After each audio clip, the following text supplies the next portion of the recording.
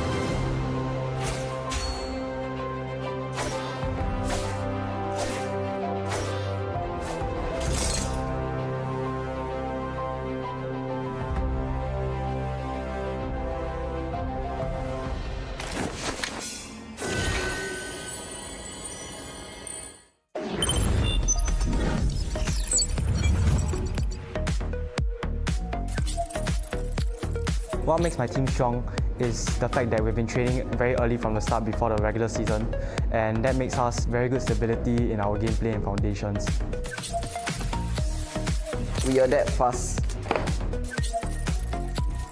I usually adjust my headrest so that my neck doesn't get sore throughout the game. I believe that consistency is the most important in our team, and that will be the main factor to winning MPL SG 11. 5 of us will gather together at a place, and that's how we prepare for our upcoming games. To be a champion.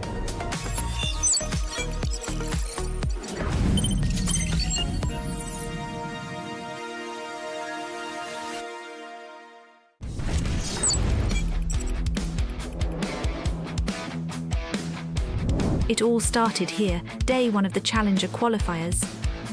Teams came in hungry, every game mattered, and only the strongest survived the pressure after a full day of battles. These are your Challenger qualifier teams moving into the regular season. They earned their spot. Week 1 of the regular season begins now.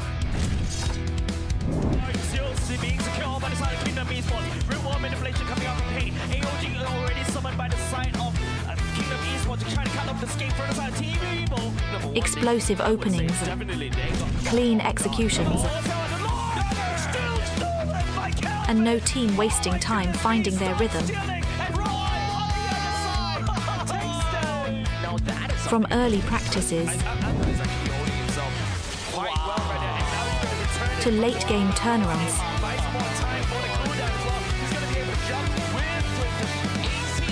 Every match delivered pure intensity.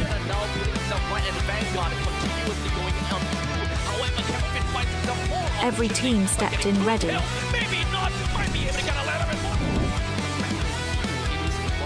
Every player showed up.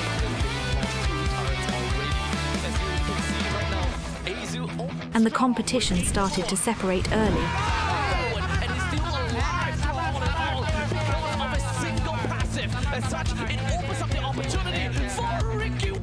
And after week 1, the first standings are set. Momentum has started to build, but nothing is decided yet. See you next week. Goodbye. This is MPL Singapore Season 11, and this is only the beginning.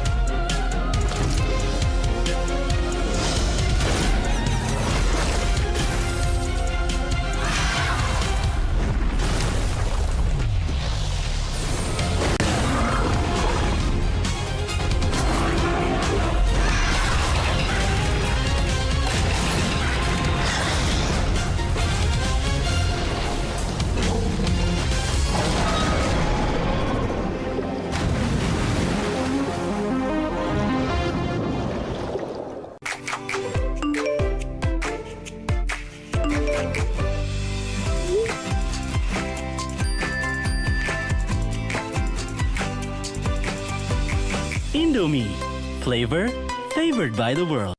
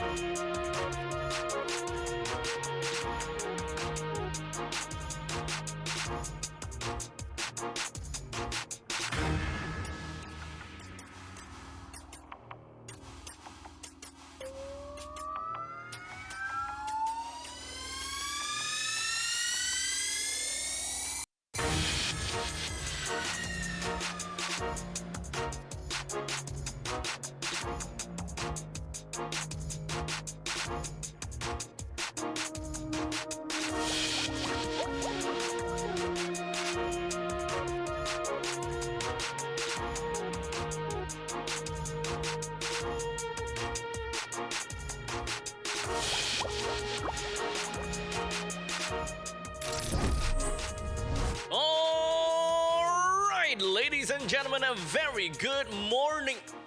Is it morning? I think it's afternoon already. Very good afternoon, yeah. Very good afternoon to each and every one of you. Welcome to MPL SG Season 11, Week 2, Day number 1. My name's Abstract, and with me here is a brand new caster in the training, Ben. Yo, what's up? My name is Benz, and this very exciting first time on the MPL Singapore stage casting for all the audience to see. I'm so excited. A bit nervous, but I love the game, so this should be a really good time today. Yep. Very excited, man, Abstract. I hope that you'll be having a lot of fun today, because today we do have quite a lot of games that's already been lined up for you guys. And of course, not only just the two of us, but we have Gamili that will be joining us in the broadcast later on. We will be, kind of rotating out a little bit here and there. So you'll see me and Benz on the first series. You'll see me and Gamili for the second series. And then the two of them will be on their own for the third series. Oh, so that's really exciting, yeah. Get some new action in and, get some teamwork, some chemistry.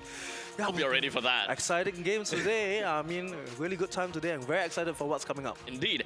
In fact, when you are talking about what's coming up, we gotta have to take this moment in time and of course give a huge shout out over to everyone that made this possible. Gotta give a shout out over to Pulse Nova, as the entirety of MPL SG Season 11 is brought to you by them.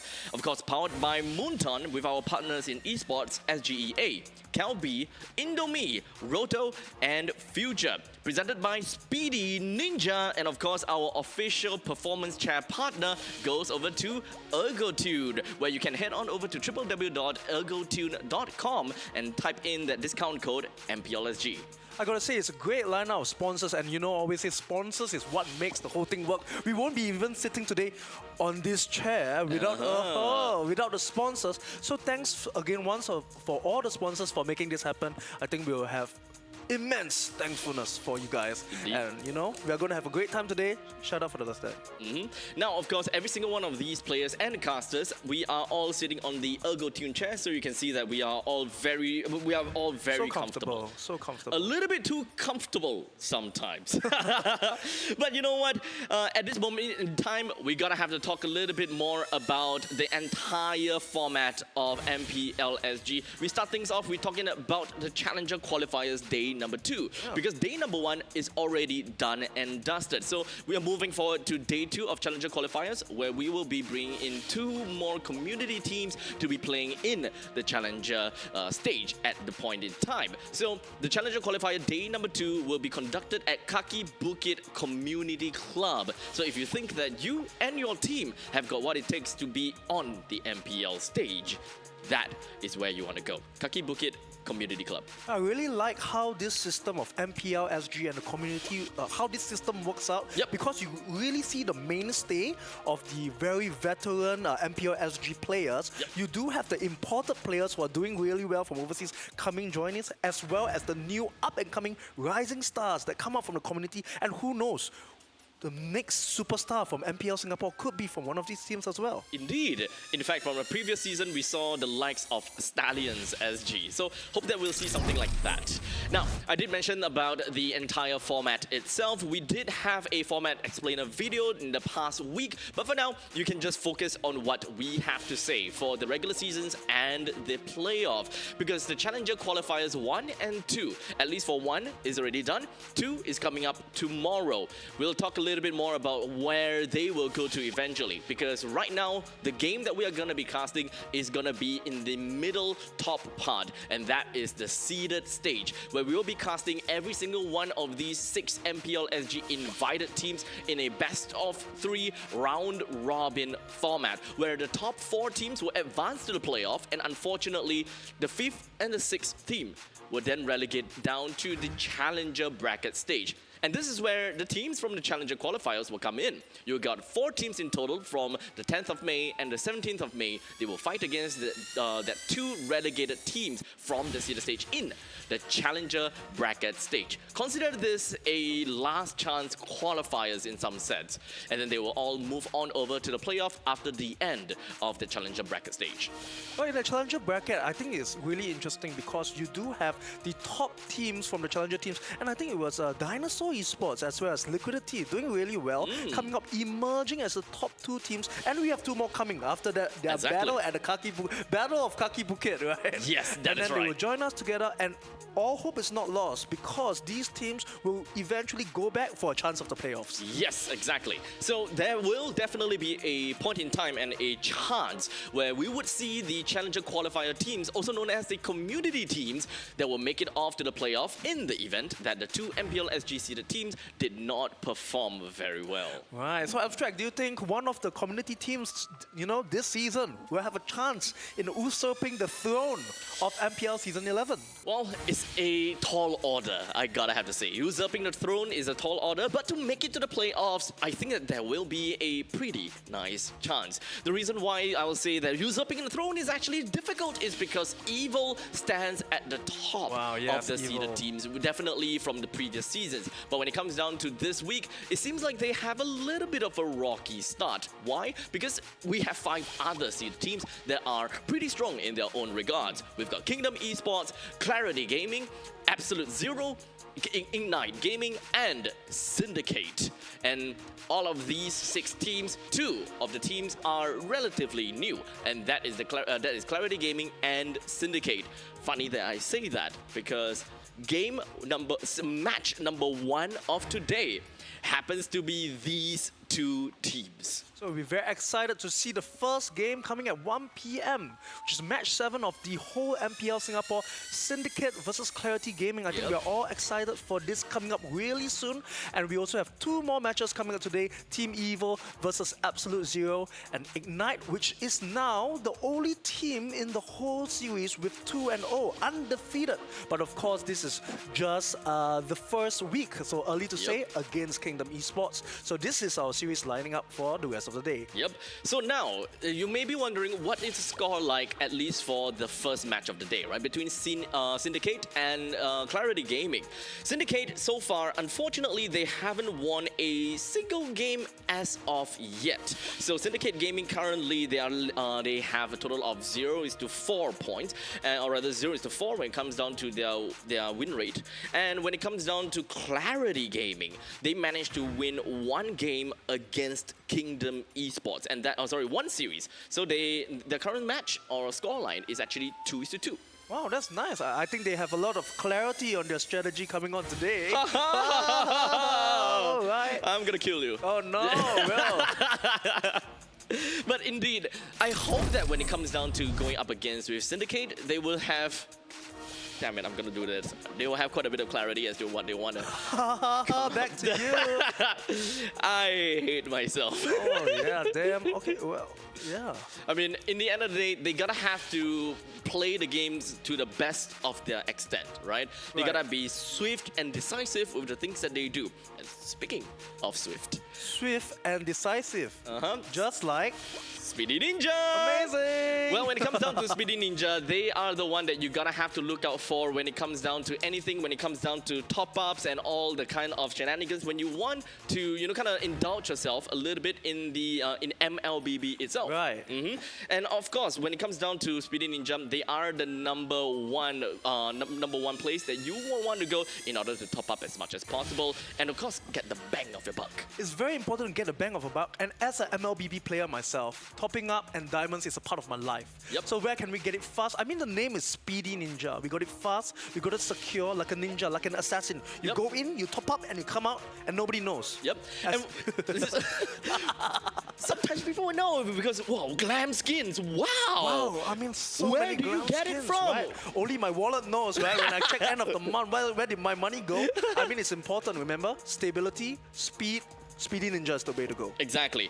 And of course, one thing that you guys gotta have to know about is that Speedy Ninja is actually running a diamond giveaway right now with 5 lucky winners that will be walking away with 1,071, very specific, MLBB diamonds for absolutely free. And all you need to do is just head on over to mpl.sg.official on Instagram and look for the Speedy Ninja giveaway post. So it's time to get that free diamonds, time to try your luck, and for the giveaway post, all the best to everyone. Let's get that fast diamonds, Speedy Ninja. Giveaway closes on the 24th of May, so make sure you guys grab that chance as fast as possible because, well, you gotta be speedy. Gotta be speedy. Gotta be speedy. Can't lose out. I hate myself so much for all these puns. But okay, before we even jump on over to the game, because I'm pretty sure that every single one of us is excited, myself and Benz is excited, but we do have a little bit of a video that we'll want to bring it out over to you guys, and that is actually a quick little recap of what has happened and transpired in week number 1. So make sure you guys, keep your eyes peeled, take a look at what has happened last week.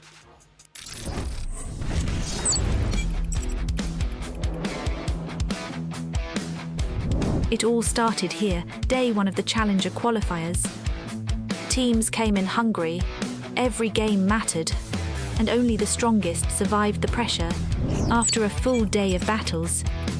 These are your Challenger qualifier teams moving into the regular season.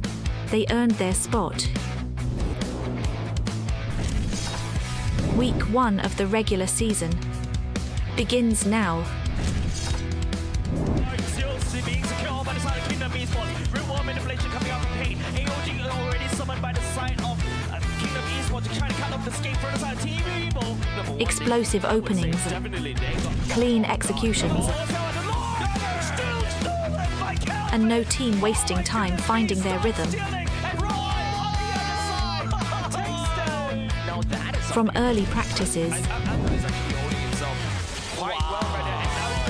to late game turnarounds,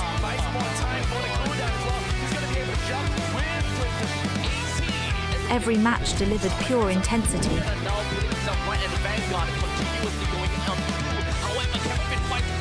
Every team stepped in ready.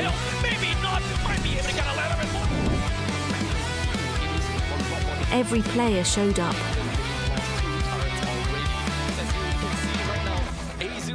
And the competition started to separate early.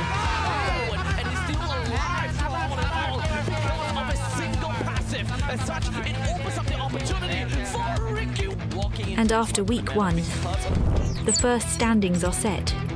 Momentum has started to build, but nothing is decided yet. See you next week. Goodbye. This is MPL Singapore Season 11, and this is only the beginning.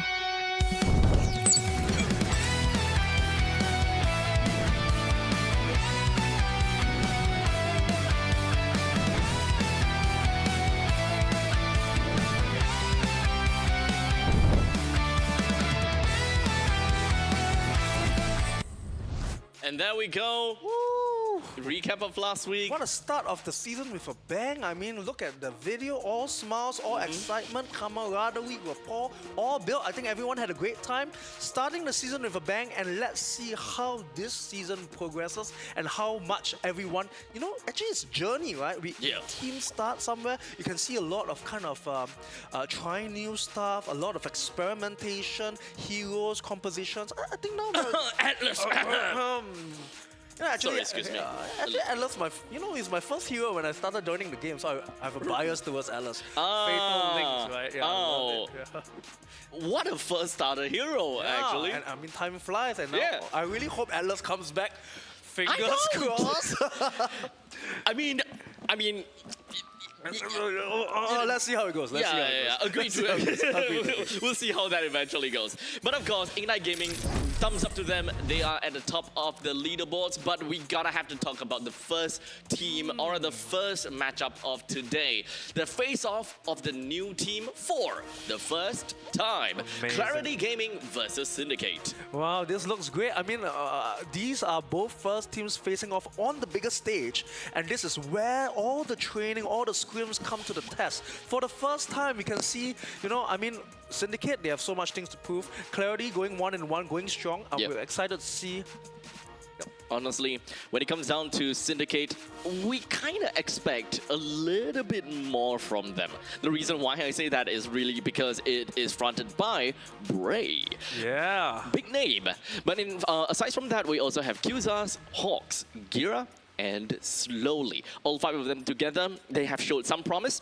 However, not quite yet, kind of penetrate through any of the big teams' barriers that they have created thus far. Yeah, and I really like Hawk's pose in this. It's like Very a hawkish. Hawk. Yeah, and will we see him play the Farsa today? To be fair, he did play the Farsa. He did play one last week, Yes. so let's see if he. I really like if Farsa is being played today. Very good control, and I'm really excited on how Syndicate can play out today. I hope they can get the team together, get the team work together. Yep. And of course, we can see some exciting plays coming from there, and from Bray, of course, the resurgence of Bray, and we can see how excited. Are they excited? They're pretty chill. They're pretty chill, yeah. They're pretty chill. They're pretty chill. In the zone, yeah? The only one thing that I realized that is slightly different is the sitting arrangement. The last week we have Bray that is sitting right in the center. And one of the main reasons why sitting in the center is actually a lot more favorable is only towards the in-game leader, so that you'll be able to command the team a little bit better. So is this kind of a way that Syndicate Esports is telling us that, look, something is different now? We're putting Gira on the front as the in-game leader. Does that do anything? Does that change anything? Because as far as possible, I would love to see Bray in the center because he's a lot of experience, right? Yes. Very experienced, battle hardened, and all that kind of jazz. I thought that he will be able to lead the team a lot better. Yes, it's true. I think it's very important to have communication. When you sit in the middle, you can touch your partner's hand and say, hey, we are going to the top lane. Yeah, I think it's very important. Yep. And excited to see what's coming up for them. Now, on the other side that Syndicate is going up against with is going to be Clarity Gaming, one of the teams that did kind of pop off quite a bit, with Ricky Worth getting himself that maniac last week, right? So good. Aside from him, we also do have Iron Ryan, Ryzen, Renza, and Bun Boy Reborn. They do have a little bit of ups and downs, and I definitely do have some situations, right, with the way that they play sometimes. But ultimately, Clarity Gaming still managed to get themselves a 2-2 by the end of week number 1. I think for Clarity Gaming as well, for Syndicate, I think today is a very important day because they are both new teams. They have a lot of things to prove. Okay, they have a lot of worth. They earned their spot to be an invited team in MPL SG.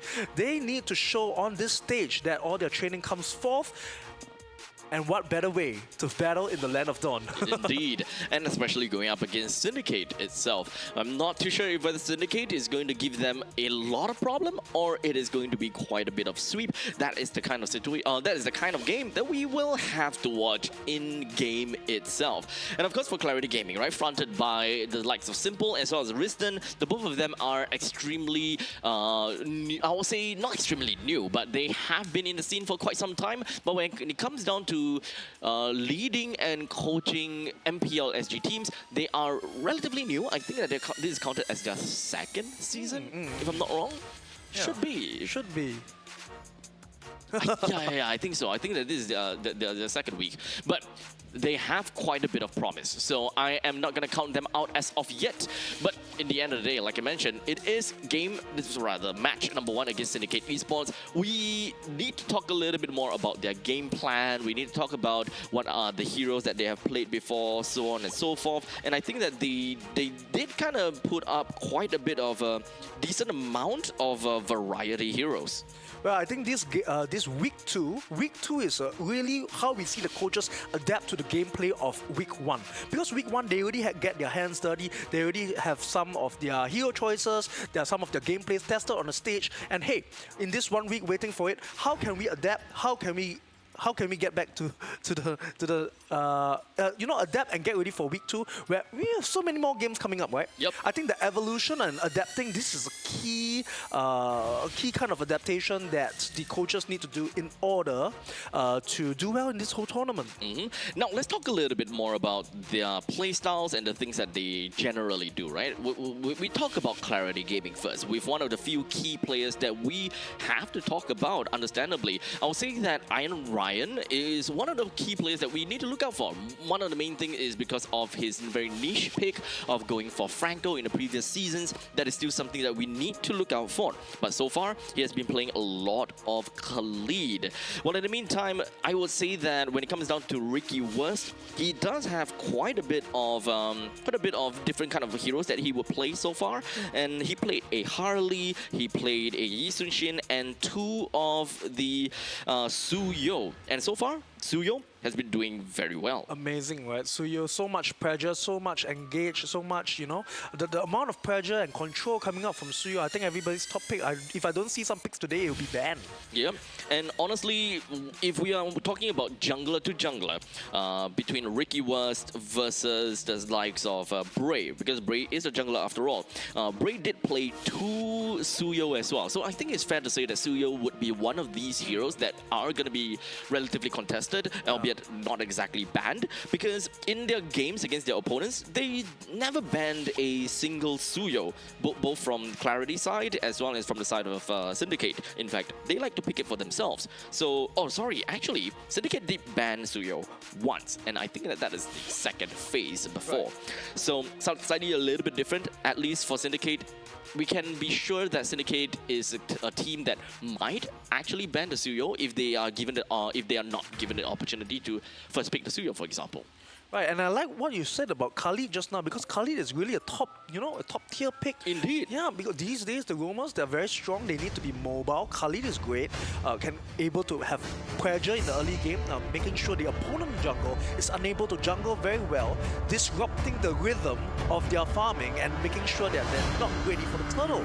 Especially with the amount of skills they have, the mobility, they have the early game damage, and I think this is the meta where we have a lot of annoying, I call them jungle annoyers kind of roamers. Hilda, Khalid. Yeah. These are really going to be very important picks. Your team is now, banning. without further ado, we are going into game number 1, match number 1. We're going to the drafting stage. At this point in time, we've got Guinevere, we've got the Leomord as well as Fanny that has already thrown into the banning pool. Yeah, really, really very good bans, and of course, we are on a dangerous grass map. This is personally one of my favorite maps, because there's grass everywhere. Okay. Do we see some nice assassin action? Do we see some Hilda, being extremely annoying with the amount of grass, right? So, I'm pretty sure there'll be more camper-style heroes so we can camp. Excited to see them. Even the mages, right? Yeah, I know, right? Eudora is not out of the question. Eudora! Well, anything goes. I mean, it's week 2. We are still kind of in the experimentation stage. Really, really standard bans so far. Very, very versatile and, top tier band kind of heroes. Choosing a lot of control. Freya, the late game pressure from the attack speed. These are really your standard bans. I think when we can have our first pick, we will see where the direction of the game strategy will be going, and of course how the other team is able to neutralize their strategy. So excited for this pick ban phase coming up, and let's see how the teams decide to play it. Yep. So right now at this point in time, I think that the main thing I am more curious about is what's the first picks, what the first pick is gonna be, right? Because at this point we have quite a bit of heroes that is currently available for the picking, and honestly, open sky. We've got, let's see, let me think. We've got Khalid, they are all pretty okay. Suyo is some good first picks as well. Yeah, Suyo's not picked yet. Yeah, Harley is not banned. There we go. There you go. Yeah, Harley is not banned. You caught it. Does seem like Ricky Wurst is going to be the pilot of that Harley. Welcome to assassin-friendly dangerous grass. Harley camping it out, coming out with the ultimate. Come in and come out just like Speedy Ninja, yeah? Really fast, if you ask me. Oh my goodness. Okay, so Harley, this is going to be Squishy Nightmare from the side of Syndicate. So, yeah, I think they'll come with some tanky heroes. Of course, are you able to protect the assassination coming from Harley now because of the current rework now? The cooldowns are so low. Fight for the ultimate here we go. answer. Here we go. Hey, you mentioned it. Here we go. You mentioned it. Here we go. The Hilda will come out together with the Valentina. Now, the Valentina is more of a surprise pick for me, being the R1 pick. The last time that we saw an R1 Valentina pick is solely because of the fact that the opponents have decided to pick up a Marcel, and that was their time against Absolute Zero. That I would understand why they pick up the Valentina. But in this case, it doesn't really tell me too much about why that they have decided to pick it. More or less, it feels more of a proactive pick as to, okay, whatever that you're gonna pick, we kind of have an answer to it. I have a theory for this. Okay, please. Maybe I have this icky feeling that Syndicate Esports are going to pick heroes with crazy ultimates. And that's why they want to lock down the Valentina first, so that they can pick, you know, whichever crazy, you know, Sora, no, just kidding. You know, kind of denial, you know, Denial, picks. you know, this is like the mind games, right? Yeah, but that also means that they have to be really careful, because this way Clarity Gaming will be able to draft mages that can outrange the Valentina and kind of win in that lane priority at the very extent. But Clarity Gaming doesn't seem like they're going to be showing off their mage hero as of yet. They have decided to pick up a Fulvius and a Harif for themselves. And just from these two picks, it pretty much tells us that they're going for an area denial kind of playstyle. They just want to go for team fights or more often than not. I think team fights looks like they, but hey, look at the side of, you know, this Clarity. I think they already have 3 heroes. They are doing magic damage, and they have yet to be pick a mage. I mean, if they go Harif in the goal lane. Yeah, very likely it's going to be that case, Yeah, very likely going to be that case. And most of the time, if you're talking about, you know, area denial, the first thing that I think of is going to be either a Farsa or a Yeve, especially the Yeve, because you want some control, right? Yes, yeah, and they do need that kind of, you know, that area control, that bursty mage that can hold the fort. Exactly. Hold the fort, right? Exactly. Well, we have Moskov coming in from the side of Syndicate. I really like Moskov, you know. Right now, early stages in MPL, is still trying to gain traction. I feel on the side of Syndicate Esports, their game is starting to kind of take form, okay? You have the annoying Hilda on the grass mat, making sure that Harley can't farm. So this is their first kind of early game win con. Because if Harley, you know, gets online, it's going to be a nasty game for Moskov. Indeed. Right, and then protect the Moskov, farm up the Moskov. I kind of see, you know, the shape of the Syndicate strategy coming up. But let's see, they still have their jungler. They still have their EXP. Yep. Very individualistic kind of gameplay coming in from Syndicate. They are drafting heroes that would be able to kind of hold their own to a certain extent.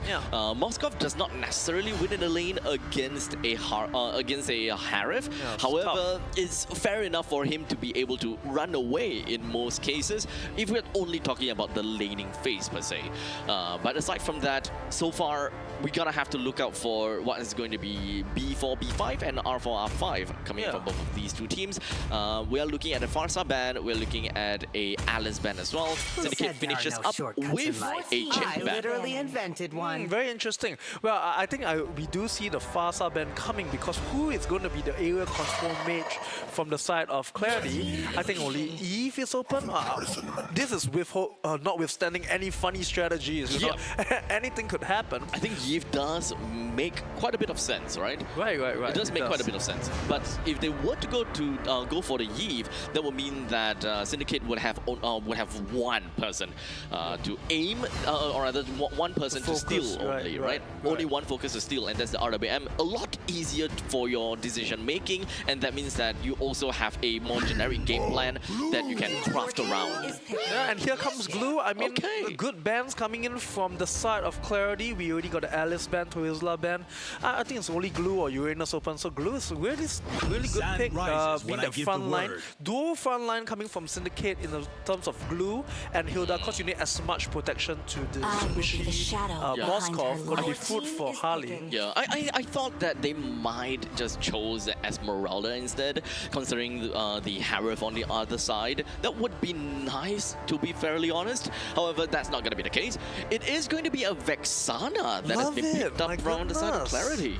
It is a really popular hero, right? Vexana, I mean, it's very versatile. It has that Terrify, it has also that area denial. Control, you know, that knock up, and you put one big mini lord in front of everyone to disrupt your formation. And of course, the best friend of Hilda, we have Khalid on the other side. So this is are they really? Are they? They are best friends in annoying the junglers. Oh, okay, that's fair.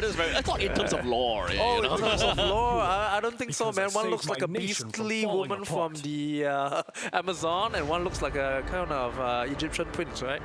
I'll say so. A little bit of the Aladdin vibe, if you ask me. Yi Sun Shin, right? Great jungler. Okay. Good farming speed, good burst. I think it's a really balanced lineup. I think it's going to be an exciting, annoying game for roamers versus junglers because both sides we have a Hilda annoying the the Harley and we have a Khalid annoying the Yisun Shin. So how can you make sure the jungler on your side can farm safely and actively leading up to the objectives? I think this is a key part to watch for this game. Yeah, indeed. So with that all said, that means that their mid lane priority is actually relatively important. Yes, whoever that's able to clear the wave a lot faster will be better. So Right. in this case, I would actually kind of look at Clarity Gaming. Their laning phase would be great because of the fact that we are looking at a Khalid plus a Vexana. Both of them actually does clear the mid wave really fast as compared to the opponent side, which is the Valentina plus the Hilda. They are very individualistic in terms of taking opponents out. They are good at ganking, however, not necessarily very good at tempo, which is something that Moskov really wants because he wants to play over to the later stages of the game. Yeah, but on the side of Clarity Gaming, I'm just a little concerned because there are 4 magic damage dealing heroes. So if you're on the side of Syndicate and then if you are slowly or if you are QZS and you have this tanky, you got to stack your magic damage early. And then you are able to control, if you can regulate the amount of damage coming through, you can actually hold more space, especially zoning out for the objectives. Quite excited to see for the first turtle and all the objective fights coming out. Whether Clarity Gaming is able to scale fast enough, especially when they have Harif, especially when they have Harley, all these H heroes, whether they can build fast enough to ensure that the pressure is there. They can actually contest for these objectives quite well. Yep. At this point, we also can talk about the battle spells, right? Because right now Renza, instead of the Purify, has decided to go and pick up that Flicker. I will see that Flicker is mostly used to ensure that he is able to run away from Qzars. So I think that based on what we are seeing here, there is a relatively high probability that Clarity Gaming might want to focus on to the bottom lane of Syndicate Esports a little bit more because the Harif should be able to deal with himself as long as his Flicker is off cooldown. So focusing on the XP lane, focusing on the turtle, objective gaming is likely going to be the early game playstyle for Clarity until maybe 7-8 minutes. Right, so this phase of the game, objective, preparing for the first turtle, I think it's quite, in the first 2 minutes of the game, it's still quite of a stalemate. There's not much annoying of the junglers. As a total junglers quite farming quite smoothly. The rotation of the mid trio very smooth, and now trying to get ready for the turtle pit. Everyone's kind of there already taking their buffs.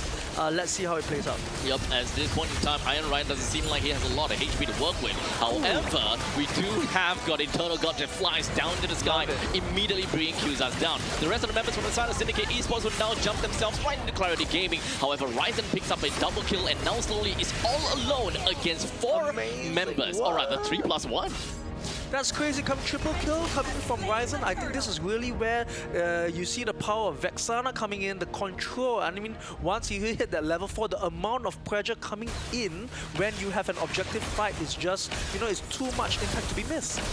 So out of that team fight, it does seem as though Clarity got a slight edge over that. They got 3 kills with all 3 kills actually going over to Ryzen. Yeah. So this is actually going to help them in the early game quite a bit because most of the kills are funneled over to Ryzen. You did talk about mid lane priority. Yes. And I think this is where the majors on both sides, I mean, Hawks on the other side holding the Valentina. Will they? Yeah, he could also, get the Eternal Guard from Ryzen and get some pressure from there as well.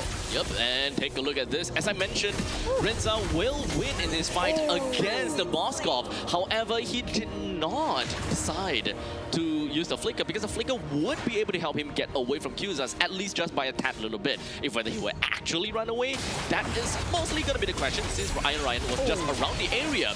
But a very good Raging Sandstorm right down the Qzars is a little bit of a trade, but in the end of the day, Clarity still lost in a trade because it is a roam for a gold laner. Yeah, but I think in total, I think Clarity still has that overall. When you look at the kill line, coming in 4 minutes in the game, Clarity still have that 1,000-ish goal kind of advantage. But I think it's really good. I think Ryzen comes on with a very, very good start. And I think when we talk about mid laner priority, this is going to be important until the late gamers, you know, we have...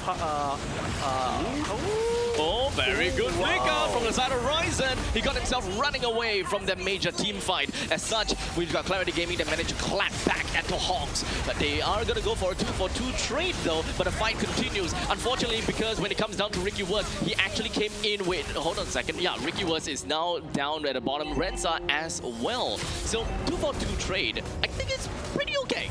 Yeah, I think it's pretty okay, but of course Clarity is still maintaining the lead. I think it was really good. Ricky was getting 2 kills of his own, getting that key items and that damage dealing, securing the turtle right now. You know, a lot of pressure coming in. I think they're moving on. I mean, it's already 5 minutes, moving on to the mid stage of the game. I think this is where Ricky was on the Harley needs to show his pressure before, you know, Moskov doing a very good. Gira doing a good job on Moskov, not getting assassinated so far before he comes online. And at this point in time, bottom lane slowly did manage to get a free kill off of Ricky Wurst. That's not great at all. That's not good at all. We were just speaking about it. Yeah. In fact, I kind of want to touch onto the term pressure, because as much as possible, I'm seeing a Hilda. And whenever I see a Hilda in the laning phase, I want to see pressure. But we did not see any of that going on at all. But finally, Syndicate Esports seems like they have managed to open their eyes and realize, okay, we really need to get ourselves right in the face of Clarity Gaming, which is exactly what they did, sending 4 members all the way up to the top lane. Unfortunately, take a look at this clap back from the side of Clarity Gaming. Immediately managed to get a kill down the Qzas. However, they will lose both Renza and Iron Ryan. Gira, a little bit too far ahead, as such the Eternal Guard will take him down. All in all, it's a 2-for-3 trade. It seemed as though it looked great for Syndicate, but Gira was way too deep. A 2-for-3 trade, but look at how it was set up. I think it was a good idea where 4 members of Syndicate Esports was getting the top. But in terms of execution, in terms of using the resources, I think Clarity was a bit, holding back, dodging the skills, and they did manage to get out with the superior trade. They do have the lead in goal now. And, you know, I think if this goes on, Clarity is going to snowball. Renza is going to be unstoppable. Ryzen already has 6 kills. Amazing, right? This is where they build, and I think as long as they can keep up the momentum, I don't think Syndicate Esports has a chance. Moving on to the late game, I don't think Gira has time to scale. Yeah, I mean, fortunately, the gold lead is only at 8,000, so they are not that far ahead, at least for now. But I think that Bray, he's pretty okay. I think he's in a pretty decent spot. Take a look at this. So far, he's been dealing quite a lot of damage, but unfortunately, he will go down, and the caster's curse going on here. Immediately taken down and was the prime target. What I just saw from that initiation right there is really the teamwork of Clarity Gaming showing you know how good they are in their coordination, because the Eternal Guard comes down, everybody saves their ultimates and uses it together. You know, Syndicate Esports, they couldn't do much. They were really controlled, you know.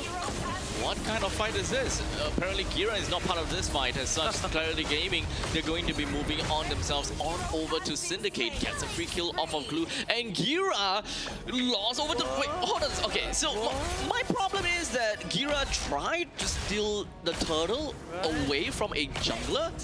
That is not optimal at all. That's not optimal. You land the SOD, you don't want to go over because you got information. You got information that the Harley is all the way at the top lane. You got information the fight is a fight is about to erupt down at the bottom side. You could come in to help out slowly, as well as someone else. I can't remember who that is. It would be able to give the team a little bit of an edge. But however, that teleport actually puts Syndicate in a much worse position. In fact, that completely broke their momentum.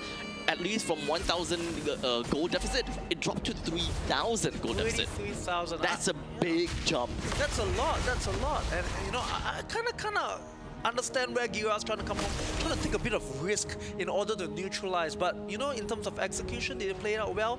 You know, maybe not. But I do respect the risk coming up. I think Syndicate Esports is already trying to take a bit more risk in catching up the goal difference, trying to make a bit more plays, trying to stir up the pot, trying to get things moving. You know, can they come back? I think in terms of strategy, looking over here. Oh, here it comes. Now that is painful. Bray will go down for the count. Wait, hold on a second. And second second kill in favor for the side of Ryzen. This is for sure a Vexana that is really happy with the items that he has gotten for herself. The last thing that I saw was a glowing wand, but I'm pretty sure that he's got a little bit more from that point. Because he's got like, what, 8 kills?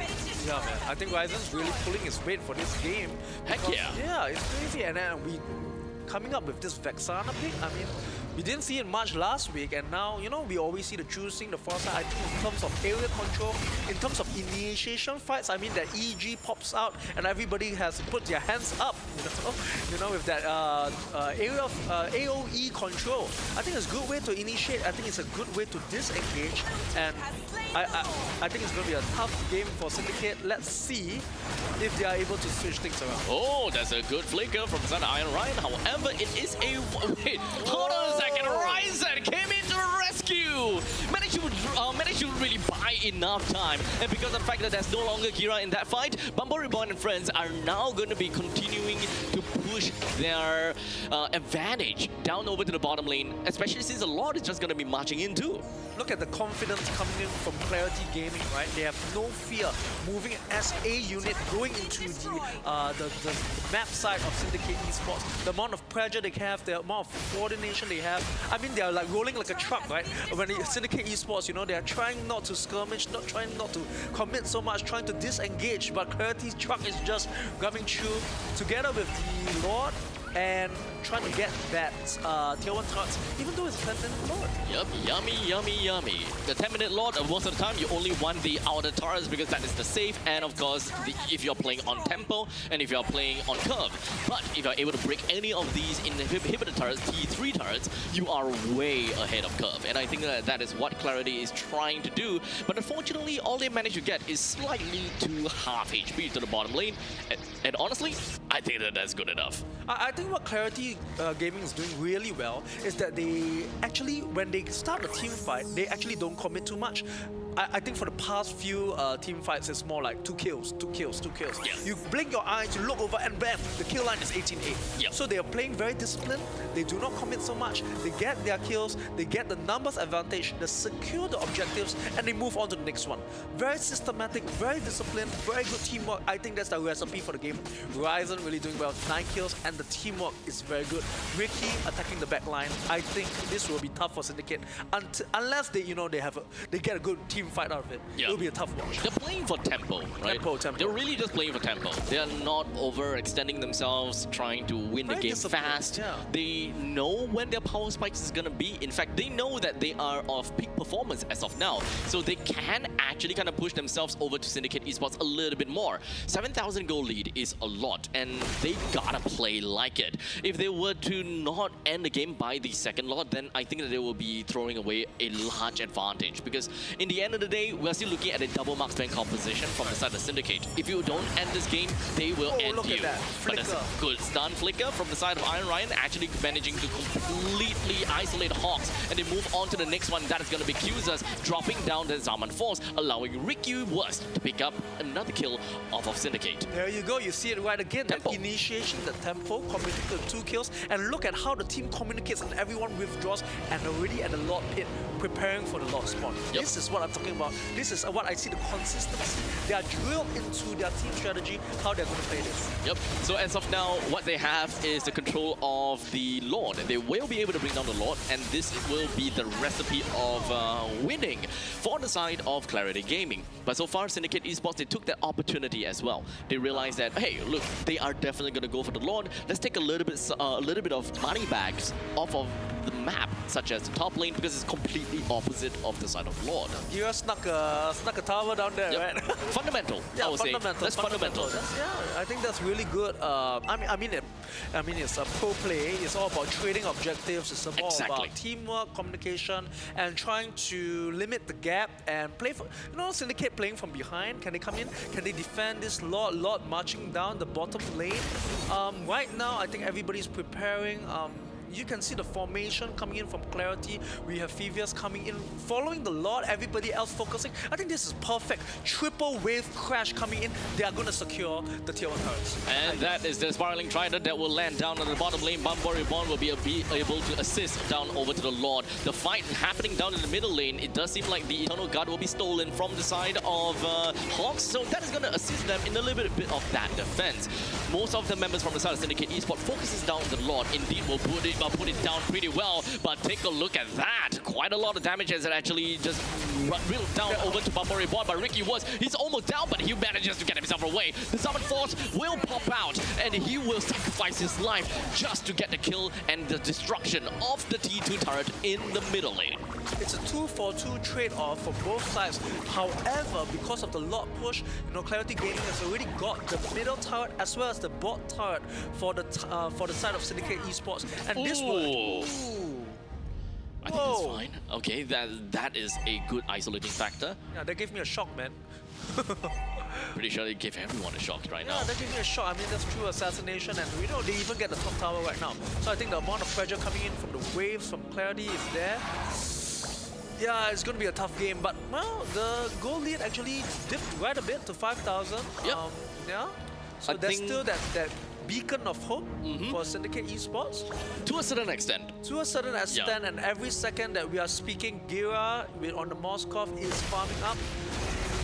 Clarity Gaming, they're gonna say no to that. They pushes themselves down over to Syndicate Esports. Bambori Reborn take quite a lot of shots, but he's gonna stay alive for now.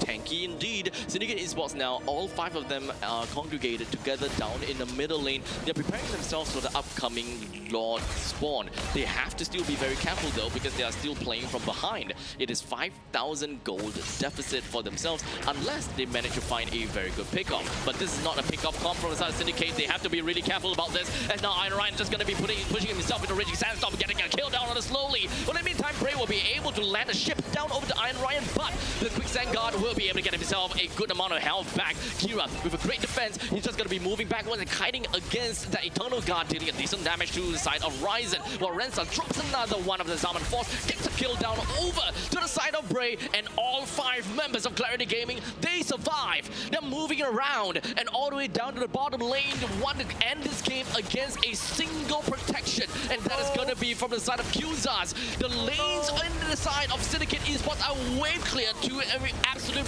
massive state, and the Summon Force dropped for the 3rd time. That will end the game. This is amazing. I really like, I think there was coordinated teamwork. They have their game plan from the start. They know what they want to do. Even though they have 4 magic dealing heroes, no matter, because we already know what we do. And I gotta say, Ryzen really stepped up to the task for this one. Amazing Eternal Guards. Very, very accurate in the timing and the release of the ultimate in their positioning. So much control over the map. And when that late game comes, that Harith, that's so much damage. Yep. Or you can't even come close when that Zaman Force puts down. There's no way. I think it's a well-deserved victory. Yes, Clarity Gaming, they forced a lot of tough decisions over to the side of Syndicate, right? At that point in time, the final push, or rather that one push from the side of Syndicate was actually, it does make sense. Right. The reason why I say that is because the Lord is going to be spawning up at the top side, right, while the middle lane and the bottom lane of their own base has already been destroyed. So fundamentally, in terms of macro game, they will 100% lose the Lord's fight. They cannot contest for the Lord's fight, no matter what. Yeah. So they have decided to take the initiative. They want to look for a way to take a number or 2 off of Clarity Gaming, just so that they can kind of, I would say, balance things out a little bit. However, their draft is not made for pickoffs, and I think that they were forcing that a little bit too hard in trying to look for 1 or 2 kills off of the side of Clarity. And I think that because of that aggressiveness from Syndicate, the formation was broken, right, and Clarity Gaming just found an amazing pickoff because of the fact that Iron Ryan he went in for the flicker, Raging Sandstorm, and eventually find himself a very good position to tank a lot together with Bumboy Reborn. I gotta say that Iron Guang really landed really good Raging Sandstorms in this game. I mean, it is very good. So this is what I like about the versatility of Khalid, you know. You have that early game pressure on that farming, and you also have great initiation, you have healing, you are tanky as well. I really like how versatile Khalid is, and I think they landed a bunch of really good Raging Sandstorms that started off the fight for the side of Clarity Gaming. Yeah, this is the one. They managed to catch onto Hawks, and in the meantime, the Raging Sandstorm all the way to the backside as well. And a lot of these fights, or rather, a lot of these skills are focused onto Iron Ryan. They didn't even get the kill. So the rest of the members from Clarity Gaming, they have full HP. They're super happy the fact that their frontliner is doing their job, and then everyone is just completely split up. This is the point in time when I talk about that formation broken, because we've got a healer that can run really fast. We've got Bray all the way down to the bottom side, trying to kind of split things up so that they all don't die at the same time, but indeed, they all still went down. And now, of course, the MVP of the game, ladies and gentlemen, that will go over to the side of Ryzen. With a total skill score of 11:2:12, with a total GPM of 720, kill participation of 85. I think this is a really good game by Ryzen, because Ryzen, you know, there's a lot of I think there was the game, there was so many moments where they were in the middle of a team fight, and Ryzen comes in to try and take control of the situation with Eternal Guard, and he also has very good CC. So this is where they kind of disrupt the ganking tempo, that rhythm that comes in from Syndicate Esports, you know. So they couldn't get that game plan, the flanking in, and this is where they really get that damage output and get the kills. Yeah, so honestly, there were just small little problems from the side of Syndicate. I'll say it mostly comes down to decision making. One of the big decision making was from the side of Gira. I don't think that I can completely just blame him for this, but it's more the fact that I think that what he's trying to do is to min-max his mobility, his movements. It's not necessarily trying to run into the Turtle's Pit, trying to steal it away from Ricky Was or anything. If I were on his shoes and I'm all the way on the opposite side of the map, if there was nothing to farm, I would take that shortcut. I would risk it for the biscuit to go over to Ricky Was, kind of split away from Ricky Was and try to take the top lane to farm, because Gira knows that he's behind. So the best way to do is to min-max the amount of movement that you need in order to get as much farm as possible, only for him to be caught on by Ricky Was. That's why it's risky. It's a high risk, high reward play.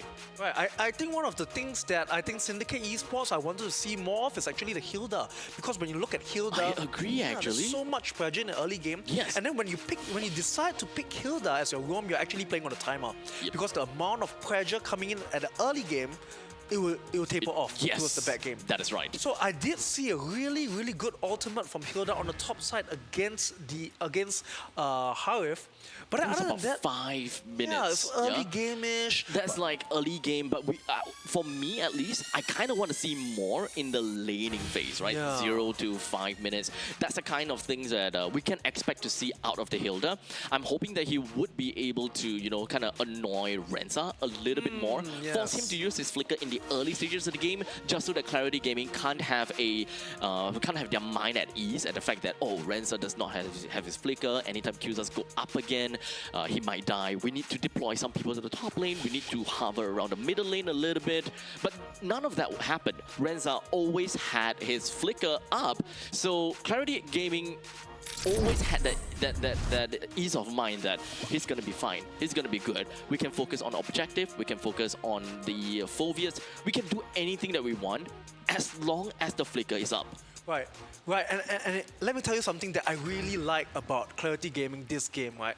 I really like how disciplined they are. We spoke about this just now. They don't really commit all into the game. They are very disciplined. They come in for the initiation. It was almost a skirmish that evolved into a team fight.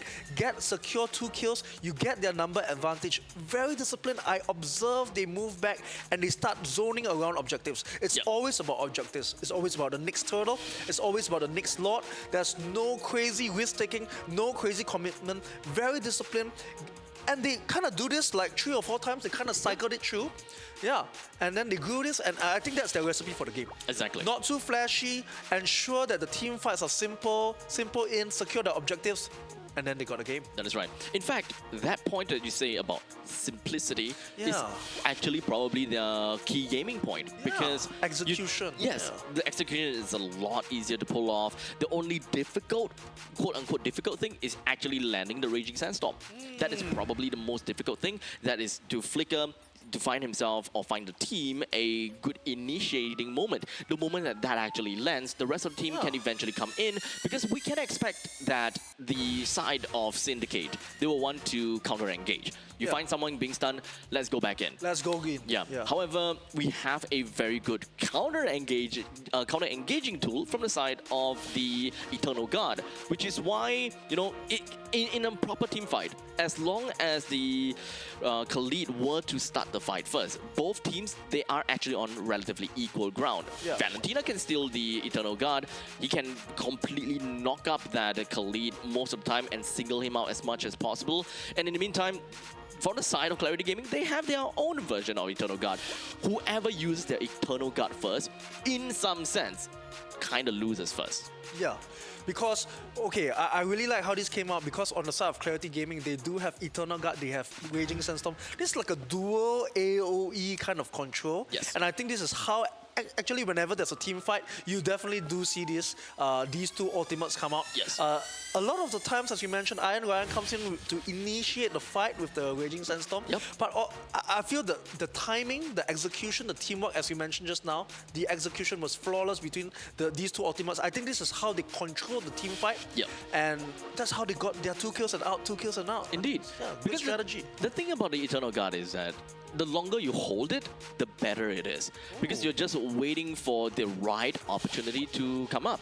If whether you're able to get 2%, 3%, 4%, it all depends on how long you can hold on to it. Sometimes you're forced your hand. Yeah. The Raging Sandstorm first, and then you realize that, okay, the rest of the team is coming in, or they have ways to outpoke you. You really want to kill that one person right now. Yeah. You throw in the Eternal Guard, landing on one person, the amount of impact may not be as big as opposed to maybe Valentina holding it for a little bit longer. They realize, hey, 4% at the back line, drop an Eternal Guard. That is way more impact than the first Eternal Guard by the Vexana himself. Yeah, but when you say this, something sparked in my mind. I do see that a lot of the formations for this game, I think both teams are kind of like bundled together most of the time. There's no crazy split push. Yep. So there's a lot of 5-on-5 team fights. Yes. And I think this is where this AoE control really shines. Because of the way, the team composition, you have your front to back, you have your back line, covering each other. Yeah, I think... Funny you say that. Because the thing is, for the side of Clarity Gaming, the way that they have drafted their team is to play for team fight. Right? It makes sense. We got the Phovias, we got Phovias, we got the Harif, Phovias, Harif, Khalid, the tanky Khalid, yes, and Vexana. All 4 of them contributes to team fight very well. Yeah. In the meantime, on the opposite side, yes, we did see Gira as the Moskov going for some of these split push, which is exactly what we want to see. Yes. Their lineup is very fast-paced, and they are someone that can play very good into tempo gaming, such as the Yi Sun-shin in this case. Valentina kind of loses tempo in the early stages, but you can always come in very well when it comes down to counter-engage by stealing away that Eternal Guard. Yeah. So it's, technically speaking, in some sense, surprising to me that they were butt heads 5v5 kind of thing, when in most cases it would be a 4v5 because Moskov would take time to come in. Of course. And even Yi Sun-shin was doing a lot of burst damage at the start. But maybe there was a bit of coordination, execution issue because the amount of burst, maybe through the Iron Ryan, able to heal up. I think there were 3 or 4 instances right now. In fact, the burst is not that good. Not that good, They don't surprisingly. have a lot of burst. They have ways to stop Iron Ryan from the Quicksand Guard. Don't get me wrong. In fact, they have a lot. Let me think. We have the Terrify from the Valentina. We have the Eternal Guard from the Valentina as well. We've got the Yi Sun-shin's ultimate. We've got Moskov with the Spear of Quiescence. In fact, a lot of things that can really stop that Khalid. But it seems like the Khalid will always be tanky enough to not need to use the Quicksand Guard. Right, and I think that's why Khalid is very popular. Very popular this season, very popular in the pro play because of versatility. And surprisingly tanky. Yep. You're thinking like, hey, fighter who can heal, so you just buy your anti-heal, buy your Dom Eyes, buy your Glowing One, you'll be fine. But no, absorb a lot of damage, put out a lot of control, and you can even initiate fights. Yep. Maybe my question to you is, will we see a Khalid ban later? I don't think so. Yeah. Because I don't think that the Khalid is the problem. I think it's the execution that is the problem. When Syndicate were to draft the Yi Sun-shin and the Hilda, you know for a fact that this is an aggro comp. It is. You want to play aggro in That the early early stages. game, yeah. You want to win and you want to get that advantage, right? The Right. goal advantage will eventually help you kind of trample over the rest of the team. It doesn't matter if whether they're going for 4v5 or so on and so forth. You will be able to win in some of these fights solely because of better items. Yeah. Because you win in all of those ganks, right? However, the moment that they don't do that and they have to resort over to a normal 5v5 kind of fight, then there is no specific win condition from the side of Syndicate anymore. They don't have a proper catch. They don't have, in fact, literally, they don't have anyone that have a tool to catch. They don't, wait. The No, only they don't. tool that they can use to catch, per se, is Yi Sun-shin's ultimate and Right. a stolen Eternal Guard. Stolen Eternal Guard. Stolen. So there is a condition There to is a getting condition. that catch in the first place, Yeah. right? It's a small prerequisite, a very small one. You just need to go close to the Vexana, take And it, suction. run away, and then find the right opportunity to drop the Eternal Guard, right? Or rather, drop the stolen Eternal Guard. But all in all, this is not exactly a strategy that works very well against a team that is drafted for teamfight. Yes, right. They have the full suite of teamfight mechanics. Yes. From initiation to sustain from the previous, very tanky front line in Khalid as well. Yep. They have the full suite. The back line, the Zaman Force, the damage, the burst. Yes. I think they Coyote really did a good job. Yep. You know, I mean, they're on screen now. Good kudos to the coach. Kudos to them. Yeah, really good. Really good drafting. And they always say that drafting is half the battle, right? Exactly. Yeah, yes. so really good drafting. Very, very. You know, when you look at the lineup, the identity is so clear. It's team fight. They have that front to back. They have that scaling. They have that initiation. They have that sustain. Very well balanced lineup. I think we will see some changes in the draft. I mean, Syndicate. will For need Syndicate, to- yeah. I think that they need to. I mean, how do I say this?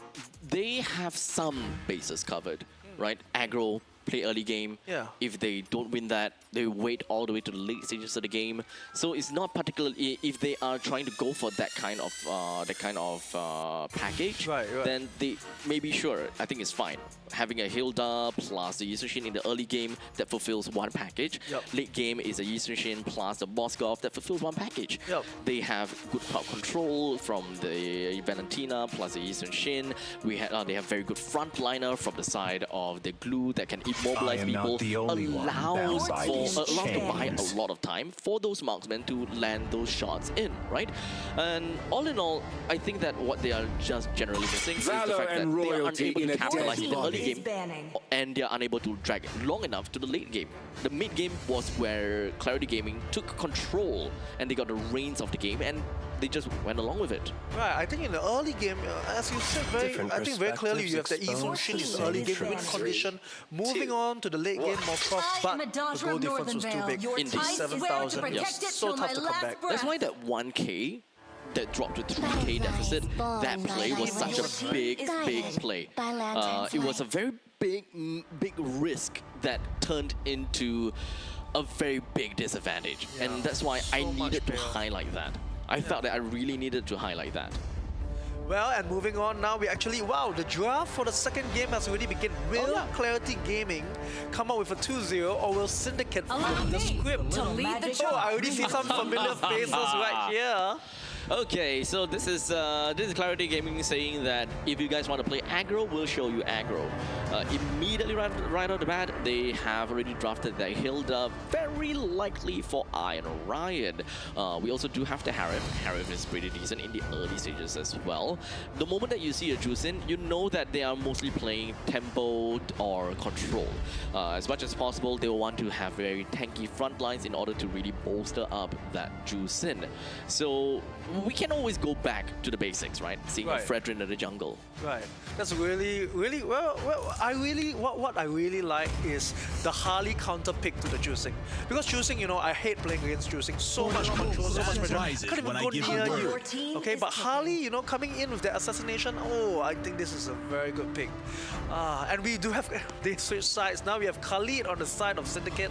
You know, let's see who's the better roamer this time, right? I mean, they kind of switched the heroes.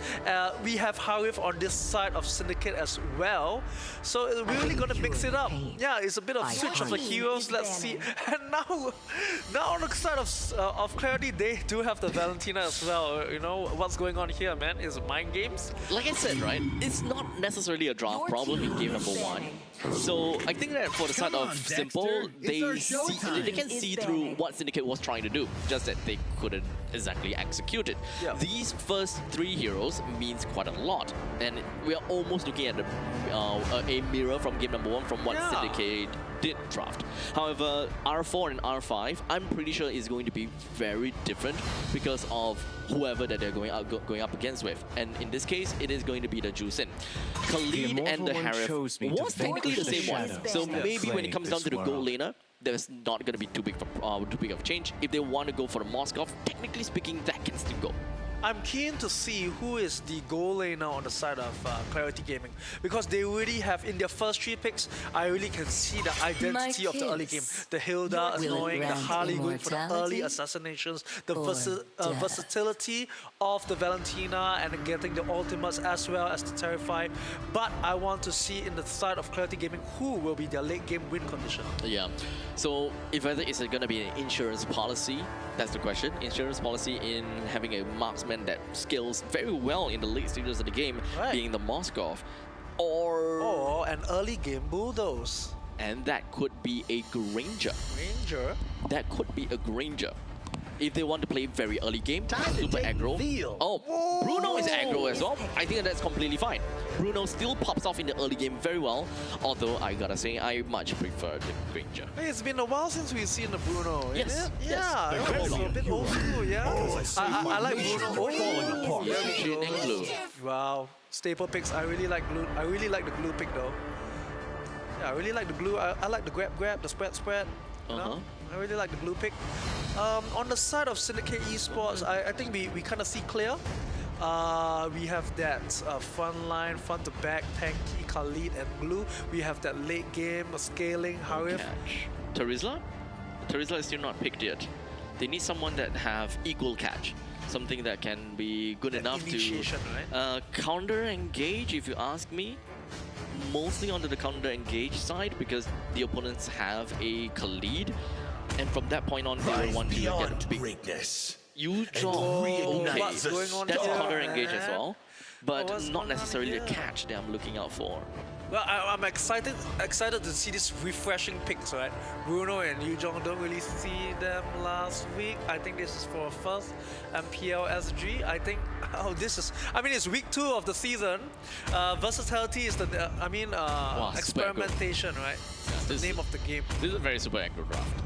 Clarity Gaming, they want to win in every single aspect, right? Yuzhong is very strong in the lanes. I'm pretty sure everyone knows that. Yuzhong dominates in lanes and team fights even. And when it comes down to gold lane, Bruno have got early game sustenance and, well, damage output. The moment that you go straight for Berserker's Fury, if you decide to, or go for a slightly more safe pick, such as the Heart's Claws. First pick out Heart's Claws. But regardless, having a Valentina, having a Harif, and a, what's this again, the Hilda, they will melt people down. They will absolutely melt people down. Right? Yeah. But I actually do like the draft coming from Syndicate Esports, really. I do see the concept there. But as you mentioned, the problem in game 1 is, can we have that execution? I really like the pressure, the control coming in from, you see, there you go. That annoying early game 2v2, where we have juicing, clearing the wave really quickly, being annoying, sucking people up. How will this translate? Execution is the name of the game. So the only problem for Clarity Gaming is mid lane, right? Because the Valentina generally have a worse lane priority as compared to a Juicin. A Juicin will always be able to outrange a Valentina in terms so of clear much pressure. speed. So Ryzen will always be behind. And it's the same situation as the previous game, where the Hilda and the Valentina, they cannot wave clear fast enough. Yeah. And in fact, for Syndicate Esports, they can wave clear fast. So now, this is the same exact situation where Syndicate were on the back foot. They are unable to get a lane priority in mid. As such, they are unable to move fast enough to the other lanes to be very aggressive in the laning stage. So the question is, what does Clarity Gaming do in this situation? What is going to be different for them as compared to Syndicate?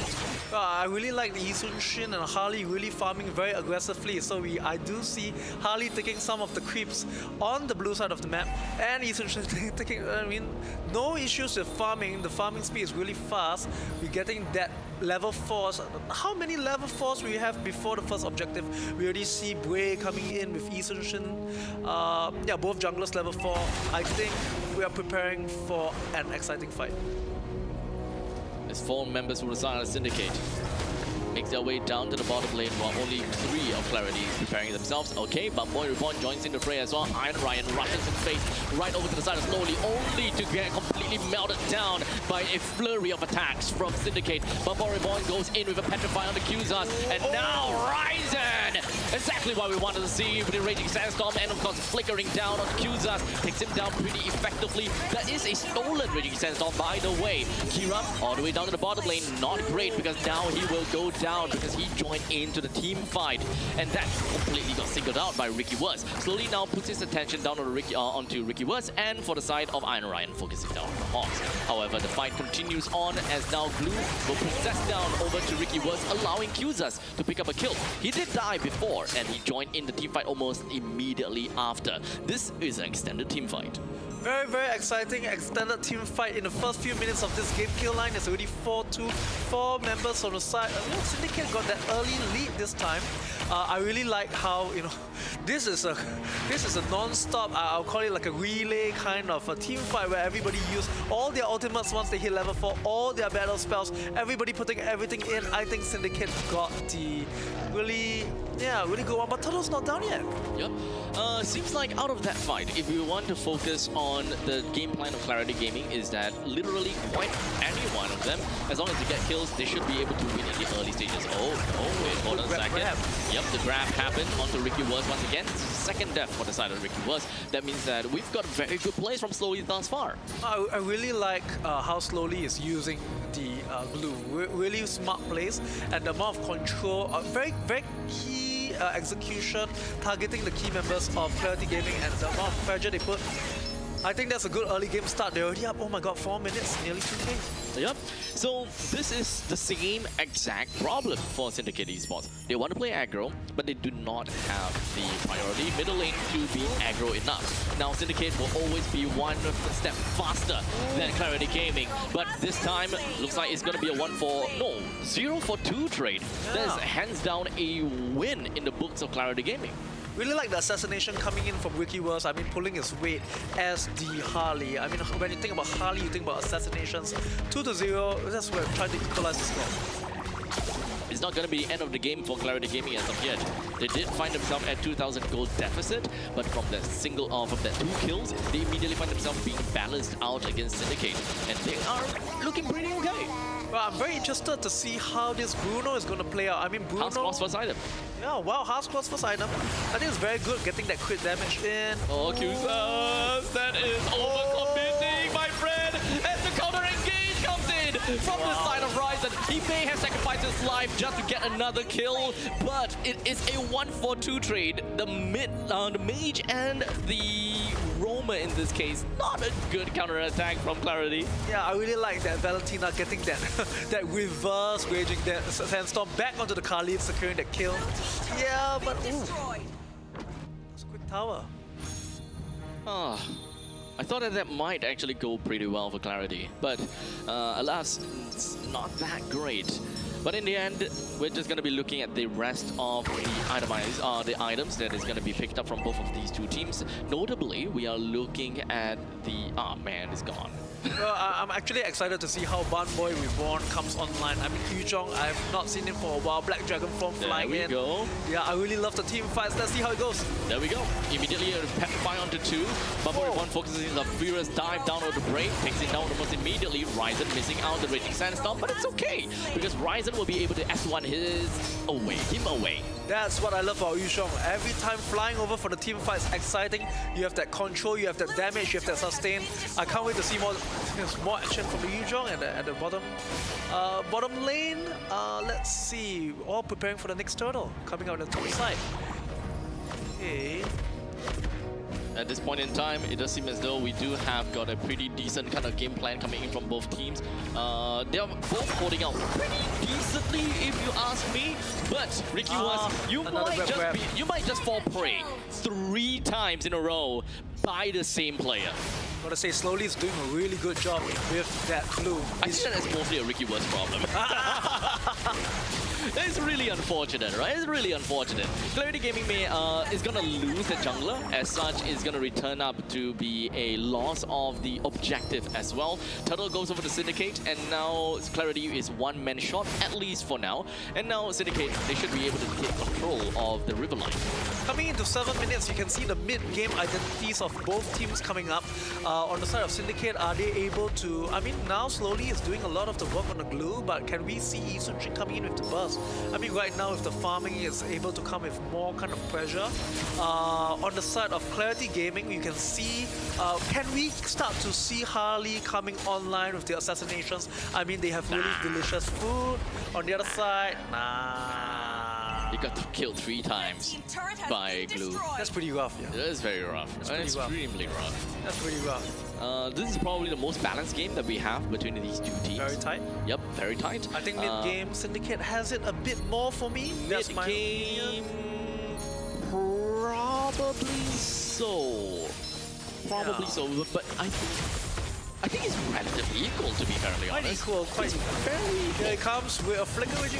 With Flicker, Raging Sandstorm, they managed to land on one person. The rest of the members coming from the side of Clarity Gaming just going to be moving themselves around to the opponent. Gira is just going to be taking a little bit too much damage coming in from the Shower Residue, but he's going to be A-okay for now. Not again! Oh no! Oh, not again! Oh my god, really it was! Here we go. He must be having a bad day.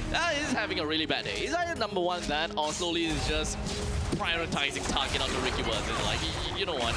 I'm gonna focus on you. Okay, you know what? It's not a Ricky Worth problem. That's just a Slowly thing. Slowly is doing very well. Yeah, he is just sticky. He is very sticky, yeah? Spread, grab. Yeah, I think Slowly's, I mean, Blue is really good negating. I think he's doing his job very well, making sure that assassinations don't come back. I still see, you know, Syndicate Esports now already have that 2K-ish lead going to up to 2.5, but I'm really quite excited for Clarity in the late game because I really like how Yu Zhong, you know, coming online with the Black Dragon form and how amount of pressure he can do in team fight in the late game. Unfortunately, Ricky Worst is having a very bad day. You could even say it's a worst day. But Ricky you know, no, Ricky Worst. Ricky Worst. Coming in for the first lot at the 8-minute mark. Let's see how both teams already have all their members going around their lot pit. Not committing too early. We do have the initiations coming in from, you know, they have their tools. All their ultimates are ready. One wrong move and you could get initiated on and that's it. So, yeah, a little skirmish. Yep, the Black Dragon form emerges, but in the meantime, this is going to be a fight that's going to be split into 2. Hawks gets a kill down over to Iron Ryan, but Reborn joins in, but unfortunately, he's already too low in HP as such. He will go down slowly. He went into throw possession onto Ricky Worst again. No way. Literally, the Patrick is making Ricky Worst sing the worst day ever. 3 members from the side of Clarity Gaming goes down, and more importantly, they have secured the Lord. I think this is really the change of fate, where Syndicate Esports coming in with the pressure, getting in with the kills, slowly really bringing in the effort, pulling its weight this game. Yeah, this is gonna be tough. What was that flicker, Iron Ryan? What was that? It's fine. He managed to kind of keep the rest at bay and give Renza a second lease of life. But now the Lord marches up in the middle lane, gets a Spiraling Trident, and of course, decent damage down. Over to the middle lane, T3. Lost the top lane and the middle lane Holy Defense, almost losing out the bottom lane Holy Defense as well. But the Holy Defense will go off in like 1 minute and 10 seconds anyways. I think that's a really good effort coming in from Syndicate Esports. You know, as you mentioned, really pretty decent damage coming in from the mid high ground tower, getting in the Holy Defense down. Look at the amount of map control they have. They're all over, right? They have no fear. Already preparing, you know, making sure that Clarity Gaming cannot farm properly, getting that map control, and that's already a 6,000, you know. It used to be a very even game. I think at that one point of time, they were pretty flat in terms of the kills, in terms of the goal lead. But now we already have that commanding lead coming from Syndicate Esports. Could they finish off the game with the execution? I think that's a question coming to be seen, especially for the next objective coming up. Yeah, can they end the game? Can they end the game? That's a question, right? That's a key question. Can they? Can slowly... Possible. I'll definitely say possible. It's 6,000 gold lead. Slowly does have the weakness helm as well as glowing wand. So he will quite literally melt Ricky Wurst no matter where he goes, right? All that hat tricks are not gonna do anything if Patrick is constantly just sticking onto you. You're receiving damage per second. In fact, quite a lot of damage per second, to be fairly honest. So the true Bane, oh my god, Renza can't hold anything against that Yi Sun Shin. Yeah, that was a lot of damage. That was a lot of damage. That is a love tap, if you ask me. I love it. Love tap. Ricky was finally getting them the Divine Glaive. That should help a little bit dealing with the tankier heroes such as Qzars, but he doesn't really have an answer against Slowly, so he needs to wait for the perfect opportunity to eventually go in. They don't really have a lot of ways to kind of burst down the glue, so that is why the glue is always gonna find his way over to Ricky Wurst. They don't have a lot of control. The damage, the control, that's what they're lacking, you know, that burst. I agree with you that they do not have an answer for the glue as of now. Glue really steamrolling the way through. If you talk about damage, you have Renza on the Bruno, but not really coming online yet.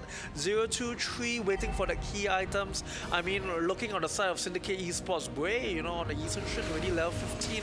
They have the commanding lead on goal and level. I think it's an easy lot for this one. Okay, so indeed, seems like an easy Lord. Clarity Gaming is not going to contest for this. Not even close. Not even close. Not even close. I mean, Bray is level 15, Ricky Wurst is level 14. Many things say that Clarity Gaming can't contest for the Lord. In fact, Bray wasn't even around the Lord's pit regardless, but that is enough of a message from Syndicate over to Clarity Gaming and say, hey, yeah, you can't go anywhere closer to the Lord. Okay, so putting myself in the shoes of Clarity Gaming, I know a lot is going to march out. You know, Syndicate is going to come out with a triple crash of the waves. How are we going to defend this? You know, do we have the wave clear? Do we have, you know, I think in this upcoming defense, Lord is already marching down the mid lane. We need to see the action coming in from Yuzhong. We need to see the action coming from Bruno. Even though Bruno's damage not as bursty, don't have the items to have that killer Bruno damage that we all fear. Ryzen on the Valentina already has that copy Raging Sandstorm. Can they manage a lot? Grab comes in. Ooh. Doesn't seem like things are gonna look that great for the side of Clarity. Bumblebee Bond is gonna make his way back. Ricky Wurst is already dead. Lost the bottom lane and the middle lane. T3 turret. Now the fight back coming from the side of Bumblebee Bond puts himself right in the midst of Bray, but he's not gonna connect most of that stuff. As such, it's only Iron Ryan left, and the rest of Syndicate will end the game. Amazing, amazing game, and this is, I really like the resilience coming from Syndicate Esports. Slowly really doing a lot of work this game, managing to control, you know, Ricky Wurst, that key mid-game win condition coming in from Clarity Gaming. Really good control all game round, and then I think it's a well-deserved win. Indeed. It does seem like Clarity tried to pull off a game that Syndicate tried to, and it does seem like it's a draft problem.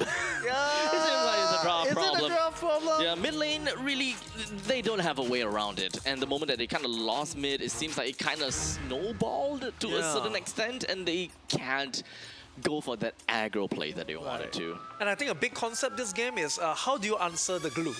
think Glue was really annoying this game. Yeah. Yeah. The Glue will always find an opportunity to just jump onto Ricky Wurst. And even if Glue is, you know, not onto Ricky Wurst, it's more or less gonna, his presence itself is more than enough to kind of force Ricky Wurst away. So throughout all of these playbacks or replay, keep your eyes on the slowly, right? Always look for slowly. Is it slowly all the way back? The moment that he sees Ricky Wurst, he's jumping straight on him. And his HP is just going down and down and down and down. There was absolutely no running away for Ricky Wurst at all. That was such a good play, such a good play. So I think this is really smart coming in, and you usually don't see it like this. You usually see Harley as a quick come in, quick in, quick out, and then you know, I think this was a really good pick coming in from Syndicate Esports, coming in with the Glue as the neutralizing pick coming in on the side. Well, that is indeed a very unfortunate game coming in for the side of for the side of Clarity Gaming. But indeed, the MVP will go to Slowly. Very well deserved, as his target prioritization is top notch. 7 kills, 1 death, 6 assists with 583 GPM and 72 kill participation. Wow, amazing, amazing. Really highlight of this game was this control of the jungler on the other side, making sure that win condition for the mid game did not flourish. I think he did this, well-deserved MVP. He did it really slowly. Yep. Speedy, if you ask me. Speedy slowly. Yeah, speedy, but not exactly a ninja in this case. He's very big size. We all know where he's coming from. Split. No. Grab. Yeah. No. I can't think of Spread. What was it? Is it actually spread? Yeah, it's spread. Really? Spread. Grab. Really? Yeah, no more split. Oh crap. Yeah. Really? Yeah. I don't like that. Looking at the game stats here, I really like to see. Oh, I think this is where really the teamwork for Syndicate Esports coming in. Yeah, good see pressure coming in from Juicing as well. Yeah. Honestly, I think that this game really just goes out to the fact that Ricky Wurst have got no game. Yeah. I think it really just because of the fact that Ricky Wurst had got no game. You can send Iron Ryan in, you can send Button Boy Reborn in, they can do whatever that they want. They are mostly the bruises. But if you don't have anyone to be the one that executes, which is mostly gonna be from the deadly magic from the side of Ricky Wurst or all your card tricks and all that kind of jazz, as long as Slowly is constantly on Ricky Wurst and is constantly just gonna be forcing Ricky Wurst away, you don't have a guy that can execute. And Rensa, he technically once he picks up the Malefic gun, he can do that, but he's still a marksman. He still needs to be careful, because if it's not Ricky Wurst, it will be Rensa. It will. Slowly will find literally any one of these two. I think Rensa on the Bruno didn't really come in online. I do really like the Yuzhong pick though from Bum Boy Reborn. There was a lot of good team fights. But when I look at the identity of Clarity Gaming's draft, I don't see it as a full, 5v5 group up front to back team fight kind of pleasure. No, absolutely not. No, right? This is just a team that I want to win in my lane. Yeah. I want to snowball in my lane. Yeah. And I want to be able to just outright beat the opponents with raw power. Raw snowball, laning snowball all the way to the late game. Yes. This is the kind of draft that will allow you to end the game in 10 minutes. 10 minutes. Yeah, 10 minutes. This is the kind of draft that allows you to win in 10 minutes.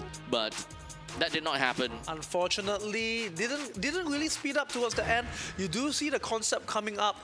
To be honest, I feel Yuzhong, the pick of Yuzhong is really a very teamfight hero. Unfortunately, this strategy didn't come up right.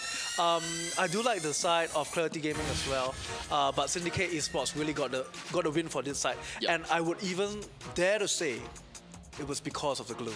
Yeah. There was really no answer for the glue. I could even say the glue carried the game. Honestly, yeah. Just from his presence alone. Just from his presence alone, more than enough to kind of put Rensa and Ricky Wurst in a really tough position. Yeah. I think it was a really huge part of this game because usually how do we deal with a tanky kind of glue hero or that? You have a marksman that can just shred with the attack speed.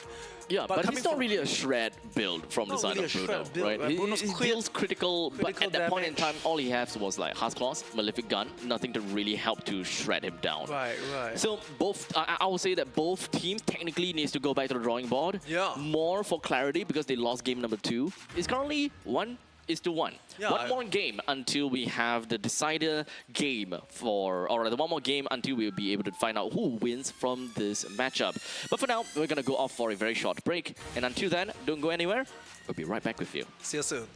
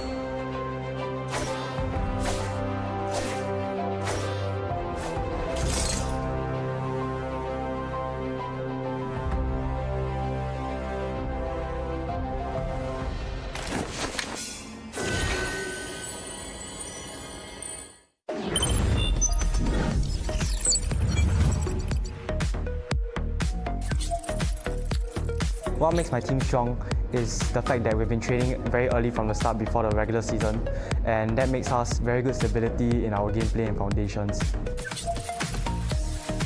We adapt fast.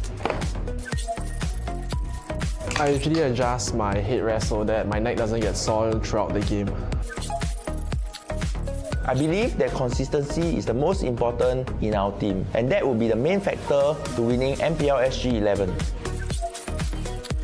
5 of us will gather together at a place, and that's how we prepare for our upcoming games. To be a champion.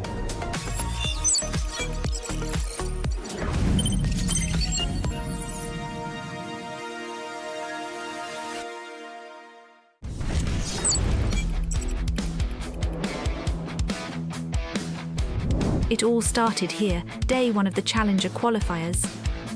Teams came in hungry, every game mattered, and only the strongest survived the pressure after a full day of battles. These are your Challenger qualifier teams moving into the regular season. They earned their spot. Week 1 of the regular season begins now.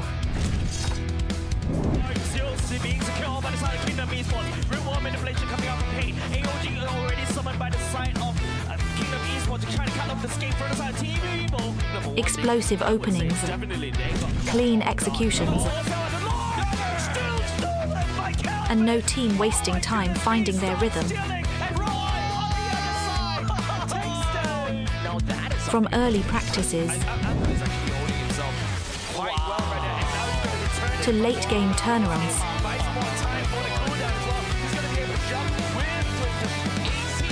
every match delivered pure intensity.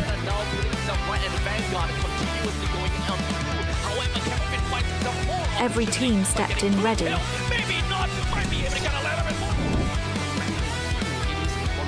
Every player showed up.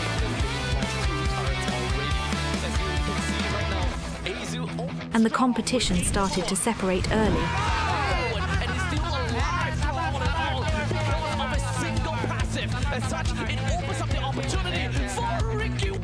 And after week 1, the first standings are set. Momentum has started to build, but nothing is decided yet. See you next week. Goodbye. This is MPL Singapore Season 11, and this is only the beginning.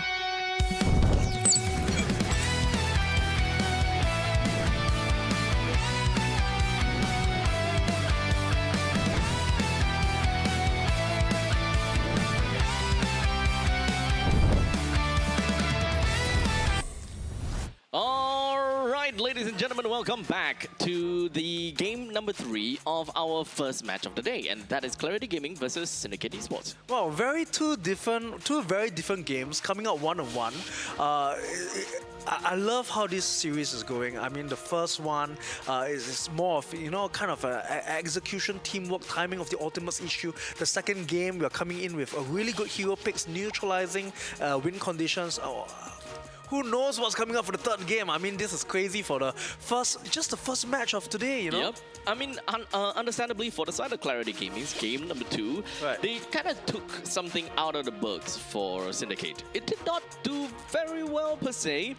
They doubled down onto that early game aggression, and they did not have anything for late game insurance in this case. Bruno is very early game. They're all very brawly heroes. Brawly, I like the word brawly. They just want to fight, skirmish, win, and snowball. Yes, that's right. So hopefully we'll be able to see something a little bit different this time, coming from both teams, right? What is going to be their win condition? What exactly are they trying to go for? I mean, all in all, MVP slowly made things really difficult, right? I think that glue, albeit not super tanky, because all he built was Weakness Helm and Glowing Wand. It just melts literally either Ricky Wurst or Rensa the moment that he latches on. And I think that's really the key part of the second game, really smart play, really coming out from the draft. I think this is all in part of the game plan. But I'm sure because this is the third game of the series, the one that will crown a winner, I think a lot of these coming together. We are coming in to see how the coaches really draft. Now, it really shows how important draft is in this game. Yeah. So, one more game to go. One more game to go. It's definitely going to go either or situation here. This also marks Syndicate's very first game won.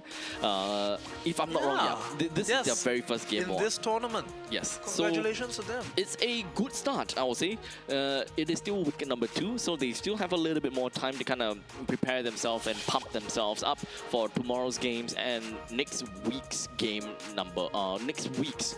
and that will be their final game in the Cedar stage. I think this is also a statement coming in from Syndicate, right? I mean, if they can win this final game and win the match, it's like, no, man, we could be down, but we have that resilience coming in. We have 1 week of break. We get our act together. We improve. Yep. I think when I look at this series alone, when I look at game 1, I look at game 2, I do see a lot of the change. I see a lot of that improvement, that teamwork. I think things will definitely get better. Yep. As a matter of fact, for the side of Syndicate, they need to start winning from today onwards, right? Because they lost their 2 games last week. So as long as they start winning from today, then they will be able to find themselves out of the relegation zone. Yes, if not, they will have to skirmish with the challenger teams. Yes, and it's not only just that. The challengers stage is actually a very brawly, a very wild card kind of stage, right? Because it is all best of 3, if I recall. It is still best of 3, but you have so many games to clock in just for that day. So many, right? So excited to see how this plays out. I mean, not like the first game, which was quite lopsided. I think the second game was quite even for a moment of time before slowly gets online with the really good kills. What do you think will come out for this draft? Will it be something more teamfight orientated? Honestly, if they want to be very safe, right? If they want to play kind of a safe game, they would very likely play for more area denial kind of thing, which is something that Clarity Gaming played for game number 1. So I won't be surprised if CG just goes for that kind of game plan, like whatever works in game number 1. Unfortunately, the Phobius is already out of the question, but there are still quite a lot of heroes that is still available for the picking. Marcel and Freya is both gone. Harley is available, Fanny is available. I'm not too sure about that. But oh yes, of course, Juicing. Well. So this leaves with Clarity. Ooh, finally. So these two are to be expected for R1 and R2. Yep. Staple. Stay put. Well, when you look at the Game 1 and Game 2 drafts, you actually do see a lot of the duplicate heroes. You do see Khalid, you see Hilda. Will we see them this game? I feel that the focus this game, you know, we already see Suyo, right? Great jungler on the side of CG. Coming up, and there you go. There we go. There you go. Honestly, if they want to go for glue, that could still work. That could still work. Especially since they had such a great game number 1. Oh, sorry, game number 2. Game number 2 was great for slowly. If they want to ride onto the momentum, they can absolutely do that. We'll finally see an Alice. I do like to see. I haven't seen an Alice today yet. So do really like how Alice is playing up, you know, because it's EXP, you are mobile, you're tanky, able to hold your ground, good wave clear. Yeah, really like this pick. And I think it's the first time seeing it today. Yep, so far I would say that both teams doesn't necessarily show us too much information about how they intend to play, but one thing's for sure, we can always look at how much lockdown that they have, right? Alice comes in mostly as a counter-engage tool. A TOR is mostly for counter-engage, but if you want to use it for an initiation tool, I think that's fine as well. But they still need someone in the roam position that will be able to lock people down pretty effectively. That will, you know, we gotta have to wait a little while to really find out what's gonna be the play. Grok is currently available as well. What else could we look out for when it comes down to roam? Chip is very okay popular last week as well in these tournaments so far. I'm actually more curious to see who the mage will be for the side of Clarity Gaming. Of course, now we are going to the second phase of bans. So already banned Uranus. There we go. There we go. I literally invented one. No chip. No chip. I would say that Syndicate would want to go for the Grok ban in order to really just deny CG of any of the meta roam picks at this point. They can still kind of go for Arlot, but not necessarily the best pick for roam. It still is a lockdown and it's also a displacement tool. Right. I do see the carry ban coming in from the side of Coach Simple. We do have the side laners going on the side of Syndicate, not out yet. They do have a lot of options, right? They have Claude, you know, for EXP as well. You have, you know, yeah, Glue is still open. Our favorite hero from the from Game 2. I have a feeling that this might be a troll game for Syndicate, to be fairly honest. But they did. Oh, that. Okay. Okay, I can see that, yeah. So I was hoping that it would ban the Grok away, but in the end of the day, that is still going to be a Grok over to the side of Clarity. Now, Syndicate, they do have bursty heroes from the side of their Harley. If they want to go for pickoff, then a Cho might be the case. However, they also do have got a Khalid that can play as an initiator, also as a counter-engager. It's a very flexible role to fill. Mid lane, jungle that is filled up already. So we are looking at an XP laner as well as a roamer in this case. There you go, classic. Oh wait, the roamer? Oh no, yeah, the roamer is going to be the Khalid, right? I forgot about that. Classic goal lane matchup, Harry versus Claude. Could be a Cho now. No, I think they need a tanky. Yeah, there you go, Sora. First Sora of the day. Okay, very versatile, yeah. You can go for team fight because of the Thunder form. No, not Thunder form, Cloud form. Cloud form, team fight together with the Khalid, but you don't really have an AoE damage dealer aside from the Blazing Duet that will only come in late game. So they are depending on the early game of the they're depending on the early game of the Harley and then late game onto the Claude. So my legacy shall so now they have the lane priority in middle lane because of the artillery styled play coming in from Ryzen. I love Zetian. This hero has so much pressure in the early game. Oh, the battle for mid lane, Juzing versus Zetian. I think this will be exciting to see. Both heroes very strong. Yep. Both heroes a lot of pressure. But I do say I like Zetian a little bit more. You like Zetian a little bit better? Yeah, because of that opening the map. which is Okay, always okay. useful in a late game. Yeah.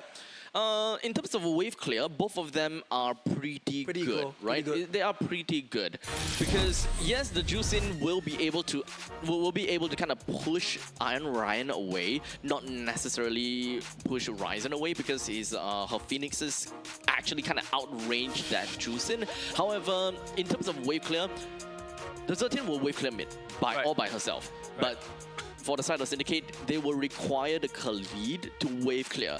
So this will also mean that Iron Ryan is not necessarily important in the mid lane. He can actually find himself in the river more often than not. I gotta say, look at the number of purifiers on the side of Syndicate, right? We're expecting that Grok, we're expecting that Alice picks. Yeah, I think it's good. And I really like this map. With the rocks with broken walls. So about broken walls, I really like that when the turtle pit, there's actually a slot at the back. That means good game from the side of Grok with that tectonic charge. We are going through, right through from the back and surprising everyone. Put your hands up. They find themselves a small little skirmish onto Bray. Just kind of pushes him back a little bit, but it's not gonna be that big of a problem. For Clarity Gaming, in the early stages of the game, their main win condition is just to ensure that they will be able to deny Brave from getting any form of kills. That is the way that they will be able to win in the mid stages, which is what Clarity Gaming wants. They want to play for mid game. Not necessarily in the early game. As long as Bray don't get any snowball, Clarity Gaming should be good. I really like how Clarity Gaming is letting Ricky Wars farm very well. It's almost an escort, right? Because Khalid is trying to come in, I think coming in several times already, but unable to commit because of the escort style. Zetian, of course, very good with that artillery style you mentioned earlier. Yep. Can't even come close. Amazing wave clear. Yeah. So at least for Ryzen, he can still touch the creeps a little bit every now and then. But take a look at this. Looks like they're going to be jumping right on over to the side of Hawks. He immediately popped the Purify just so that he don't get stunned up for too long by Ricky Wurst. In the end of the day, now Syndicate Esports, they re-engages on Ricky Wurst, stops his recall, but no one's going to get a kill. I do see a lot of risks being taken by both teams, trying to get out more from that skirmish, but doing really very well. Wow. That is going to be a jump onto Hawks. Oh, he manages to get himself away for Very that little close. bit. However, he still goes down to the hands of Ryzen. Bunboy Reborn at a sliver, but he's going to be A-OK for now. But slowly joins in, gets a kill down on the Bunboy. Ricky was completely melted down by the thunders, the thunderous power of Slowly. That is 3 men down from the side of Clarity Gaming. So aggressive early game coming in from the side of Slowly, really showing it that they're flickering in just with that cloud form, bringing so much pressure and really securing 2 kills. I think this is really the early game pressure coming in from Sora. And you know, Syndicate Esports already has that early game lead, 1.2k. Coming in, we can see Ryzen, on the other hand, has 1 kill. It is still relatively even, coming for 3 minutes. Syndicate Esports doesn't have that goal lead, but still anyone's game. Trying to annoy that farming coming in from Wiki Worse. That's where Kali and Chusing, really these 2 best friends in annoying the jungle. Yep. So at this point in time, we're just going to be looking at the rest of Syndicate that wants to be a little bit more on the aggressive end, right? Focusing on pushing Clarity away from the river lines. So as long as much as possible, just kind of ensure that, you know, Iron Ryan is not going to be around the river to be super aggressive and all. And now we see Grok just got a level 4. This is where it gets the tectonic charge and where, you know, you can really see the initiation potential coming from Clarity Gaming going up a notch. Really have to respect their ultimate, that AoE knockup. And that's where you can see Zetian, that's where you can see Suyo, that's where you can see Alice following up with that team fight. I think the team fight game actually starts now for Clarity Gaming. So it's a Syndicate. Ooh, Really trying to push Clarity away. Yep. They have the priority over the turtle, but all the way down to the bottom lane, Rensa takes a kill off of Gira with the Zaman Force all the way down to the bottom. He can actually try to get a little bit more fun by proxying in between of T1 and T2 and then make his way up the top lane to assist in the battle. If whether he can or not, that is the question. The TOR channeling up, gets a stun down right over to Hawks. However, the Hawks immediately just pumps himself and running away. As such, he will circle around onto Bunboy Reborn with the rest of the other 3 team members from Syndicate take him down. Yeah, even though Harif actually got the kill at the bottom lane, 2 deaths on the side of Clarity Gaming in that recent team fight, and of course that map control coming in from Syndicate Esports, securing the turtle. I think that's a very, very decent fight. Very decent exchange of, you know, for the lanes. Yep. I'm interested to see how Claude is managing the burst coming in from Harif starting to get online. Better for the goal lane will be one to watch. That is so far so good.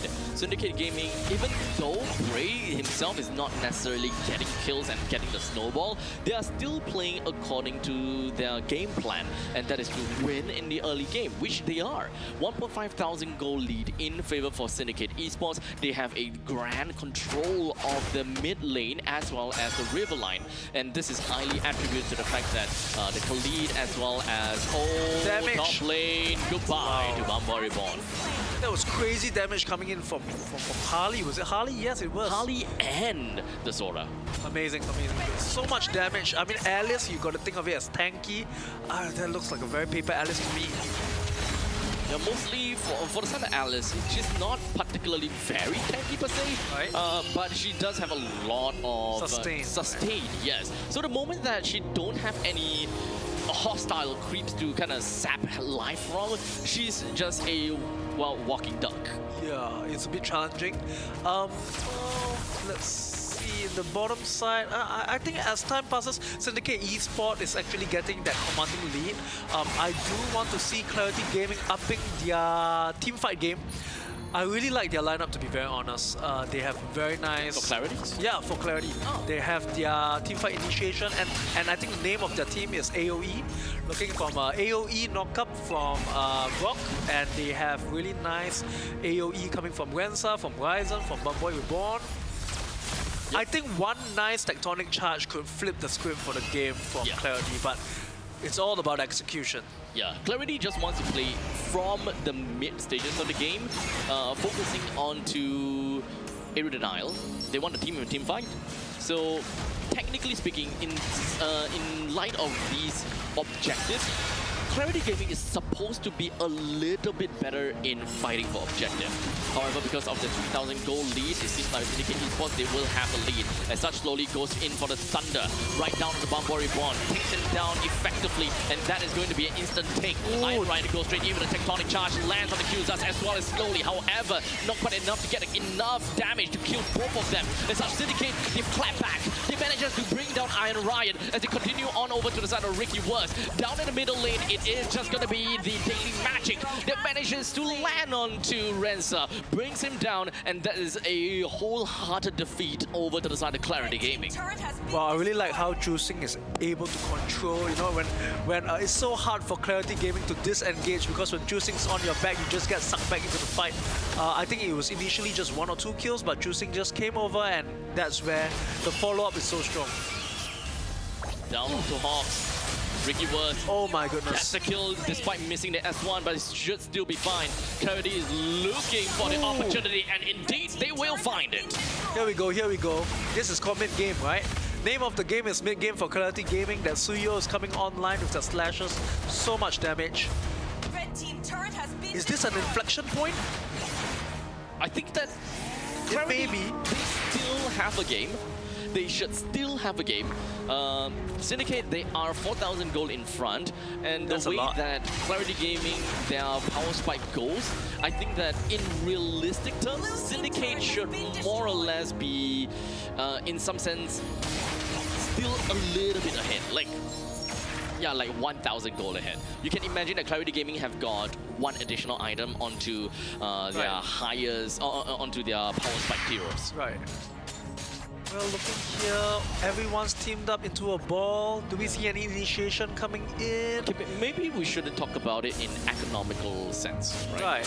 We should talk about percentage sense, right? Syndicate Esports maybe is like 60, is like maybe 10% better than Clarity Gaming. Yeah, it's actually quite even. Yeah. But of course, in terms of map control, right? Syndicate has maybe 1 tower down. So much more map control, opening up the map, coming in from the side of Syndicate. Love all these mini skirmishes, not really engaging, poking around, not committing into the fight. And the Lord is up. Yeah. Lords up. Clarity Gaming can go for the fight. Look at the map. Ricky only is at level 12, as opposed to... Okay, never mind. This is not exactly a fight that they can take, because Bray is already at level 14, so trying to steal it away is actually not exactly too good. Slowly finds himself the assassination with a Thunder Form, getting a kill down on the Grog. That is Tectonic Charge that is no longer available, as such slowly walks away! Oh, man! Would have been great if they are able to at least go for a trade, right? It's XP for Rome, but Ryzen went down as well. I really like that team fight just now. So I saw Juicing come in, starting to control, and then where slowly comes in with the damage. That burst from the lightning form so much, right? It gets shredded. Okay, and I think well secured 2 kills. This is just... I think this is their mid-game. This is the name of the mid-game. Slowly is carrying again. Yep, but with 6,000 gold lead for the side of Syndicate, they are well within the late game territory. Claude more or less have the items that he needs. Most of these heroes, such as Bray as well as Slowly, they are pretty well fed. So the tank is tankier, the damage dealer is more painful than ever, and despite Clarity being in the mid stages of the game, having that power spike, they are still a little bit too far. Previously it was like 10% upwards. Syndicate is like what, 70? It's like 25% upwards now. It's way more. Yeah, so the chances of Syndicate winning is like 75%. Yeah, it's way more, and I mean, looking at that, Lord is down, but they've already got all the other turrets except for the high ground. The map control is crazy. I mean, Syndicate Esports just waltzing into the map of Clarity Gaming. You know, I think Clarity Gaming has to go on full defense now. Do they have a catch-up mechanism? Yeah, sure. They have Juicing, who clears the way very well. I think Harith also clears the way very well. I think if they farm out enough, they can actually flip the script, and here he comes. And indeed, flipping the script, they get the kill down over to the Juicin, the main guy, or the main person that controls the tempo of the game. Bambori Bond goes straight in, but unfortunately the TOR would not land on the side of Gira. The rest of the members from the side of Clarity is just going to be pushing themselves right into the face of Syndicate. However, Bray, with the deadly magic, pushes 13 away. I think there was a good tectonic charge as well, but I do feel a bit of fear coming in from the side of Clarity Gaming, not wanting to commit too much resources. I think they are cognizant of the goal lead. They do not want to come into a situation where they fall out too much and all the team members get killed. You know, the funny thing is, despite that, we're looking at 6,000 gold lead. The real lead comes between the XP laners, because Reza, he is farmed, baby. It's 9.3 thousand gold as opposed to the quad at 9,000 gold. The mid laner is just a difference of 700 gold. The jungler is just a difference of 100 gold, and in fact, the 100 gold actually goes over to Ricky Wurst over Bray. Oh, that's crazy. Yep. So, unfortunately, the gold is stacked in the wrong person, and that is going to be Slowly. He's just getting tankier, and he's got means to kill one person once he's in Thunder form. Aside from that, nothing else. Well, I think Slowly is doing a good job against this round, getting really tankier. I think it's very good because it has damage, it has the kill potential. It also has that tankiness that can actually zone out so that we can secure... Wait, hold on a second. This might mean something, but Bray! He caught Reza, the main person that will be able to help Clarity Gaming win the game. But unfortunately, right now, Iron Ryan finds himself completely taken down because of the Thunder Form on the side of Slowly. The rest of members from Clarity Gaming are gonna have to move all the way back home, and Syndicate Esports now have advantage and priority over the Lord. They have that 2 kills on the side of Clarity Gaming, 2-4-0. They have that goal advantage, they have that map control. Claude is coming online, coming from the late game. Really good control coming in from Juicing, coming in from Khalid. Slowly pulling his weight once again, coming in with that damage and that crowd control. It's a tough game for Clarity Gaming. Yeah. I thought that was actually a pretty good pick from the side of Rensa, because he managed to keep Hawks in check. One of the main problems from the side of Syndicate, because he's the one that really is, kind of fanning the flames, kind of pushing the rest of Clarity Gaming away. If they're able to get a kill on down the Hawks, I think that's great. It's not game-changing per se, but it's good enough in order for them to fight for extended periods of time. because the longer the fight goes on, the better it is for a Jusin. However, Rensa shouldn't be the one that starts off the battle per se, because he was too ahead, or rather he was too aggressive. The rest of Clarity, they're unable to help. But here we go. A quick defense for the side of Clarity. Sindicate just gonna go for the Raptor Phoenix, and right now, really good tectonic charge onto Gira, but not quite enough to really stop the entire fight. The Thunder from the side of Slowly once again pushes Ricky was a little bit away. And Rensa all alone to fend against 4, but he manages to walk himself away, and he's gonna be safe and sound for now. But it is just gonna be a quick switcheroo between Rensa and Ricky was. As such, he's gonna go down. Most of the members coming from the side of Syndicate Esports, they are really low in HP, and they don't have any creeps pushing up in the top lane.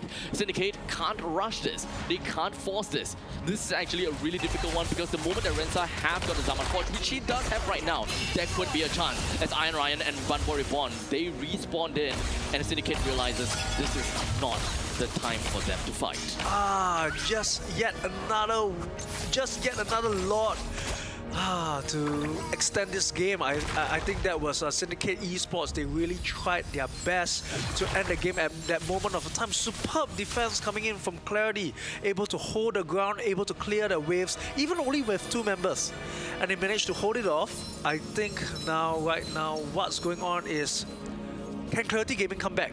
Just now, there were really good ultimates, really good skills coming out. I think there was superb tectonic charge coming from Iron Ryan.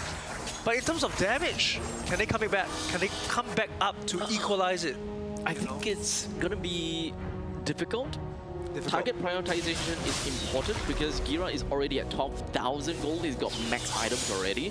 So you need to designate something to stop that placing to it. And unfortunately, that something likely is going to be the tectonic charge. Yes. I'm not sure if whether the Phoenix is enough per se, because it's dodgeable if you have BMI. Right. It's dodgeable. That's why Claude is so annoying with BMI, so mobile. And just now when that Blazing Duet came out, do you see the amount of lifesteal, the amount of sustain? Ooh! Oh my god, that's the bushwhack play that we'll want to see from Bray. The amount of damage is just way too much, and Ricky was the jungler. Down for the side of Clarity. This is a guaranteed Lord that will be marching down the middle lane. Well played, Bray. This is what I'm talking about when I see a Harley pick. That assassinations, you know, I mean, every game so far there was a Harley, but this is the game where the Harley is like kabooms. Wow, amazing. The assassinations have been waiting the whole day. Finally came in, good job, Bray. Really getting that kills in. Ricky was having a bad day. Still, we thought that, you know, because we're too used to the old Harley. The old Harley at least he just doesn't really do much. But then now, the new Harley, boy oh boy, he packs a lot of look at that! Iron Ryan! With a tectonic charge, he lands on the break. This is a fight that we want to see. And suddenly Gaming, they managed to get a 1-for-1 trade, and that's going to be moving on forward. But fortunately, Ricky Woods will go down to the hands of Slowly as he picks up a double kill. This is going to be Bunbury Reborn that's taken down. Ryzen and Strong. Rensa is going to be the 2 members that will be trying to go for the defense, but Jira's just going to be focusing down to the core. And that is Syndicate that takes their very first series win. Amazing, finally well earned, going through the tough last week where they finally got their first series, first 2 games, well deserved, smiles all around. Wow, that was a pretty good last push, and I think from the start Syndicate was really holding their weight, coming on from the start of the game, really getting that kills. Bray really showed up this time. The combination of Bray with that Harley as well as Sora has so much pressure throughout the whole game. I think it wasn't even close. I really thought that there could be a chance that we could see a comeback from the side of Clarity, but unfortunately there was just too much gold lead in favor for Syndicate Esports, for Clarity Gaming to you know, kind of untilt the balance. As such, Syndicate Gaming still got themselves a very good game, and they closed out the game in the match in a 2-1 fashion. A massive congratulations to Syndicate. This is the turning point, right? We said that that Syndicate needs to start winning from Needs to today. start winning. And kind of get themselves out of relegation zone. Yeah, I think this series is where Syndicate Esports really proved to us that, you know, they were actually down on the first game. Yep. Right, and there were some talks about execution problem, draft problem. I think they really showed their worth, their resilience coming in from the second game and getting that reverse sweep.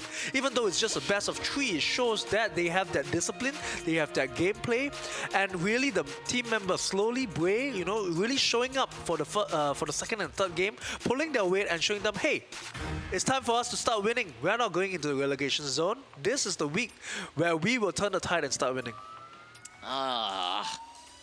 Now, it's really unfortunate for Clarity Gaming to go down like that, but to be fair, they did have one series win before. Right. So I think that I think that Clarity and Syndicate, they are in a relatively close matchup. So if I'm not wrong, Syndicate have a total of 2 points. Clarity Gaming have 4 points actually. 4 points, because they got yeah. 2-0, and then now they got 1 point on top of Syndicate. So technically, Syndicate, it still needs some time for us to really find out how their score system is gonna be like, and who else is gonna be like that also. But regardless, slowly. The man of the game, the man of Once the again. match, actually. Yeah. All thanks to Slowly for snowballing in the early stages of the game that manages to pave the way for the team. 8-0-8, and we're looking at a 691 GPM along with 80% kill participation. I gotta say, this is really good pick. So during the pick ban phase, you know, always there's these priority picks on the really top strong meta heroes. And hey, this Sora pick, I remember very clearly, it was the last pick. It was the last pick before we went in the game. I'm like, oh my goodness, they left the Sora out. I think it fits really well in the composition. And the most important is that early burst damage slowly really secured that early kills, which led to that really early game win condition that led to Bray getting that key items, being able to start assassinating people in the mid game.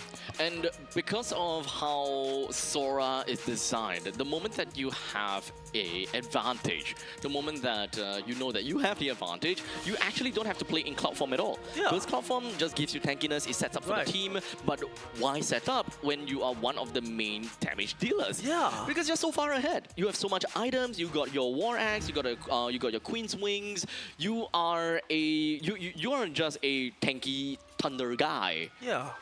Not needing to be in cloud form at all. Yeah, and there's so much sustain after building that War Axe, and of course, why do you need to have that much control when you have your best friend on the ground, which is Chu Sing? So every time I see Syndicate Esports goes via their formation into a skirmish, into a team fight, I always see Chu Sing coming out and providing so much control, so much displacement, especially when I think there were a few moments where Clarity Gaming was losing a team fight and decided to disengage, but Syndicate Esports coming in with choosing, Hawks with the choosing, making sure that disengaging was very hard, and then it was quite, very good follow-up from the rest of the team. I think the other thing that is very unfortunate for Clarity Gaming side is that Bun Boy Reborn is out of the game. He's completely out of the game. Yeah. There was no impact because of his laning situation with Slowly. He did not manage to do much at all, unfortunately. You can see from the kill participation, 11.1. Mainly because he was kind of the prime target for the side of Slowly. I don't know why, but he was one of the targets from the side of Slowly. The Alice just dies, just melted down almost immediately most of the time. Yeah, usually when you see Alice, I really like Alice pick because they can hold their weight, they can sustain. Yeah. Not the most tanky, but always able to have that... Very sustainable. Very sustainable. Yeah. Always have that presence, especially when he uses the ultimate. Everybody gets caught inside. I mean, on the side, they have Grog, they have Alice. It seems like very AoE. Yep. But however, I think the assassination starting to come in from Bray, you know, from the Harley. Yes, it's the moment so they hard, kind of right? pop off, right? Yeah, so pop off. Just come in, get assassinated, and I've been waiting for this for the whole day. I'm like, where's the Harley? You know, I mean, we have Harley for There we all go. 3 games. All 3 games. Was it the actually all 3 games? Was it all 3 games? Ah. It was. Oh. But I mean, the Harley really came online in this last one, and it was so exciting. I think really... Slowly and Bray really helped this game for the last one. Really pulling their weight, and it's a well-deserved win for Syndicate. So with that all said and done, that is series number 1 of the day. Congratulations over to Syndicate for getting themselves their first series win. We hope to see that they will be able to get a little bit more from this point onwards. So, ladies and gentlemen, don't go away too far, don't go away too long, because we're gonna go off for a short break. And once we are back, we'll be giving you guys the next match. And this is exciting because this is Evil versus Absolute Zero. I will have Benz rotate out for a little bit, and I will be joined by Gamili for this second match. So look forward to that, and we'll see you guys in a short bit later. Ciao.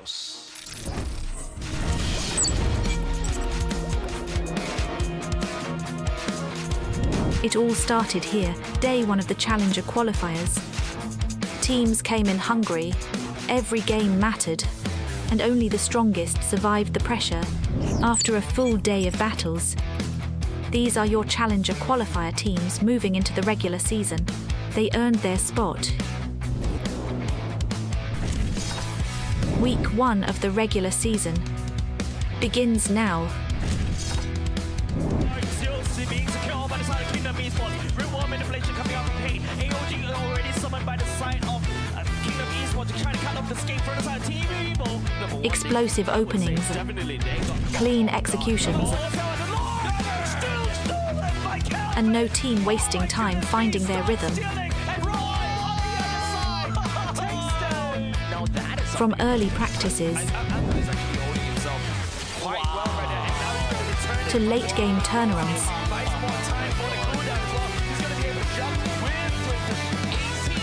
every match delivered pure intensity.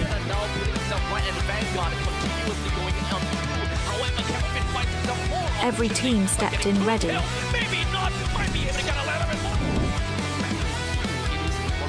Every player showed up.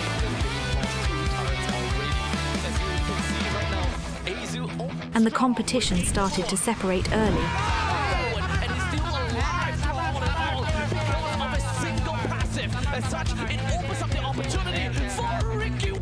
And after week 1, the first standings are set. Momentum has started to build, but nothing is decided yet. See you next week. Goodbye.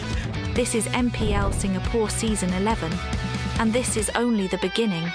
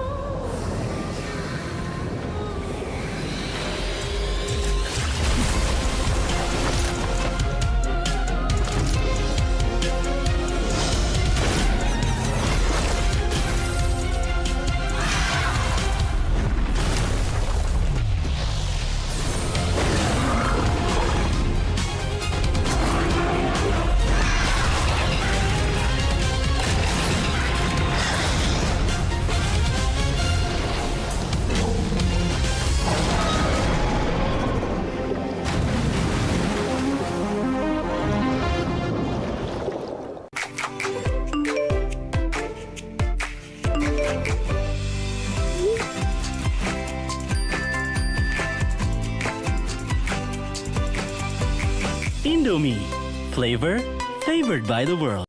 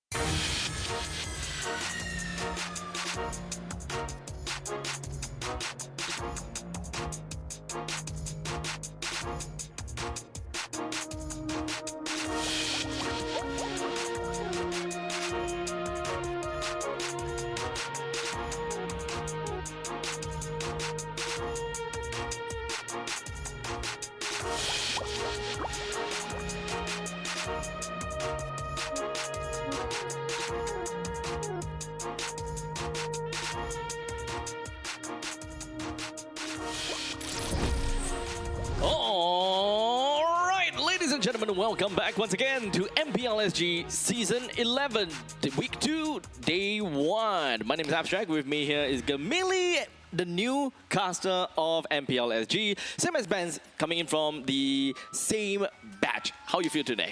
I am so incredibly excited, right? You know, I came from a different esport game. Completely different. And coming into MLBB, it's a whole different atmosphere. I'm hoping that, you know, I can use some of the skills that I got in my previous game, but, you know, coming to ML, it's a whole different sphere. You didn't remember all of these names. There's so much to talk about. But hey, we'll have to see how it goes during the first cast, right, Abstract? Yep. The first thing that you gotta have to remember is, number 1, have fun. Yeah, that's pretty much all, really. All right, yeah. That's what we're talking about. Just have fun. Just have fun. We'll roll with it, and we'll see how it goes. Because the entirety of MPL SG, honestly, the entire environment and all of the playing field is just a very fun environment, right? Although very competitive at the same time. But what's the use of being so competitive if you're not having fun in the first place? That is true. That is true. And I think with that said, what's the matchup that we have here today for us, Abstract? All right. So understandably, when it comes down to this upcoming match, we are going to be looking at Evil versus Absolute Zero. And as far as I'm concerned, if I am not wrong, let me take a look, right? When it comes down to these two teams, Evil, they have a total of 3 points for themselves. So that is a total of, they got 1-2-0 victory, so that's 3 points, and a win, so that's total 4 points. So it depends on how their game is going to be like against AZ. Whereas AZ, they have a total of 3 points, sorry. They 2-0'd against Syndicate, and unfortunately 0-2'd against Ignite. All right. Well, Ignite has been on, forgive me, fire. Ignite has been on fire this MPL SG, but I'm really interested to see how this Absolute Zero, you know, coming as a underdog team from Season 10, how they play against the reigning champions of MPL SG. So with that said, let's get into the lineup of Evil, shall we? Yep. So with the side of Evil, we have Azu, Powerful, Blade, Ven, and Gear.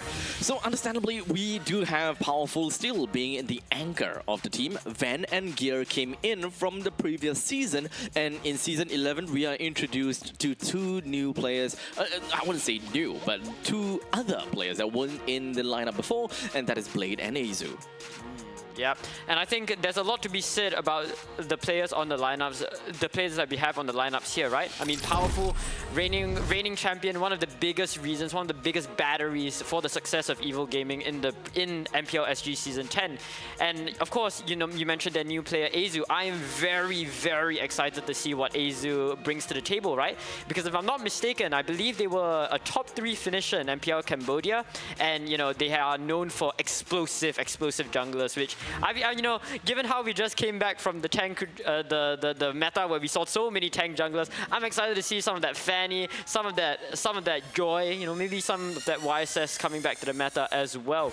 But of course, with the rest of the members of Evil staying into the roster, you know, you have people who can anchor down the team like Gear. You have players like Ven who have that sort of synergy overall with Evil, who I think is going to be a big help going into this series. So I would say that Evil can kind of play like the veterancy card, even though the word veterancy is not in the dictionary. But we always love to use that word, so it's now in your dictionary. From now on, use veterancy. Veterancy. That veterancy. That's what we want to say. Yeah, teaching others the absolutely wrong vocabulary in this case. But of course, on the other side, we have Absolute Zero with Nan, Larl, Susky, Kaiser, and Vendetta. Notably, Larl. Larl is not just any random guy they pop out of absolutely nowhere. But I'm pretty sure that a lot of you guys actually know him as Rapidut. I think that's a familiar name to a lot of people, especially if you're familiar with the Filipino MDL scene, MDL scene. I believe in MDL Season 5, he was a champion, so he's very, very well known for his explosive style of hard engaged tanks. He loves playing these playmakers, and I think it's going to be very exciting to see him on the roster and see how he synergizes with the rest of Absolute Zero. So all in all, Absolute Zero, they are a team that is pretty decent, to be fairly honest. Yes, in terms of points, they are 1 point behind of Evil. But this matchup should be able to help us dictate how that middle part of the scoreboard is going to look like. Because both Evil and Absolute Zero, they are, hovering somewhere in the middle. Yeah, and I think it's going to be interesting seeing how well Absolute Zero overcome that sort of mental barrier that does come with facing off against a team like Evil, right? Yeah. Facing off against a defending champion, that's going to be something that you have to grapple with. That's something that you're going to have to overcome going into this matchup, because you cannot let yourself be thwarted by fears when you're trying to win. When you're trying to win. Kind of look at things like Kingdom Esports, as a matter of fact, because Kingdom is the one that managed to get a 2-1 victory over Evil. So you know what they always like to say, gods can bleed indeed. And in this case, Evil is not out of reach for any of these teams. In fact, I think that this season we do have quite a lot of promising players, promising teams as well. They all can definitely pack quite a lot of punch and should be able to put Evil right at its place. Yeah, and I think part of it is also because of the fact that, with Season 11, we saw the loss of Team Flash, we saw the departure of Team Flash from MPL SG to MY. So this entire tournament, Season 11, is going to be defined by teams coming in to try to fill in that power vacuum. Everybody has Evil at the top of their minds when it comes to this sort of narrative, but the question is whether they can really imprint themselves onto the stage of MPL SG. Unfortunately, with whatever happened at M7, I don't think they're too happy with that performance. So I think it all starts with their domestic league in Season 11, so that hopefully, if they win it, they can make a splash. But of course, that's not to say that the rest of MPL SG isn't competitive whatsoever. You are talking about so many new teams coming in. Kingdom is one big one, of course, but Absolute Zero is one such team. Ignite is also one such team. And so I think in this matchup, even though there's pressure for Absolute Zero going up against the reigning champions, there's also pressure for Evil that started with their loss against Kingdom Esports going into this matchup, because they have to defend this title. Yep. A very big call for Evil to say that they want to be the top dogs of the season. They were the top dogs in the previous season, but what says them to be, the top for this season?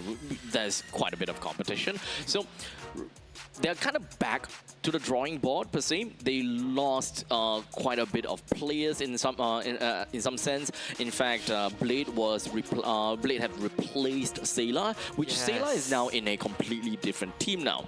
We don't really know, what went on in this case, but Sayla has been in Evil for quite some time and has been really following their journey for quite a bit. So it's kind of saddening to me, at least, to see the team being able to win MPL SG, only for Sayla to kind of bow out. Do you know how long Sayla has been in Evil?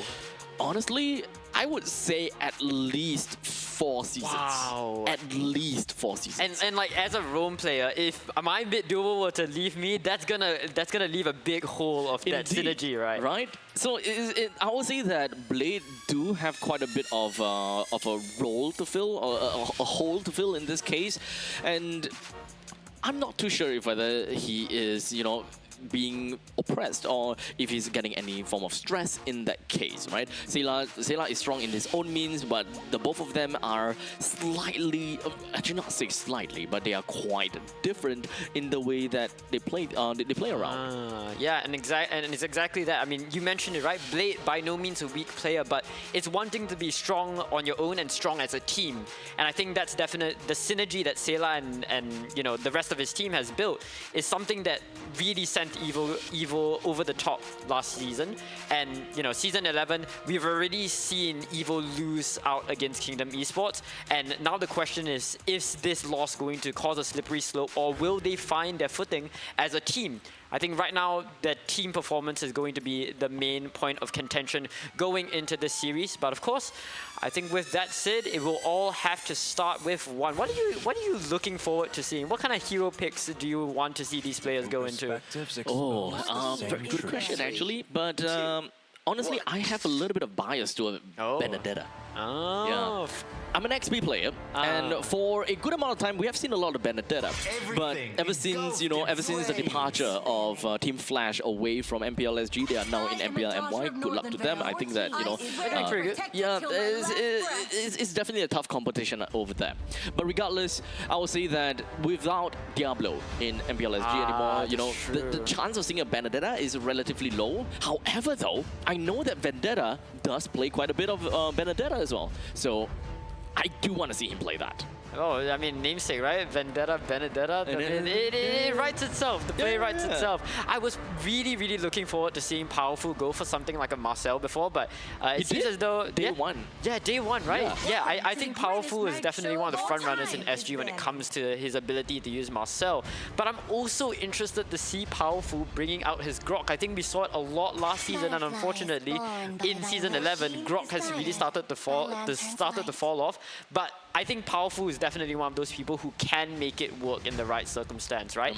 But I think with that, we're going to get into the first pick, and it's going to go from AZ. The first picks are usually your prior picks. It's the picks of heroes that you want to play, right? Usually, I mean, looking at the scoreboard right now, it could be anything really. It could be something like a Suyo. I think that's pretty common. It could be something like a Sora, a Valentina if they're feeling really risky. Kadita if you want that sort of stability. Really, what this first pick tells us is this first pick sets the trajectory not just for AZ but for Evo as well. And it looks like the first pick is going to be the Harith. That's an interesting first pick. Okay, that's not what I was expecting, to be fairly honest. But to be fair, for the side of AZ, a lot of their first pick heroes are pretty much gone already, right? They have been prioritizing quite a bit of Jusin and Marcel in some cases, and even for the side of Freya, but they're all gone. You know what funny thing is? Evo banned all three. I just realized that. Take it out. Yeah, completely taken out. So AZ now, they have to focus and pick up the Harith of their own, but that also means that they are showing their hands a little bit on what their gold lane is going to be. Evil now have the advantage of being a little bit more suspicious or inconspicuous with the way that they play. As such, they have picked up the Phoveus and the Khalid. AZ responded with a Suyo and a Valentina, a very blue team. A very, very blue team indeed. And I think these picks are pretty self-explanatory. I think these are all just the meta picks getting taken out, right? Phoveus has been explosive in this meta, and especially if you look at the Harith and the Suyo, I think this Phoveus is going to be an amazing asset to them. However, Blade goes for... not Blade, sorry. Evo instead chooses to go for a Leomord. I would have anticipated something like... well, Harley's banned, but I could have definitely seen them going for something like a Guinevere.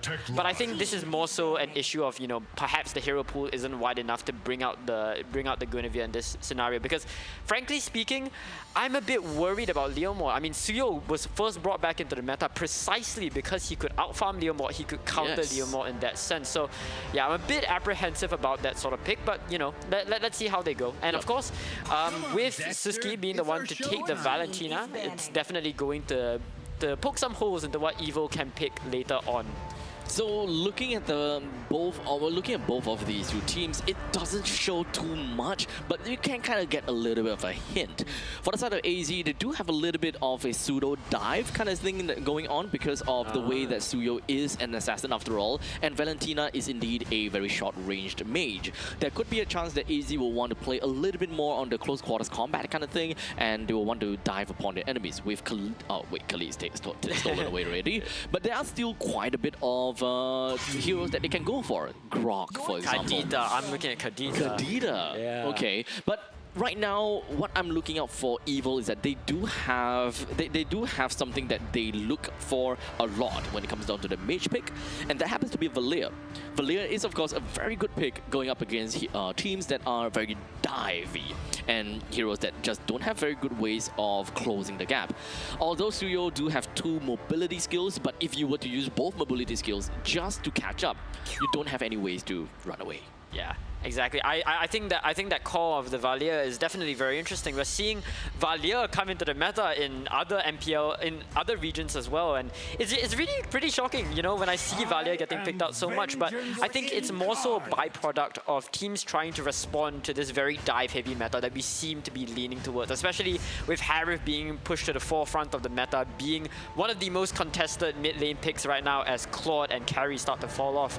Yeah, I think Valir is definitely an interesting shout for us to go into. And it does look like we are going to see a Granger coming in from Evo. I'm pretty okay with that. You are? I'm a bit apprehensive just because of... I think I have a stigma towards Granger. I feel like I just dislike Granger in general, but I see the angle where Evo is going into, right? You're looking at this mid trio, Leomord, Khalid, and Phoveus. This is a team that really, really wants to snowball. Yep. So I would have thought that Evo would have gone for something that really relies on a snowball, right? Something maybe like a Moskov, maybe even like a Bruno or something if you want to play against Harith. But if you consider the Granger to pick up the Sky Piercer, then that essentially is someone that will want to capitalize on the snowball and should be able to trample over AZ pretty effectively too. Well, it is a pretty feast or famine strategy in that sense. But whoa, boy! It's time! Oh my goodness, I'm so excited. I'm abstract. I am so stoked. I have been praying to see an Atlas, and on my first day, this is like Christmas come early. Okay, Valir it is, really. Valir it is for the side of Evo. It has to be. Yeah, it has to be. There's no other picks out here. Lunox? Lunox doesn't really do too much. I mean, you can burst down the front lines, sure. But they've decided to go for the Zetian here. I don't hate it. Okay, I don't hate it solely because of the range superiority in the mid stages of the game that fuels over to the generic game plan that Evo wants to go for. And that is the snowball factor. As long as you're able to win in the middle lane, the Zetian and the Khalid should be able to provide very good assistance over to the side lanes, should be able to kind of bring the Granger out of his lanes in order to assist and join into battles, in order to really stack up on the Sky Piercers as much as possible. Yes. I think going into the final look at these two teams' lineups before we hop into the Land of Dawn, the game plan here is very simple, right? I think Absolute Zero want to play off sets. They want to always take team fights, and the Suyo needs to be the battery for those team fights. They need to be the one outscaling the Leomord, constantly being 2 steps ahead, so that even if Evo snowball out of control, they can always rely on the Suyo to somewhat catch up. And on the other hand, Evo snowball, snowball, snowball. Really, Evo is playing a very risky feast or famine sort of comp, where if they snowball, they can be unstoppable. But if they fall behind, they could play a very dangerous game. So with that said, welcome to the Land of Dawn. Welcome to Game 1 of Absolute Zero versus Evo. Let's get into Abstract. We've got a pretty decent late priority from the side of Evo indeed. As you can see, late as well as powerful can wipe that out pretty effectively. Down in the bottom lane, it is a Terizla going up against a Phoveus. And at this point in time, I would safely say that both of them are pretty okay against one another. But Terizla's hammers are generally deals a lot of damage, and you really need to look out for that. Yeah, that's right. I mean, just some early game interactions. I am a bit worried about how the mid duo of Absolute Zero is going to function early on, right? Because it's important to... Oh, okay, hold up. Powerful jumping very deep into Nan, giving him a lot of difficulties trying to clear the jungle, but he does manage to get out. Yep, no problems for him whatsoever. He did have to expand the flicker though, but shouldn't be too big of an issue with only 100 seconds left. It would not be useful for the upcoming first turtle, but most of the time the Romans does not get their ultimate by then either way. Yep, Sindicate being forced to retreat might miss a minion or two, but again, it shouldn't be that big of a... Actually, no, that is pretty big, because that means that Sindicate might not have level 4, and Valentina's level 4 is really a game changer for them. But once again, Powerful playing Khalid as God intended. There's it, like, just invade, constantly harass your opponent, and it looks like Azu has the same idea as well. 3 members currently looking towards trying to play for a fight at bot lane perhaps, or maybe not. 8 seconds on the turtle, I don't think they want to take any risks. Every single member from both teams, or most of their members with the exception of gold lanes, are slowly funneling in to the river, and with that we should have our first turtle fight underway. Sasuke is only at level 3, let's remember that. So as long as Evil has scouted that out, they can kind of force a fight, which is indeed what they're gonna do right here. The only one that is not at level 4 is gonna be Powerful, but that is understandable coming in from the Roma. As such, Gear open things up. HP currently at 3/4, but they're just gonna be jumping themselves right over to everyone else, and unfortunately Powerful will be the first one down. Gear will be the next one onto the target board, and none picks up the turtle. Evil will not be able to get a single thing out of that engagement. Oh, that is difficult. I mean, that is really difficult if you're on the side of Evil, and with that, 500 gold lead gonna go in favor of Absolute Zero. Not out of the question just yet, but again, let's draw back to the game plan of Evil. Evil really wants to snowball, and the fact that they've lost this first total fight is pretty bad. You know, it's pretty bad because if they let this Suyo get out of hand, it's gonna be Suyo is just gonna have easy pickings on the Granger, on the Zetian, and on the Leomord. I mean, it just makes it more difficult for Suyo to play in. It makes it more difficult for the carries of Evil to really play into the rest of this game. Indeed. It's not great to see that the Leomord is not getting any form of, I would say, snowball, but to be fair, it is still very early to say that. I think that the real magic will really happen once Powerful gets level 4 and have a flicker available. For them to take turtle is not particularly super important, so as long as they are able to find good pick off over to the side of Absolute Zero, the more the better, right? So number 1 priority is gotta be None. None is the one that will snowball for the team and will become very difficult to touch. Yeah, and it's not just that. I mean, it's not even a game of trying to outlast the carries of Absolute Zero into the late game, because I mean you have characters like Harif who do very well into the mid game. So the faster Absolute Zero get into the mid game, the more dangerous they can be as their carries begin to get online. And meanwhile, on the side of Evil, you have Granger who's pretty stable throughout the entire game, but doesn't really have the explosive power without those Sky Piercer stacks. And as of right now, really, it's just they're playing a very, very patient game, these two teams. It's clear to see that Evil wants to avoid all these conflicts as much as possible. They want to cut their losses and avoid losing fights, because that's the risk that they take playing this sort of comp.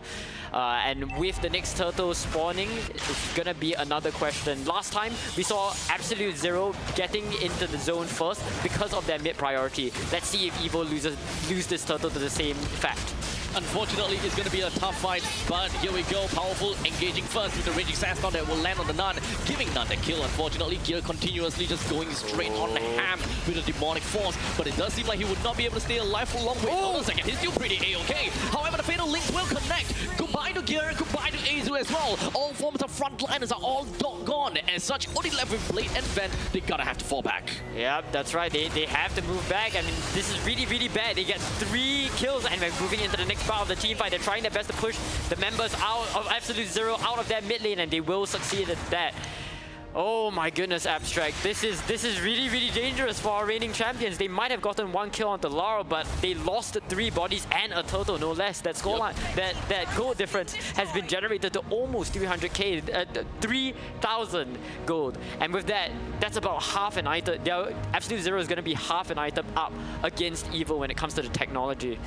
Not exactly out of reach as of yet. Ven has yet to pick up the Sky Piercer, and eventually once he does, then it will be where Evil will want to kind of force the attacks a little bit more. but none. He does have his own Sky Piercer. As such, he's looking for as much opportunities as possible, taking gear down. So it's starting to get stacked up. Absolute Zero, they are a little bit ahead, right? None is currently at level 10 versus Azu at level 8. I think that Evil, even in the mid stages of the game, they will suffer quite a bit. Yeah, definitely. The thing is, Evil simply does not have that sort of sustainability that Absolute Zero have. They don't have that insurance policy in, say, the Harif hitting that power spike pretty early on. Really, if Evil can't get this power spike, it's not going to work out. And that's why, I mean, they know this. Evil knows this, and that's why they're trying to avoid fights. But we're going to the next part of the battle. The Fury of the Phoenix is going to be launched out. Powerful is going to have to just engage, but no blood is spilled. Yep, they almost managed to get a catch onto Van at a point in time, but a quick little flicker should be able to get him right out of the fight, no problems. While Absolute Zero sees the opportunity to find himself right in the Turtle's pit, and they should be able to take this no problem. Even though None is nowhere to be seen. Okay, he just appeared, but it's currently at level 11. As opposed to Azu at level 8, there is absolutely no objective gaming from Evil. They can't involve themselves in any of these fights. Precisely, right? I mean, this is the danger of going Suyo, of playing Leomore into a Suyo. Suyo is always going to be 2 steps ahead of you in jungle, no matter how strong Leomore is in the turtle pit. Suyo and Leomore, when it comes to these battery contests, are on par with each other. But the fact of the matter is, Suyo just has such a fast jungling speed that when you're on the back foot, it's really difficult for you to catch up. You cannot catch up through just naturally farming up through your creeps and minions or whatnot. You need to win team fights. But how can you win team fights when your 5k go down? it's really a cat and mouse situation for Evil right now. Hands down, you got it right on the nail on the head. So Azu is currently at the situation where damned if you do, damned if you don't. If I play passively, I'm not gonna catch up. Well, if I play aggressively, I'm nowhere good enough in terms of economy to even win against None. So the only other way that they can do things is to play pickoff. And at this point in time, can they really do pickoff? Do they have that burst available for them? Van is not yet at the position where he has stacked up on the Sky Piercer as of yet, so he don't really have that burst as well. So they are lacking in quite a lot of categories for them to get out of this game. Yeah, again, it was always dependent on the snowball. It was always dependent on whether they could find a snowball so that Gear can properly harass the backline, so that Ven can properly do damage onto the comp, so that Powerful can harass effectively. Every single game plan that Evil is putting on show with this comp is contingent on whether they can have the gold lead. But the fact of the matter is they just simply don't. Then the catch, exactly what I'm asking for. They need to be able to catch, and they did.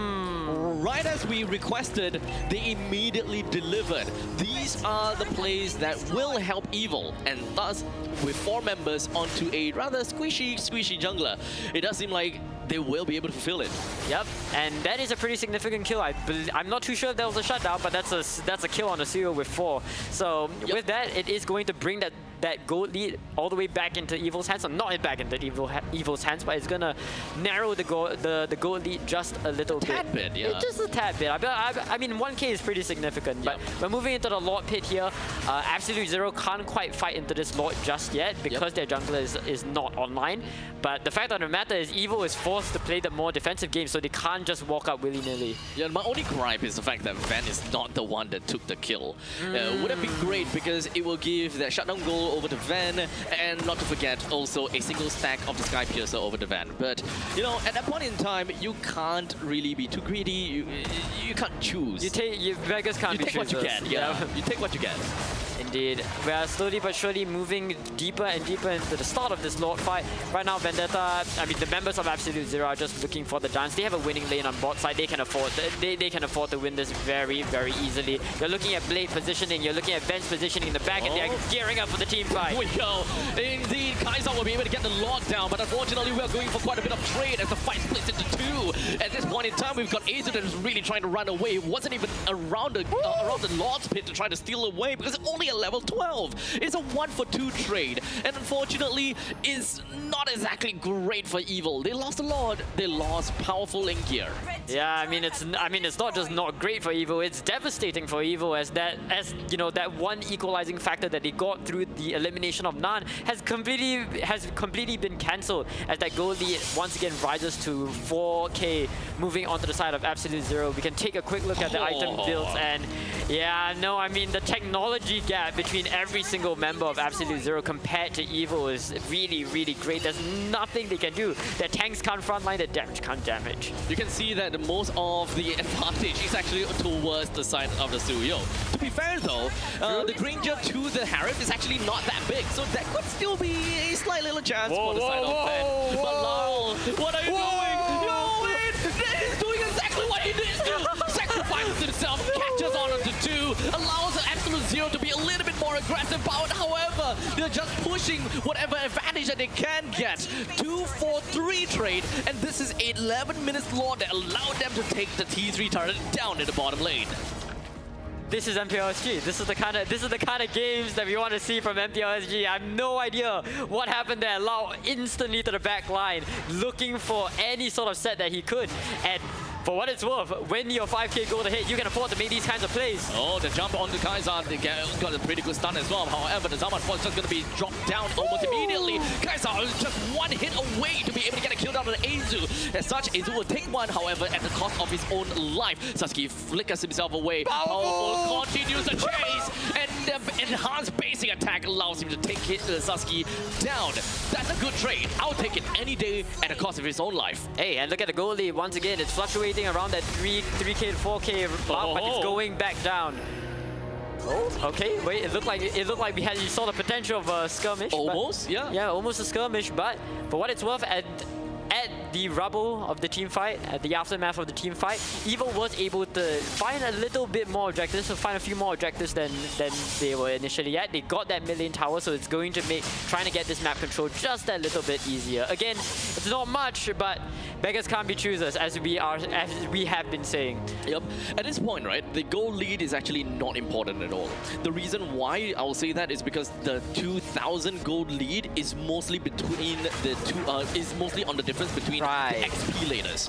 Van is at 10,000 gold, and that is equivalent to the amount of economy that Nan has. So they tally it out at that point in time.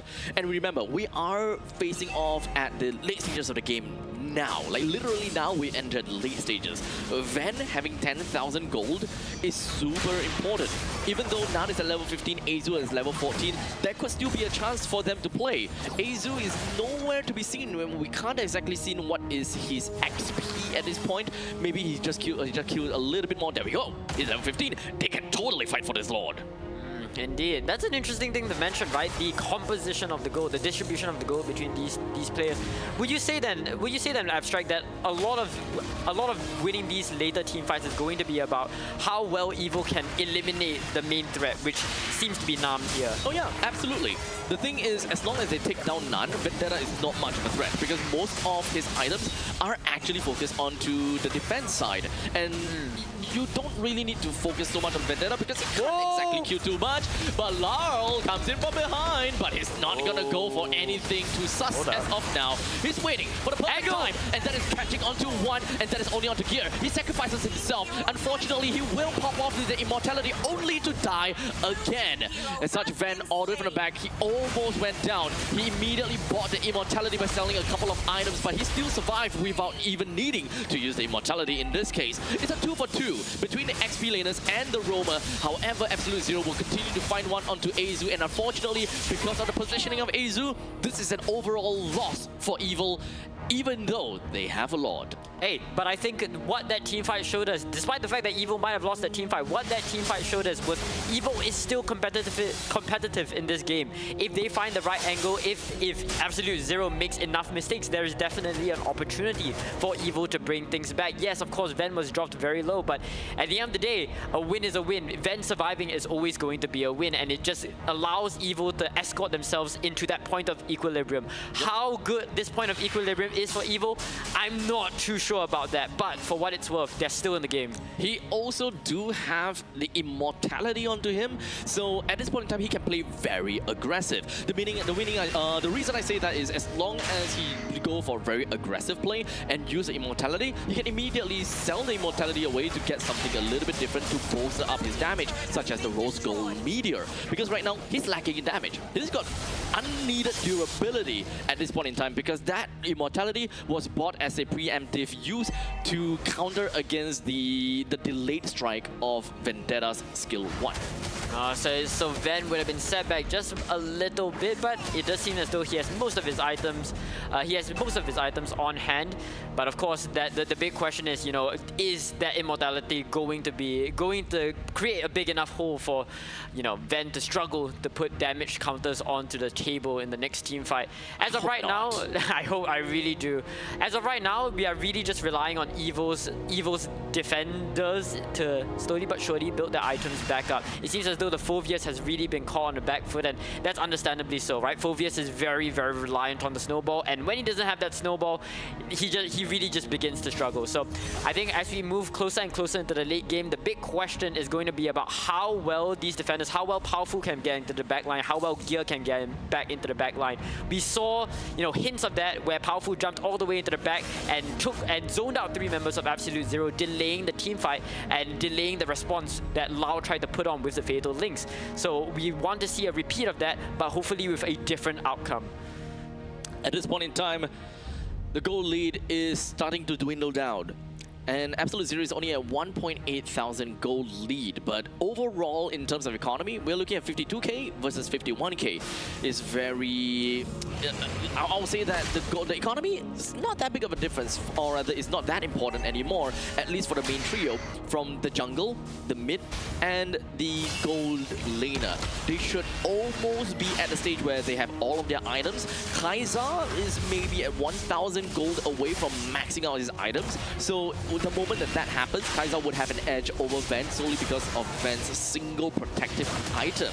So we'll see how that's gonna go, as now the Raptor Phoenix just gonna be popped right out. Vendetta goes all the way to the back with the penalty zone as the rest of the members decided to flicker themselves right away. All 4 members have used their flicker just so that they don't get themselves positioned in the wrong spot. However, Absolute Zero still seized the opportunity. They brought all 4 members down. Absolute Zero pressed the attack, pushing Blade all the way back even further, taking down the T3 turrets in the top lane, drops the Zaman Force, and now Absolute Zero will take the victory. Every single part of that game was dominated by Absolute Zero. There was no point where EVO could get back, could get any sort of gold lead, and I think that's definitely by nature of the composition that they decided to play. Right, when you try to play a high risk, high reward game, you need to acknowledge the fact that there is a very, very big risk. Once EVO fell back, once EVO was put on the back foot, it became really, really difficult to get back into the game, and it was very, very clear to see. You know, I feel like, me personally, I never saw any big plays coming in from any one of the members from Absolute Zero. There was an Atlas on the side of Absolute Zero, but I never saw a big set, a big turning point for them in team fights. It was really just the fact that they were up in technology at every single second. None was constantly a hit, and that's what allowed them to win any sort of fight, regardless of what angle they chose to attack from. All in all, we thought that Ven could have been the changing point or the stopping point of Absolute Zero, since the goal lead dwindled all the way down to 2,000. It could have been, it could not have been that big of a difference between these two teams, and Ven could have really carried the game. However, the opportunity just did not appear for him. As such, most of the members just went down, and that final team fight was scattering every single one of the members from the start of Evil, and I think that was the important important part. Vendetta going in for a big penalty zone likely was the main reason why Evil's formation was completely broken. As such, you'll be able to see it right at this very clip. If you keep your eye right onto, there we go, a lot of them has already expended their flicker right now, right? And Azu was still very deep into the fight. He was still looking around and thinking that, oh, the Lord might still be in the hands of none. But the fight was completely abandoned. And all they are looking for is player kills. As such, that is what we have over here. Studio with 13:2:3 in terms of KDA, with 772 GPM, 80% kill participation. Yep, it is so ironic, abstract, that the very team that had a comp that was premised around, you know, composition breaking, formation breaking, you have the Leo mod, the Phobias, yet the Khalid, yet all of these tools at your disposal, and at the end of the day, it was the team with the pick-off hero, it was the team with the 5-man setter that managed to split the team completely apart. The biggest battery of this team was most definitely this Suyo. Phenomenal gameplay from Nan, constantly hitting all of his objectives, constantly hitting all of his quotas, hitting all of the goal, getting the items, getting the power spike that really batteried Absolute Zero to such a dominant victory. So I think Absolute Zero can be very, very proud of taking the first game of their series against the reigning champions. Yep. Now, I question, and I kind of sit here wondering, if whether the immortality would make any difference from the side of Ven. I totally understand that Ven wanting to utilize the immortality before selling it off, but is that really necessary in this case? Because he's got quite a lot of gold, right? Selling the immortality should be able to give him the item that he desires in order to further bolster the teams in terms of damage. So this is kind of a situation where there's no right or wrong, but it's more of a alternate reality. If he have decided to sell that immortality, would it have been better for him to win, help the team to win the team fight?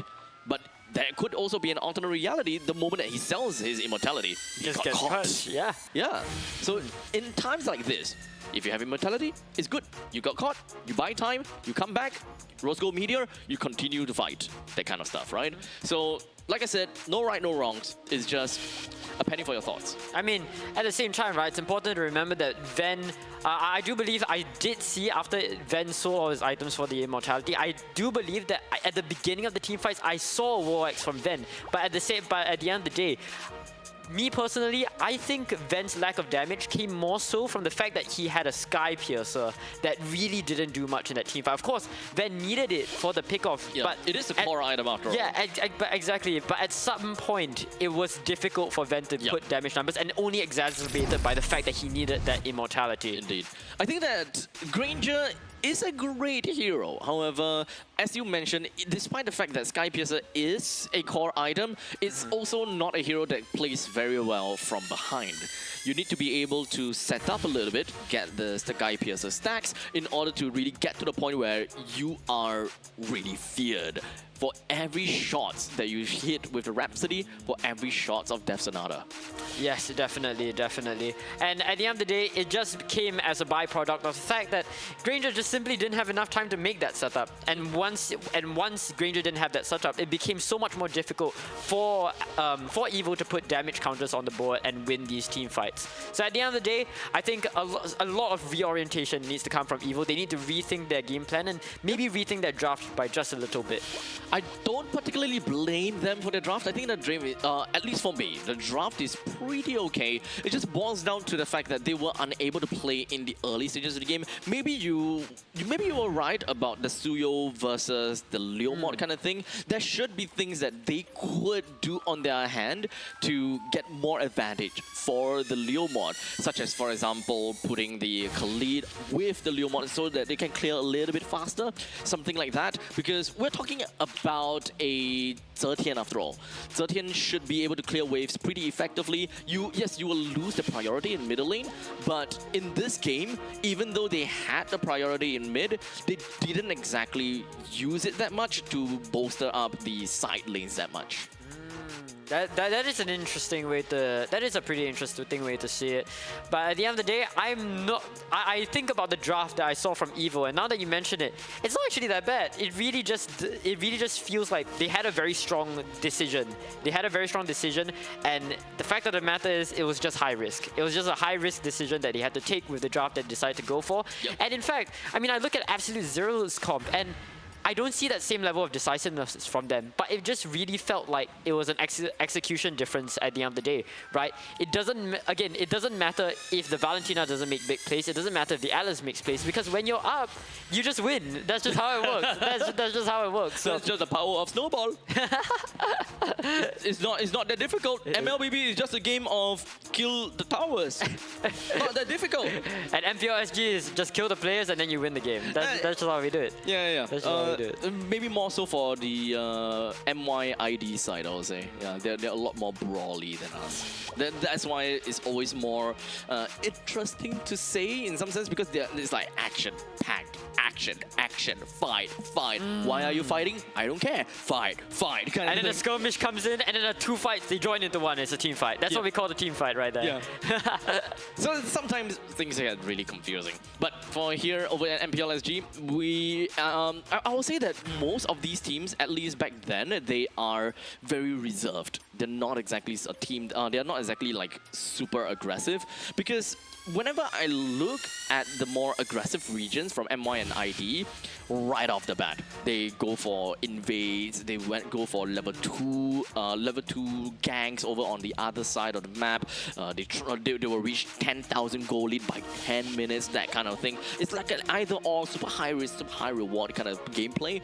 But for MPL SG, it's very different. We don't get to see that all the time, despite the fact that the team calls for aggression. So that is, I think, the problem about SG teams. We focus on macro a little bit, and we are very passive in our gameplay. Even if you drafted a very aggressive,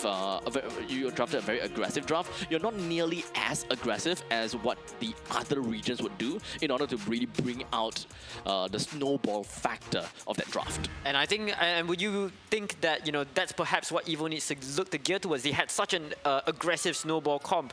They just weren't quite able to execute it with the kind of ferocity, say, another team in MY or ID would have done. Now, funny we say that, right? Because in the many seasons of Evil, they are one of the only teams out of all the MPL seasons in MPL SG. They are the only team that resembles MY ID playstyle. Really? They were the only team. And that's why at one point in time, when the teams are starting to bring in imports, they were the only team that imported Indonesian players, because it suits their playstyle. It's only until, I think, the previous season they started to bring in more. They started to bring in Philippines players, and this season as well. So the playstyle has started to shift away from their original playstyle. The evil magic that we used to see from Evil, where they would just go in for team fights and somehow they miraculously win. That's the kind of thing that, unfortunately, we don't see all that much anymore. I mean, were they playing like this in Season 10? What was their sort of characteristic of the winning roster last season? Honestly, when it comes down to them, in the previous season, there was still some inklings of aggressiveness, but they have a pretty decent, merge and a pretty decent mixture of macro plus micro. They still have very good ways to play off lanes with gear being on the helm, as a lot of split pushes and all that kind of stuff. The very standard fundamentals of, Lord spawn, push the opposite kind of wave kind of thing. And they know how to force very difficult decisions to their opponents, and then they aggro. They aggro while making them wanting to make these decisions. Do I go down? Do I continue? Do I move here? Do I move there? There's a lot of things that Evil just gives very unpredictable causes for their opponents. Right, and that sort of erratic play style is really erratic's the word. It's really what makes Evil Evil. Yes. And I hope to see more of that. I have to see that especially in this next game of the series. Unfortunately, we kind of lost that Evil magic. Really? Yeah. And when Evil first came out as well, despite being a community team, they actually have quite a bit of identity to them, because they had the evil magic, and they also have this thing called the book, where they are horrible in regular seasons. They were horrible. They will always lose everything. And then when they go over to the playoff, that's where the playoff magic happened again. And then they will show off the book. Whenever the book appears on the playoff stage, they win. Alman, you said That's it. why they you had said the it. identity. They were one of the most fun teams to cast. I mean, this is the MPL SG. This is what we like to see. This is the sort of unique characteristics that we see from a community team, no less. Yep. Oh my goodness, the journey of Evil to MPL SG stardom is definitely one that I wish I was there for earlier. But you know, I'm happy to be here. I'm happy to be here now. Honestly, I reminisce all these only to realize that Evil have lost their identity. For the better or for the worse, right? They are trying to look out for different kind of play styles, or they're trying to look out for different ways to play the game, something that suits this current team. I'm not too sure how that is going to be like anymore, but I still look forward to see their growth, if whether they have decided to, or what kind of play style they ultimately adopt. Yeah, that's right. And that goes back to what we were talking about, right? This Evil roster is, you know, I wouldn't say hugely different, but it's slightly different from the Evil roster that we saw from last iteration. So a lot of identity, they have to research for their identity. They have to look for their identity once again. But with that said, I think it's time to move on. Between Evil and Absolute Zero, let's recap about their point and how they have done so far. Evil, as I mentioned before, they have managed to win a total of 3 games, sorry. They managed to win 3 games. 2-0 against Syndicate, that is 3 points. And Kingdom Esports, they've only managed to take 1 game off of them. So total up, they only have a total of 4 points. As opposed to Absolute Zero, they won a 2-0 against Syndicate Esports, and they lost 0-2 to Ignite Gaming. So they have a total of 3 points. In the score sheet, we do have Evil that is only 1 point above of Absolute Zero, and no matter how the game goes on, Absolute Zero will have at least 1 more point to their name. All right, that's, I mean, pretty standard stuff. But as it stands right now, again, we were talking about that sort of mental barrier that Absolute Zero need to overcome. They have broken past this first mental barrier, and now, you know, they're threatening match point against Evil. So if, in fact, I would say that the opposite is probably more true in this scenario. Evil, being the reigning champions, are now suddenly being challenged, not the first time, but the second time, right? I mean, yeah. So it must be stressful if you're in the position of Evil right now. You know, you have a dynasty to uphold, you have a legacy to uphold. So we have to see if that sort of if they can overcome this sort of mental hurdle. But we'll just have to wait and see. With that, let's jump straight into our draft. I'm hoping to see Marcel and Ben this time. I really want to see it. Oh, dream on. Hey, I wouldn't complain about another Atlas. All I'm saying. Honestly, oh yeah, the Atlas won. Yeah, the Atlas won. Oh my god. The Atlas won. Benz, where's Benz? Bring Benz in. Oh my goodness gracious. Wait, no, but I do think that the last victory that we saw on the Atlas was not necessarily because of the Atlas. No, not at all. So Yeah. technically speaking, you know, we could try again. We won once. We could do it better. That's the idea.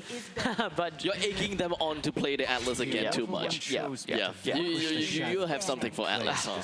Yeah. That's my main, bro. 500 matches. 500 matches. Nerd. But okay, let's take a look at the game right here. Evil's gonna be on first pick, first ban, and Absolute Zero on second pick, second ban. As such, we already have the Leomord and the Suyo thrown into the banning pool by the side of Evil, while Absolute Zero is contemplating on the second ban. They already got a Fanny out. I would like to believe that the Juicin and the Marcel should be taken away soon. Yeah, I mean, understandably so, right? All these picks are very, very hotly contested. But I'm more interested to see, you know, what junglers are left in the pool. Last time, I do believe, no, it wasn't a first pick jungle. I'm interested to see if we see it like a marksman ban, because I feel like we haven't seen a lot of marksmen being banned in this meta full stop across all regions, because marksmen themselves have really seemed to take a backseat role in the current meta, where it's all about turtle solo engages. It's all about EXP, it's all about mid prio. So they're just turret slayers, yeah, really. they're really just turret bots. They're really just turret bots. You know, I think at this point in time, it's time to go back to fighter gold lane. I think it's time to go back to that, really. Take me home to Ruby. Take me home to Ruby. Take me back, okay? Take me back. Yeah. I don't know whether I like it or not, but it was funny. It was a fun time. I think we're gonna see a respect ban coming in from Absolute Zero come out from the Fanny. Okay. Again, this is pretty standard stuff. Going into someone like AZ. Fanny is really one of those heroes where if your opponents can play it, it's always a risk leaving it open. So it's better to just ban it out, you know. But we're gonna see the first pick coming in from Evo, and I think this tells us a lot about what comp they want to go into. Yeah, Freya got leaked. it was an either-or situation for AZ anyways. Going for a first ban onto the Fanny was kind of like the question for me, right? With the Freya completely open, because it's a hero that the second pick team gotta have to ban. It's the Freya, the Marcel, and the Jusin, in my honest opinion. It's these three standard bans. But the Fanny in this case was more of a priority for AZ. So now Evo quite literally have the advantage in terms of the lineup, having that Freya to them. I think that they're gonna look really scary. Yeah, no, Freya is so strong in the meta because of her ability to completely destroy team compositions. We are gonna see Azu pick up the Harley, however. Okay. I mean, it's still too early to say, but I'm not quite sure what exactly they're going for with this Harley pick, right? Because it looks like Evo wants to gear towards a more structure breaking comp with the Freya. But I think with this Harley, they're probably looking to play more playoff. So I wouldn't be surprised if we saw something like a a Kadita come out. Something to really make the play, something to isolate opponents. Okay. This shows dive. This really just shows dive. They just want to get close, personal, over to AZ. They want to force that Harif off of the Zaman Force. They want to contest for the Zaman Force. At this point in time, this Freya will be happy to fight within of his Zaman Force because he's got a lot of ways to close the gaps. So he's not particularly too afraid of the Harif in this case. And with the help of his ultimate, right, or rather with the help of the Hylos' ultimate, you can quite literally just close the gaps super fast. Yeah, that's right. I wouldn't be surprised if we saw a Yeve pick coming out here to really try to break the attempt of attack coming in from Evo. But we are instead going to see a Baxia getting picked out. What are your thoughts on this? I would say that the Baxia is mostly as a way to stop any form of regeneration between that Hylos as well as the Freya. It's a good answer in this case, just so that the Freya is not left unchecked. There will be a lot of situations where you see that the Freya, low HP, pops off with the Valkyrie's Descent and she's back to full HP. Those are the scary kind of moments where you thought that you could win, but in a single instant of a Freya's ultimate, you lose it completely. Yeah, no, definitely. Going into this next ban phase, I'm definitely looking at Evo to take out the Yeve. I think Yeve would be a phenomenal mage in this comp because you have the Kai Yeve combo, you have the Khalid and Yeve combo, and with the RWM you can just completely zone out and an attack coming in from Hylos. You can really just control an area, making it easier to play for your Harif. Love to see what they go for. A Selena ban coming out from Absolute Zero. That's respect. That's respect for Blade, I'm assuming. No, that's respectable. Evo did manage to pull off a very cheeky game one away from Kingdom through that Selena. So I do like that ban for themselves. Now AZ, they need to cover two fields. One being the mage, the second one being the XP. Because I think it's relatively fair to say that the Baxia is going jungle and the Khalid is going roam. There could still be a very off chance that they kind of switch things around though. But we keep to the norm, what we would have expected. One XP and one mage that needs to fill. Yeah, that's right. And already I said my gripes with the prey for the Yeve here. I'm feeding for it. I need to see it. I am very interested to see why. Oh yeah, there we go. I am very interested to see why Evo decided to ban out the Valentina, because usually if you want to ban out the Valentina, you're expecting to play something that the Valentina can counter. something still. Yeah. I mean, Claude could be one of those people, but I'm more so interested to see. Wait, that's a Freya EXP. Yeah, so they're it's a playing Freya the EXP. Huh. Yeah. So wait, what's remaining? It's the mid lane, right? It's the mid lane. It's the mid lane. It's Like the mid lane now. It's a big one. It's gotta be a big one. A Lune up? Yeah, okay. I think we should have picked that up. I think this is a pretty understandable one. Lunox into Baxia, you know, easiest counter. I think something else that could have worked was definitely like a Lilia or something, but to each their own. We are going into the last pick of AZ, and this is going to be their EXP laner. Something, I think they need something that can peel for their Harith. I'm sort of looking at a glue. What are your thoughts? A glue is a pretty decent answer to really deal with. Oh, but that's so much magic damage. Yeah. I don't think that that's too big of a problem for them at this point in time. But if we kind of analyze about their game plan, they do have a lot of area denial tools, and the main thing that they want to do, I think, honestly, Esmeralda. What shadows will I find lurking? Who is this? It's your guy. I got the Atlas, now you got the Vendetta. Yeah! Vendetta on the Vendetta! Yeah. Oh, okay. Tell me about this Vendetta pick. Alright, so here's the thing about this Vendetta, right? I have no idea why. All right, that's what we're here to see. That's exactly what we're here to see. You love it. This is big, right? Because the main thing that I was looking out for is that I was thinking that, okay, we are looking at going up against a Freya. It will be slightly difficult for you to go toe-to-toe against a Freya. However, this is a composition from Absolute Zero that have a tank jungle and already a roamer. So they are losing out in terms of damage. As such, you would need an XP laner that can deal decent amount of damage. In this case, they kind of doubled down a little bit by picking up a Benedetta. Benedetta does have number one, a very good tool in proxying waves. This makes Freya having a little bit of a tougher time being having the lane priority to run away faster. This puts Benedetta in a spot whereby he can be toe-to-toe against the Freya. Number two, you are not afraid of the Harley.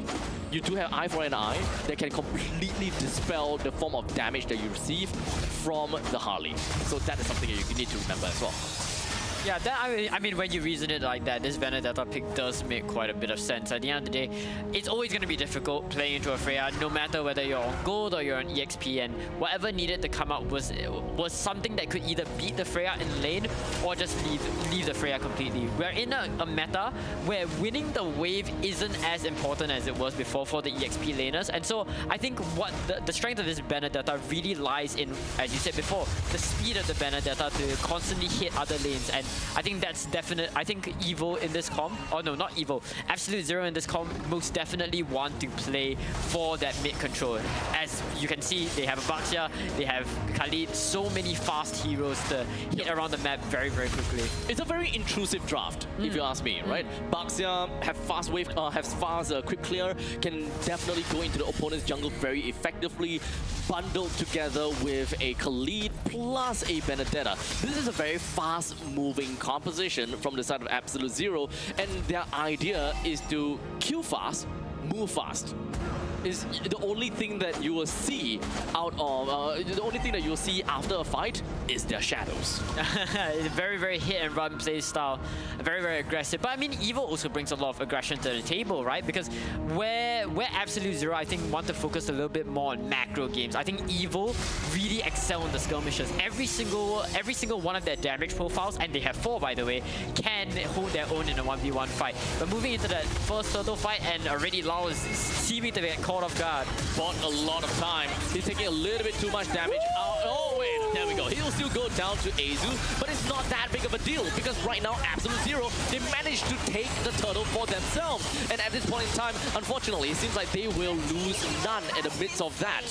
Yeah, that's right. I mean, you're looking at the ending of this trade, and it seems as though Evo have taken 2 kills, but they did have to give away their turtle. So I think they're still pretty even, and I don't think a lot of a lead has been established in that fight. a bit of a tussle over at EXP lane, but nothing really to comment on. Yep. Really, we're just waiting for the roamers from. We're really just waiting for the next bout of the team fight, and I think right now these teams need to reorient themselves to playing for whatever their game plan is. Again, I think Evo is definitely going to excel when it comes to the skirmishes, so I really want to see a more aggressive playstyle coming in from Evo, maybe an invade or two. But again, against a Boucher, that's difficult now. I just noticed that Vendetta have decided to pick up that lethal ignition over to the side of this Vendetta. I almost say Vendetta. Yeah, I know, right? They can't do this to us. Yeah, and there's a Ven on the opposing team as well. What the hell, guys? Hey guys. So the side of Vendetta wants to go aggressive, right? This is mostly a attack style, assassin style of Vendetta. Yeah, no. Yeah. There's no getting around it. Yeah, I'll just call him I'm sorry for your loss. Yeah, I'm so sorry about myself as well at this point in time. But hey, we've got a golden staff that is picked up from the side of Gear. So I think that's great. We have got Evil that can be very oppressive over to the side of Absolute Zero at this point in time. Yeah, that's right. And with the next turtle spawning in, every single one of these members are a lot more geared up for this fight. Again, we are still at that equilibrium point. Whoa, sick predict coming in from Gear. But again, it's just going to be a very, very short scuffle. The main gripe of this battle is going to be this turtle, and it looks like Azu is going to be the first one to go down. Oh no, wait, Azu manages to run away. Sasuke opens up the RWM, locking down the Gear as well as powerful. Absolute Zero hoping that they will be able to do a little bit more, but Van joins into the battle. However, the Blazing Duel doesn't really quite do anything. So Absolute Zero picks up the kill over to the side of Blade throughout all of that chaos, and now Lau looks out for more opportunities, only to find himself in a no man's land, as you can see. But hey, I think the main thing he did is that he managed to kind of extend Azu's position just so the Absolute Zeros get a guaranteed turtle. I feel like we've seen Lau die at the same position of the map twice now. I think he has a liking. I think he has a liking for the blue buff side of the map. But hey, he's doing his job. He bought so much time for Absolute Zero, and even though he might have gone down, I mean, that was still an objective claim. But Suzuki's gonna get taken out as Valpo goes in with the glorious pathway. Super oppressive and very, very, very bursty. And now Lau continues on with the Raging Sandstorm down over to the side of Blade. They almost brought Powerful down, to be fairly honest, but that is pretty much all the end of it. It's a trade between the mages. I feel like we've seen Evo hold a one kill lead over Absolute Zero for the entirety of these 5 minutes. These teams have not been more than 1 kill apart. But I think the difference maker is definitely going to be the turtle that was given to Absolute Zero because of the space that Lau provided them. But again, the bot lane, and once again, it's just a lot of zoning. It's just a lot of threatening each other. But I think for most of this battle, it seems as though both teams have sort of been playing into empty threats. Lau is gonna get caught on his lonesome, but not gonna be enough. Surprising. He's actually not receiving that much damage from the Chaos Assaults at all. I thought he will receive a lot more, but seems like he have bought quite a bit of magical defenses in order to really do for it to not do that much happening? Oh my goodness, and 2-man Raging Sandstorm right underneath of the turret. But they're gonna be fine though. Absolute Zero managed to dispel that fight away from Evil. That's pretty okay. Nothing happened. Just a bunch of ultimates being committed, and Powerful not having his Revy for this turtle. But we're moving into the next part of the team. But the basic duet from Ben comes in and takes out Kaiser. That's great. Evil now. They have 1 kill over to the side of Vets. Blade with 2, Azu is 2. Yeah, I thought they would get a little bit more for the side of Gear, but so far, nada. It seems very spontaneous, a lot of these team fights, right? And I think that's sort of by nature of what these two teams are trying to do. You have Absolute Zero who want to be around the map a lot. They want to move quickly. They want to do that hit and run. Okay. They want to make these hit and runs, but at the same time, they can't do that unless they have multiple members of their team initiating a gank. Because you look at the comp of Evo, and everyone is so sustainable when it comes to the fact that they're all being a damage profile, and Evo is not behind enough for that to be a problem. Gold distribution isn't a problem here, so it's a very interesting dynamic between between these two teams.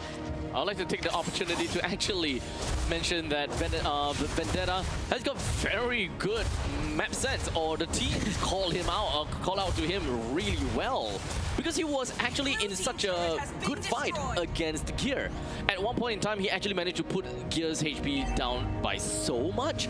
If he were to aim his elective final blow over to Gear, I'm pretty sure he could have killed him, but at the cost of his own life, because the rest of the members from Southern Evil decided to go up towards the top lane as well. But speaking of the top lane, seems like both Absolute Zero and Evil, they started to look for some more prey on each other's side. Yeah, and unfortunately, Ven tries to mate with the Blazing Duet. It's not going to be enough to get him out of that battle, and with that, Evil's going to be winning that trade. Look at the kill counter again, man. 5-4. These two teams love each other. Like there is no large lead at this juncture of the map. I mean, even if you look at the towers, right, they're even. Like, this is such a dead even game, and it's really going to come down, I think, to the late game for us to really start to see these big spikes of each other. But even then, I don't know who comes out on top.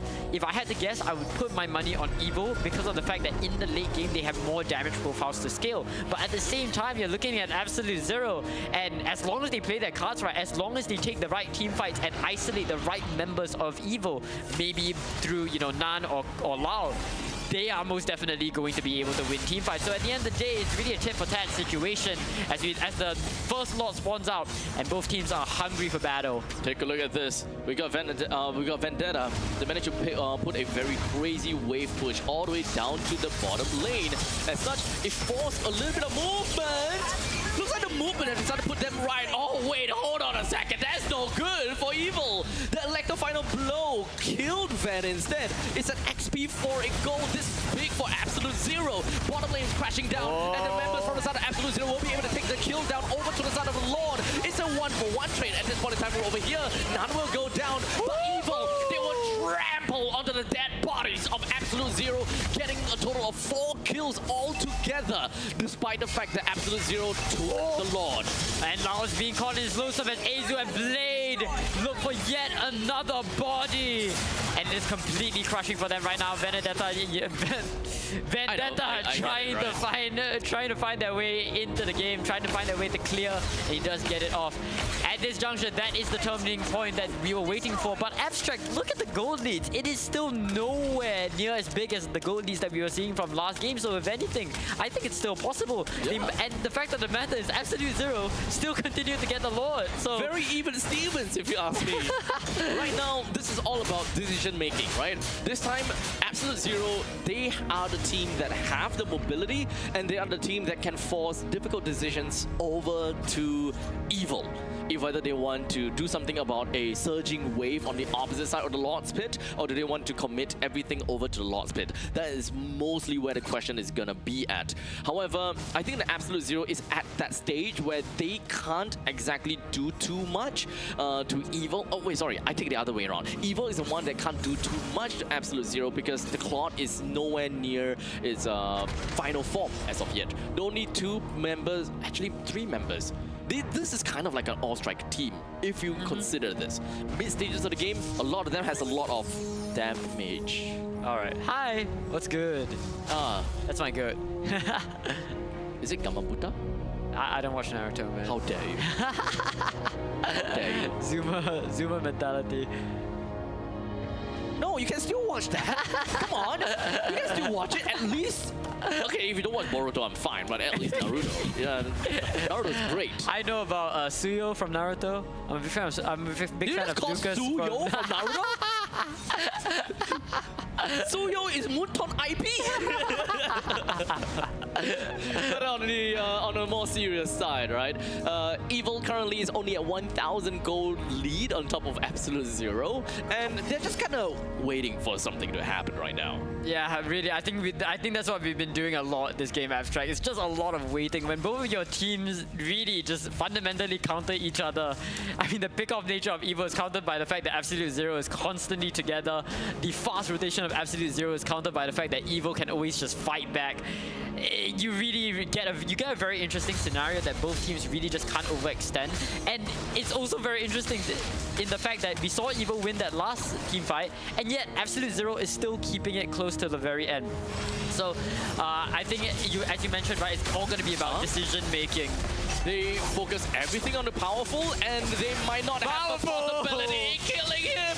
And so they left Laurel behind. He had no flicker, but he still died. Vandal pushes himself onto Vendetta, and at the end of the day, Blaze still kills him solely because of all those burn.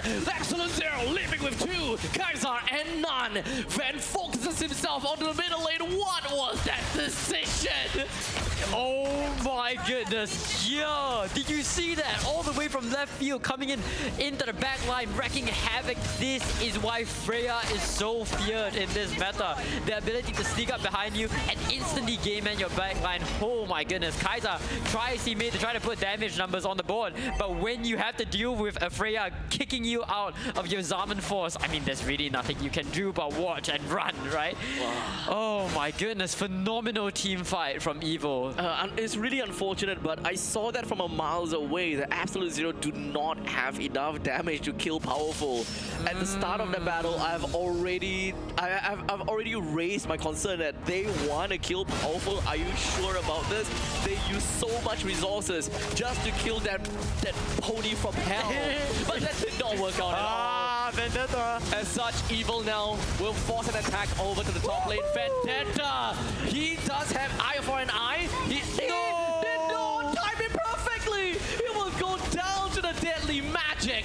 As such, the middle lane will crash in. The Lord still survived, but it doesn't matter because now they got middle lane completely barren. The next one is gonna be onto the top side. Evil, all 5 members will now crumble themselves over to the side of Absolute Zero, and this would eventually and possibly be the final push because the bottom lane is still crashing in. Yeah, I mean, it is still not over for Absolute Zero here by no means, right? Vendetta is coming back into the fight, so they will have 5 in order to defend against this next onslaught. And I think Evil knows this, and they're looking to not take the risk. They're not going to overextend. They're going to wait for this next lot, and rightfully so, right? When you're in this position. Let's look at the item builds real quick, and look at that Freya bringing in the Queen's Wings. That just makes Freya so incredibly oppressive in the team fight. In conjunction with the War Axe, you know, it really just lets you throw yourself into the back line and stabilize yourself so that not even the Eve, you know, Eve throwing out the RWN is being put on a clock as the Freya continues to get free hits on you. And not to mention, of course, I think I underestimated the strength of the Hylos in this comp, because you look at the rest of the members of Evil and they're honestly all pretty squishy. They all have escape tools, yes, but if they're caught off guard, say by the Khalid, by the Baksha, they can be easily taken off. But it doesn't matter when you have someone like a Hylos who's so good at not just soaking up a lot of damage, but disengaging from team fights. It makes it so that, you know, the Baksha needs to think twice about every engage that he looks to go into. The Benedetta can't just run around, run circles around the comp. And overall, this comp is working out so incredibly well for Evil. It's 7,000 gold lead. Man. A 7,000 gold lead.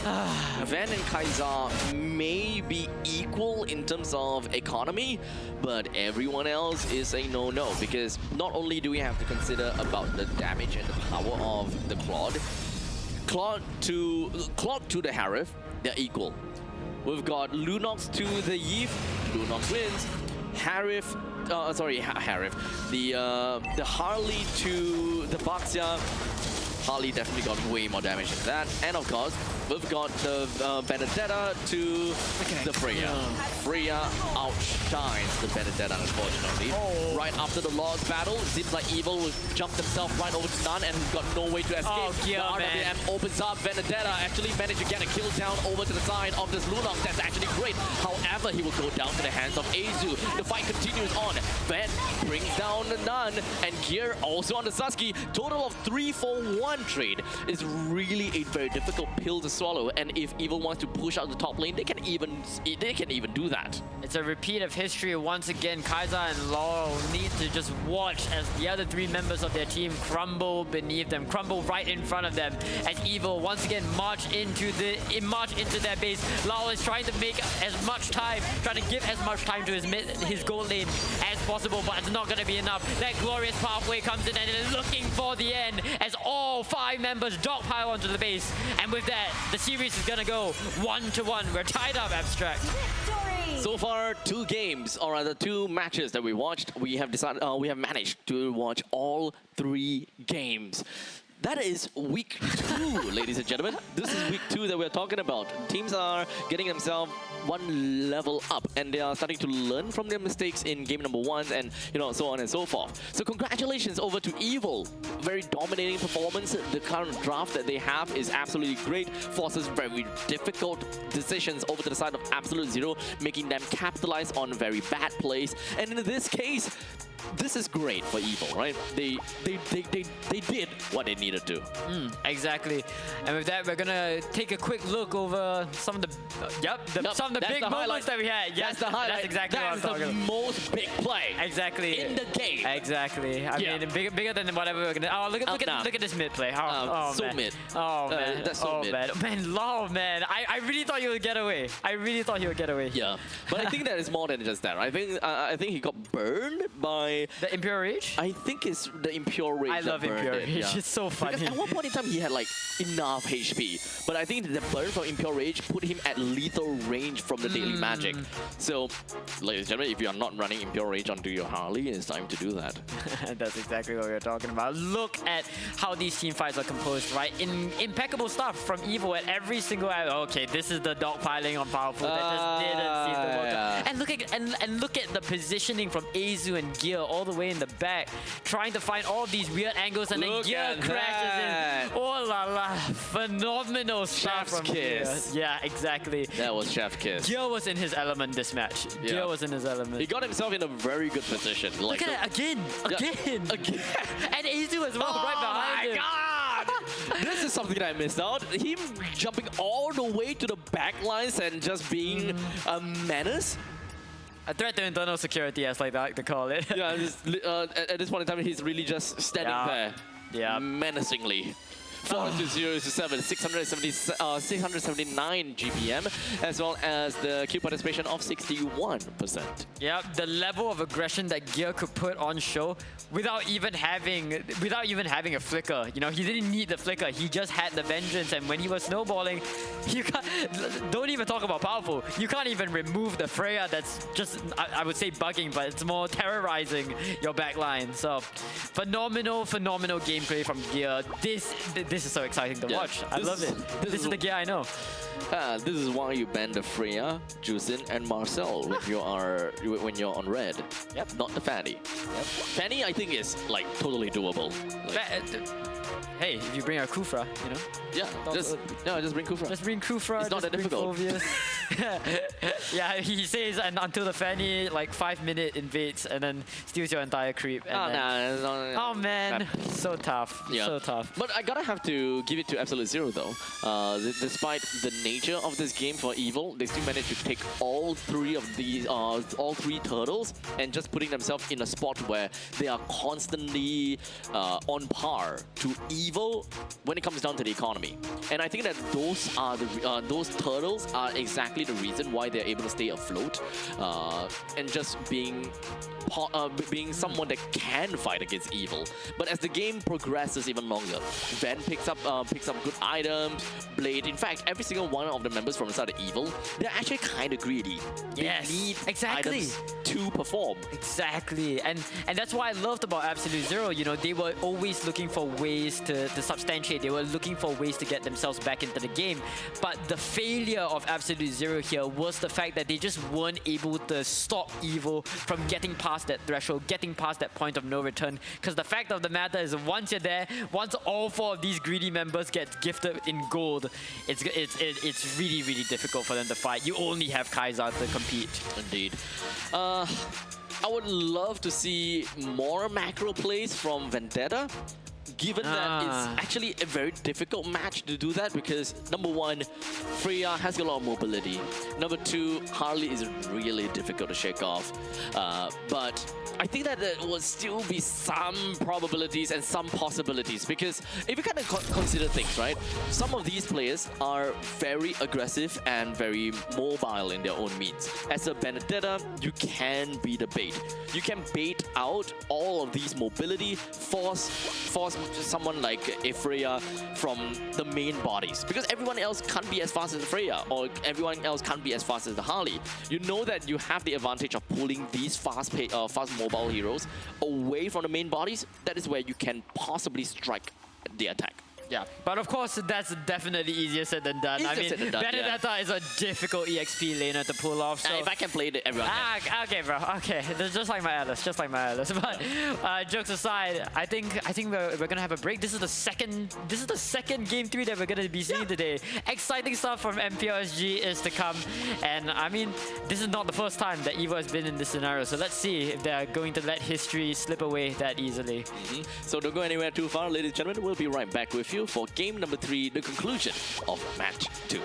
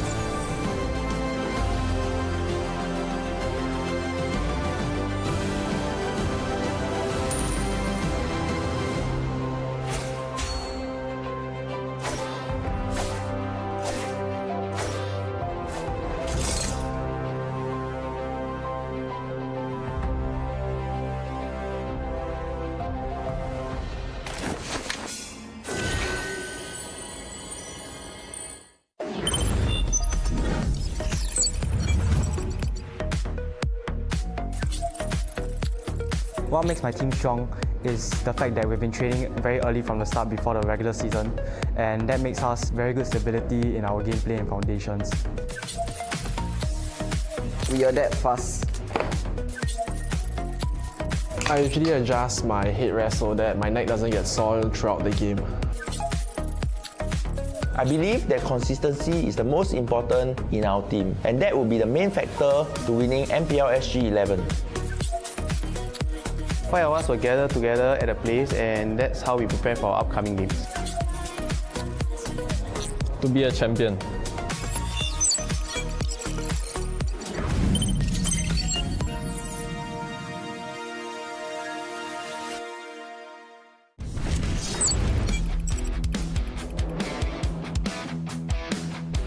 It all started here, day 1 of the Challenger qualifiers.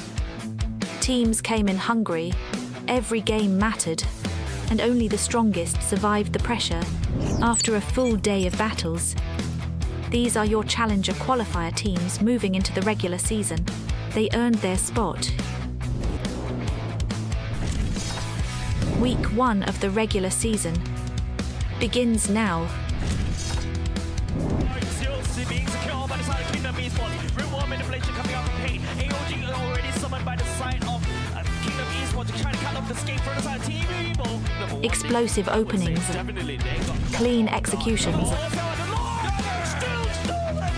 and no team wasting time finding their rhythm.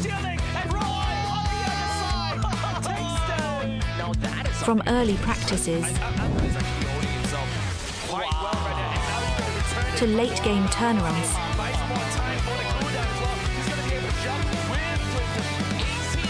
every match delivered pure intensity.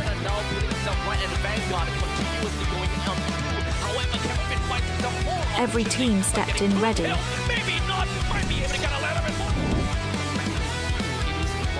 Every player showed up.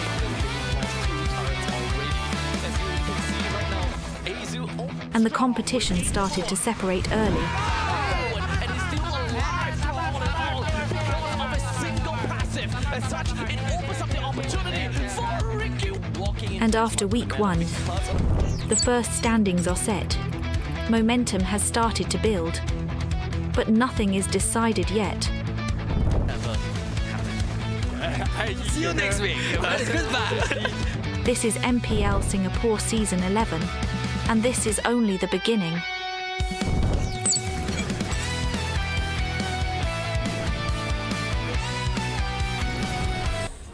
Alright, ladies and gentlemen, welcome back once again to MPL SG Season 11. We are going to be looking at the conclusion of match number 2. Yeah, conclusion of match number 2. My name is Abstract, with me here, completely. The both of us going to be your caster for today. Excuse me, well, I need to burp. Oh, I'm good now. well, excuse me. Well, I need to put this behind me. Yeah. You know what else we need to put behind us? The previous games. Oh, yeah. Because right now, both teams have managed to find themselves 1-1. So technically, we are down to the final game. And this is going to be a really tough game for both because this is the only game that really mattered in this matchup. They need one more win in order to get themselves 1 more point. Both of these two teams are guaranteed at least 1 point. Guarantee at least 1 point. That's what we're talking about. Yeah. You know, small wins that even if you go out not being victorious in this match, you're still gonna get a +1 to your placement. That's what we're here to talk about. So, what have we seen before? What have we seen throughout this series? I think what the big question is, I think what the big question is gonna be going into this final series is which team can pull off the execution of their compositions better. I really like some of the drafts coming in from both of these teams throughout this entire series, but the fact of the matter is that they have a good idea going, they just weren't able to pull it off. They weren't able to capitalize off the strengths of their team. So I think a lot of what this final series is going to be determined on is how well they can actually execute, how well they can use the strengths of their compositions to, you know, get a point. Yeah, so what exactly is going to be the answer here? At least for me, you know, main thing is take away the Freya. Like, really, just take away the Freya. I do not kind of want to see the Freya again because the Freya just dumpster dive everyone at a point in time. They're like, oh, goody. So, as long as you're kind of on red, I feel like there is kind of a need for you to ban the Freya. I think Marcel and Jusin are priority, but maybe not as big of a priority as to when it comes down to Freya, in my honest opinion. I think your comment about Freya is very valid, especially given the meta that we are seeing evolve coming from MPL SG Season 11, right? Because of the nature of our gameplay, we like these skirmishes, we like small fights. So heroes such as Freya are going to be very good because of how sustainable they are, how applicable they are at all stages of the game. And that's what really, and that's what really makes Freya look very appealing to a lot of MPL SG players. That's the great part about Freya, and I think that's why we need to see Freya getting taken out, lest whoever gets the Freya gets out of control. So I think definitely some reorientation can come in the form of bans. Definitely, as you mentioned before, the big 3 that we are looking out for is the Marcel, the Jusin, and the Freya. We're getting closer and closer into our drafts, and I mean, Evo is once again being put in between a rock and a hard place. They are at game 3. They are probably feeling the pressure, right? Being the reigning champions of MPL SG and now being forced into your tiebreaker match against, I believe, Absolute Zero is a community team, right? This is a community team, or started as a community team. Yeah, they start. To be fair, every single one of these teams kind of started as a community team. Because we, you know, like back then, right? You know, the previous seasons or last time, we really have like professional teams, like in terms of names, right? With like the likes of RSG, the likes of Flash, you know, all of them just kind of come in and. It's very obvious, like, which teams are the community teams per se. It's like teams that we have. Not a separation isn't as there really isn't a separation anymore. Exactly. So now most of these teams are not exactly franchise teams, right? I think that is the word that I'm looking for, not franchise team. So as long as it's not a franchise team, it's fair to say that they started from somewhere. They are community teams. They're not exactly very established. They don't have like a a draft, or rather a player list that constantly plays, right? So far in MPL SG, the teams are always changing. The players are always changing. And that kind of makes MPL SG one of the most dynamic MPLs out there, because you will never know what the result is going to be. How the regular season is going to be even. Yeah, exactly. And then, I mean, it's not just in between player. I mean, it's not just in between, you know, roster sorts or whatnot. It's in between teams themselves during the season. You see teams, I think like Kingdom Esports, having a lot of substitutes, and a lot of the times it's important to remember that a lot of these players aren't professional players, right? A lot of them have their own lives at home, and so the players that actually come in sometimes aren't like the players that come in are sometimes different from what the normal 5-star is used to playing with. So in that sense, you know, that could really shake up the sort of team synergy that these players have with each other. That could shake off the game plan that these players are acquainted with. So with things constantly changing, it is going to be something that teams need to play around. And again, I go back to this concept of an erratic meta. Yep. I think that's the key here. But I do believe that we will be jumping straight into the draft very, very soon. And let's see Jusin, Marcel, and Freya get unbanned. I want to see that. I want to see that. I want to see that. I'm calling it. Over my dead body. That will never happen. Oh my goodness. Oh, that would be... How is Jusin allowed? Like, how has Jusin survived for like 6 seasons? Completely, like, she got... Has it been 6 seasons? Has it? I don't know if it's been 6 right? seasons. I don't... No way. Okay, no, 6 seasons is how many? That's like... I don't remember. That's I don't remember. Starting from season 5? Oh, she was last year, was she? Was she last year? I think she was last year. I can't remember. I'm old. Yeah, no, I can't remember. I wasn't conscious then. You speak as though that you are 6 years old. That's true. That's true. I was in the womb, you know. But oh my goodness, the client, W client. This is what we're talking about. Well, it is what it is. At least we get the draft right here. So a little bit of backup going on, but we still get the game. Now, the draft is going on here. We do have the Harley and Fanny banned from the side of AZ. Okay, so Marcel and Jusin, one of them will be leaked out. Or maybe both of them. Maybe they agree to give one broken hero to the other. You know, maybe they're kind like that. We're at game 3 of the series. Maybe they decided to be more chill. No way. But I mean, that aside, it looks like Absolute Zero really respect this the Fanny coming in from Azu. I mean, rightfully so. Azu is one of the players on the side of Team Evo that has has a very strong legacy, right, going into this team, and the respect is immeasurable, and I can definitely understand where they're coming from. Now, Marcel is going to be the ban for Absolute Zero here, and Jusin. Oh wow. Jusin, there's only one option. Yeah, that is a free ban right there for you. Right. I'm kind of surprised that AZ has decided to ban the Marcel for themselves, because all right, time to first pick Jusin. Yeah, all right, I love to see it. I love to see Jusin. Yeah, understandable.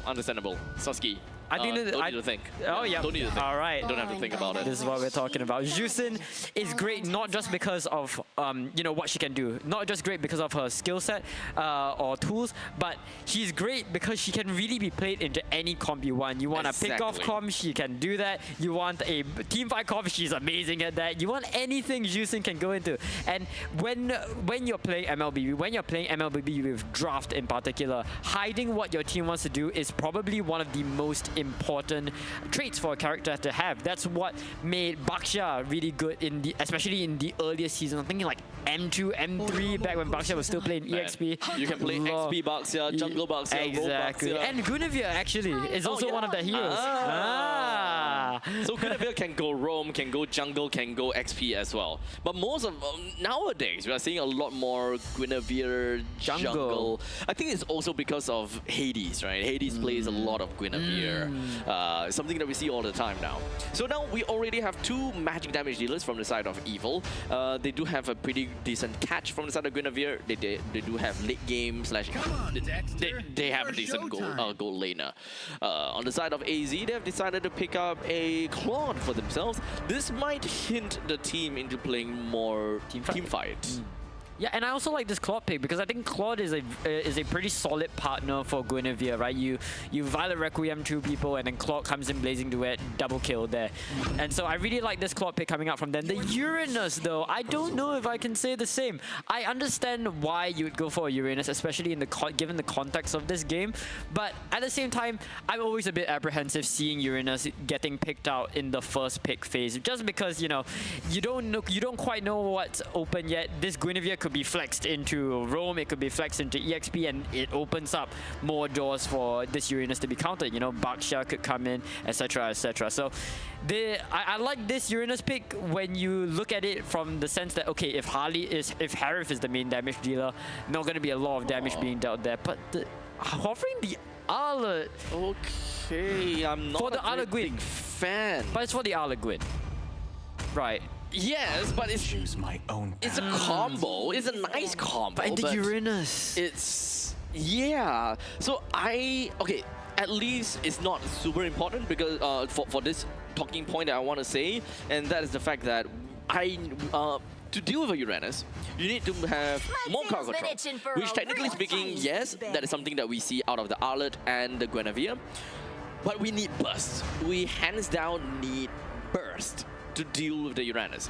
And right now, Evil, they still have the opportunity to pick bursty heroes such as a Lunox, for example. And that is generally what I want to see. Yeah, no, I think AZ in this scenario really need to take off their options when it comes to the burst. It's two parts. It's two parts to countering Uranus. Uranus is just that. He's just that guy. You need the CC and you need the burst. I think the CC is easy enough to play around because the burst is really what's the danger here. Of course, Evo has already shown their marksman or their gold laner, so no carry, no Moskov to be desired. In that sense, Freya is also banned out, so that's not really much to worry about. But again, the mid lane is really the danger here. I mean, you mentioned the Lunox, right? But I'm also thinking about heroes such as the Lilia, who can really take advantage of Uranus. So I'm a bit worried in that sense, and I think the success of this Uranus is going to boil down to what Absolute Zero look for in their bans. Interestingly enough, Evo is going to go for a very roam-centric second ban phase. They're going to go for a Kalea and a Hylos. That's interesting to me because I thought Evo would actually be the ones picking up the more pick-off-centric heroes, given the fact that they have, you know, Gear, who can combo very well with the Kadita, and you have the Arlet and Harley and Harif, who's just able to shred the likes of the two squishies that are currently being shown. It's going to be the last ban for AZ, and I think I've said my piece about what I'm expecting, so we'll have to see if it comes to fruition. We need to pick up heroes that really make full use of Glowing Wand. At this point in time, honestly, without Lunox, Valir is still pretty okay. Valir, but there's absolutely nothing. Like, you can stun the Uranus all you want, but you're just wasting your skills. Slow him down, but you don't deal with the Uranus. It's a completely different game plan. It's like a prevention. Yes. So in the event that AZ shows more of their cards and says that, okay, we are going for a lot more of a divey comp, then the Valir can still come into play because you disengage the entire team. AZ might think that, okay, Valir into the Uranus is actually pretty good because of the taking burn. It actually helps to sustain for the Radiant stacks. True, but at that point in time, Evil don't really care about the Uranus. The Uranus can do whatever that he wants. He can have as much Radiant stacks as he wants. But if the team is able to get a good setup onto the main body, that is gonna be the main point of the game. That is gonna be the win con. Yeah, so it's going to be the EXP and the mid lane. No, not the EXP. It's going to be the Roam. They're lacking of damage though, Evil. Yeah. They're really lacking in damage. Okay, man. Okay. What? All right. Atlas. Okay. What? Very divey. What? Okay, the fact that they don't have a way to really shred AZ is a concern. However, to drag the game longer with Valir, does that really make sense? Wait, I'm so stumped. Wait, like this is I'm getting whiplash from this. Like, okay, Okay, all right. So no damage, no burst to be had from Evil here. Yes. This Uranus is gonna have an amazing time. So yeah, so the thing is, Evil have a pretty decent comp here. My only problem is playing into the late game. The Claude is actually a really good pick for AZ solely because of the fact that the Harif was picked first. Whenever you have a Harif being picked up from the side of Evil, sure, Harif will have a pretty good early laning phase. But once we enter into the late game territory, the thing about both of these two marksmen is that they cannot fight against one another. Reason is because Claude is someone that could pick up that the wind chant. Yes. Yeah. I mean the active is called wind chant, but I suddenly forgot what's the name of that item. But in the meantime, Harif don't pick that item up. The Wind of Nature. Wind of Nature, yes, thank you. So both of these two marksmen don't really want to go against one another because they don't have items that will nullify each of them. So the late game is going to be a lot more volatile because you don't have these sort of backups to your gameplay. So it's really just do or die, you know, do or die in the late game. But on the other hand, without the Wind of, even with the Wind of Nature from Kaisar, you actually don't deny a lot of things from Evil because they have a lot of magic damage. Yeah. So it's actually not too bad for Evil as well. Main part of this game is that we need to see a lot of disengages coming in from Blade as the Valir, and then they slowly whittle down the front liners. This is a game of attrition, right? Exactly. I mean, like the best way that I can describe Nan and Vendetta in this matchup is you're here for a long time, not a fun time. You know, it's going to be hell dealing with this Valir. It's going to be hell getting pushed back every 7 seconds, but at the end of the day, you're not going to die. Like, you will always be there for the fights. And ooh, an interesting interaction in the early sections of the mid tussle, but nothing too much happening right now, and it's not much is going to happen. I would like to say, however, the funny part about this match is look at the left side. And there's a lot of green on the spells, and I think the amount of respect that these three members of Absolute Zero have for Azu is pretty admirable. I like the respect. I like the respect. Yeah, they want to press the attack, right? The moment that you press the Purify, you have moments of invincibility from all of these status debuffs. So it will help against Azu, it will help against Gear, it will help against Blade himself as well. In fact, it will help against the Raging Sandstorm from Powerful as well, but there will be too much things to cleanse. The moment that you use your Purify, once you get out of that Purifying zone, then you're just going to be debuffed again. And it's important to remember that without the Purify, it takes out the opportunity costs that you won't be able to run Flicker, which is the most versatile battle spell in the game. So that might limit them just a little bit, but going back to the game, Absolute Zero is going to secure a very easy first turtle. Going to give them a nice little shield alongside some extra currency to boot. It's funny how both of these two teams would not see much into the early game. Absolute Zero can't play too well in the early game, but yes, they do have the Boxer. The Boxer does very well in the early stages, but if we kind of look at the mid laner and the roamer, in this case being the Atlas as well as the Jusin, they can't really kill all that well. Well, on the other side, for the side of Evil, we are looking at a Valir, we are looking at a Guinevere as well as a Khalid. They can actually do quite a number, and they should be able to get a kill onto Jusin most of the time. Yep. Gear being forced to use his Flicker as Nan and Vendetta lock onto him. But once again, we are still at equilibrium. I think this is the trend.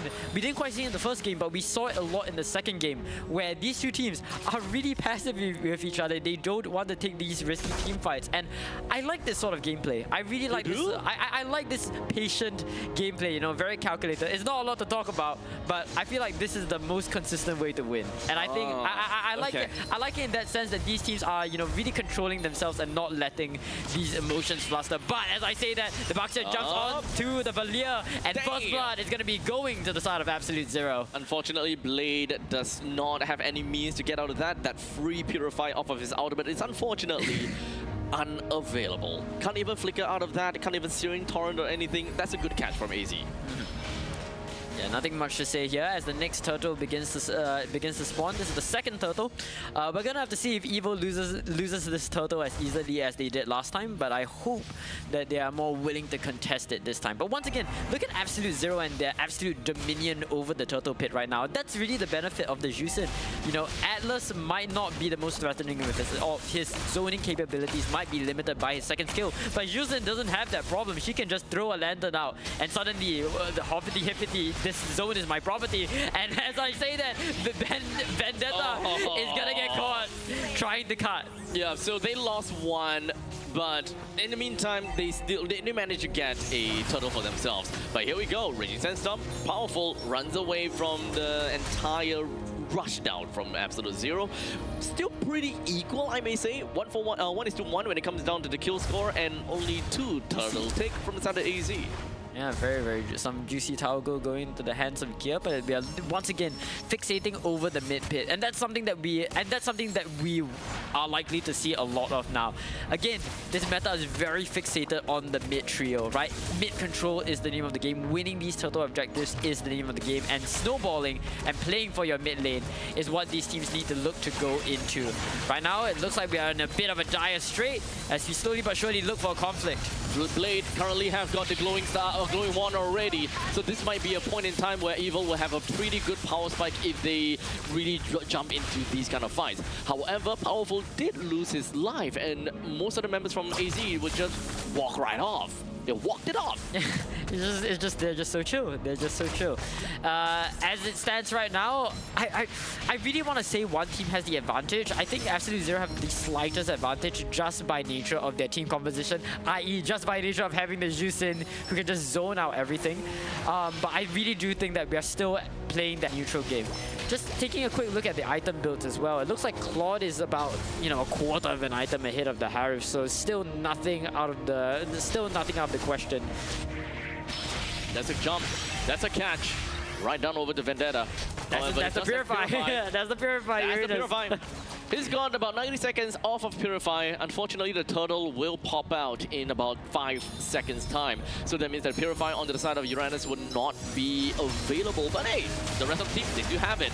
Here we go. The final slash will land onto Larl. The rest of Evil was hoping that they will be able to get a kill onto Larl. They did not, but I don't think that it's that big of a deal because this would discourage Larl from engaging anymore from this point. The moment that he kind of split himself into his octopus form, he might just die. So we'll see how that is eventually going to go. The turtle is still going to be in the priority of Absolute Zero. The rest of the members from AZ is just going to be pushing themselves over to Azu. Azu picks up the turtle, and he will be able to get the jump down onto one person. But no one else from AZ is going to die as of yet. Gear is in a very difficult spot. He's not healing back. He's not dealing damage as well. But now Powerful buys a little bit more time, allows Blade to get away. That entire fight was just a slow burn. Like, it just looked like Evo kept on losing members as that turtle fight continued to drag on. And even though Lao was very low, you see that Lao really doesn't need to do a lot of zoning. That's the thing with the Atlas. You don't need a lot of zoning. The main zoning capabilities or responsibilities are past the likes of Nan and Vendetta, who are very, very good at doing that. So Lao really can take a backseat and look for the plays. I think he was doing that, but he wasn't able to act on it. The 1v1 between Ven and Kaiser. How well would this go? Oh, it's unfortunate. Kaiser survives with a sliver. Oh. And there we go, Powerful. He was trying to help. All he wants to do is to help, but he got caught in the midst of it, and he will go down together with Ven. Oh my goodness. I mean, Absolute Zero just keep on finding these pickoffs, and suddenly, right, the lack of damage that Absolute Zero seemed to have brought in the beginning is starting to dilute. I mean, this advantage is starting to be lost on the side of Absolute Zero as Kaiser is snowballing very, very comfortably. And on the side of Evo, despite the fact that they have more quote-unquote damage profiles than Absolute Zero. I mean, I say that Vali and Guinevere are not really the damage dealers of the team, but Gear and Ven are really, really struggling to contribute to a lot of these team fights. And oh, that's a jump right onto gear. Panther plays into it, will take him down easily. This is going to translate into a turret destruction up to the top lane, leaving with only one T1 turret left in the middle lane, which is understandably going to be the next target for AZ. But Purify, BMI, Kai'Sa got out of that fight. AZU does not have Violet Requiem anymore as well, but Powerful pumps in from the back, and he will be able to successfully take Kai'Sa down. Great start though, but Sasuke continues on. He will be zooming, or rather literally putting the lantern on top of the rest of Evil. And take a look at that! Laurel with a great powerful ultimate. They managed to pull 2% in, takes that 2% down. Vendetta still survives throughout the whole fight because Evil, they don't care about Vendetta. Vendetta is healing in the midst of the team fight. He's on a net positive when it comes to the HP. And that's really the strength of the Uranus in this comp. Yes, you might be able to zone it out. Yes, Blade might be able to stun him. Yes, Ven is going to get a lot of free hits. But really, what does it matter when the Uranus can just laugh in your face and take hits so comfortably? And we're moving into this next Lord fight as Evo is completely out of the zone. Powerful trying to get vision for his teammates. But at the end of the day, they just have a lock on this Lord. Nan take the Lord down. Azu runs away. In fact, the entirety of Evil will now get a quick run for it. They were hoping that they will be able to steal something off of the hands of Nan, but that doesn't seem like it will be the case. Yeah, truly unfortunate if you are a fan of Evo here, because Absolute Zero is making it very difficult for Evo to get back into this game. Because, yes, sure, even if we go into late game, the question is, can Evo's comp even contend against Absolute Zeros, right? I don't think so. It's the Uranus. It's really the Uranus, and it's sort of the issue with the Baxia as well. The Baxia was such a great pickup from Absolute Zero, because I would have thought Evo would have gone for the Baxia to counter the Uranus, but alas, now they have both of them, and trying to take any fight is so difficult. Oh, goodbye to Azu. But we also need to remember that that Evil's lineup is not meant to deal with Vendetta. This is a lineup that really focuses onto one person. They want to single out one target and then move on to the next. A little bit of a pick-off, if I may say. So Azu is super important as long as they're able to get a very good Violet Requiem. The game generally will go towards them as long as they have the damage and they have the items. They can leave Vendetta to be the last person to be taken down, but this also means that the execution is undoubtedly difficult because you need to know who your target is. You need to prioritize on that right target, and everyone have to go for the same target. Yeah, and I mean, it's not just that, right? You're looking at a Jusen that's definitely looking very handsome with the Sky Piercer in hand. 4 kills to their name, I believe the highest kill count on their team, and that's only going to make trying to find these angles all the more difficult. Really, what Absolute Zero is doing here with this team composition is they're introducing so many different ways that they can control space in this matchup, right? You have the Uranus, who's just a face tank. You have Nan, who always poses that threat. If he jumps on you, that it could be a game end. You have the Jusin, who just throws a lantern, as we said before. And you have Lao, the looming threat in every team fight. You need to be careful. You need to be aware of your positioning. And there are so many layers that cause Evo to have to think going into a team fight, to the point where honestly, it's a lot easier to say, oh, Azu just needs to hit a 5-man set onto Absolute Zero in order to win. Like, it's so difficult for Azu to even find this angle, because at every point, this is going to be difficult because Absolute Zero just controls so much of the map. Yeah. Let's be realistic about this. Even if Azu were to find 5-man is there enough jump, burst? It's not about that. But if you land a 5-man burst, congratulations to you, because by the end of the Violet Requiem, only 2% stays inside. Oh my goodness, you're right. I didn't even think of that. I didn't even think of that. And oh my goodness, look at the top side. Hold up. They're all dogpiling out the Violet. Why? Why? Your entire team comp is not meant to get a kill down to Vendetta. Oh, so he don't have anything to do with that upcoming fight. Why is why? Oh my goodness, it's the powerful effect. It's just like that Hylos clip where we saw from game 2 where all of them were wasting their skills dogpiling on powerful, and that just left all the rest of their team for easy. That just left the rest of their team as easy pickings for the likes of Evil in that last scenario. They need to remember that one of their main damage dealers is actually the Valir. The Valir does have the glowing wand, also have the wishing lantern. Oh wait, he stole it! Azu stole it! What? He stole the Lord! They bought more time for themselves! Holy crap. Oh, they bought so much time! But would that do anything? Technically, to a certain extent, right? Technically, to a certain extent. They can get so much farm by the end of the game, reach like 50k gold, where the gold does not so it becomes 50-50. Yeah, to a certain extent, it becomes 50-50. Blade will be annoying to deal with, Van will be annoying to deal with as well, and at one point in time, all these tanky front lines from AZ, the amount of damage that they deal becomes so minuscule that it doesn't really matter at all, because the only damage dealer would have been Kaisar. And all you need to do is kill Kaisar, which is exactly what Evil is doing. But will they be able to stay alive enough post-death of Kaisar? We'll see about that, because it's currently 5v4. The jump is going to land on the Vendetta, but they also need to remember that Vendetta is not the guy to look out for. But hey, hold on a second. I'm wrong, because Sasuke, he's got the Sky Piercer. He also has damage, let's not forget about that. Oh my goodness, it's just a complete mess right here, and Vendetta, I feel like this is the lowest I've ever seen this Uranus HP-wise. Lau is looking for a rather weird angle, but I don't believe he has Fatal Link, so it's not going to be able to connect. And with that, Absolute Zero is going to be forced onto the retreat. A good job from a good attempt from Evil to try to defend this onslaught against Absolute Zero, and it did work out. And I think part of that was, of course, because of the fact that Azu was able to steal a lot.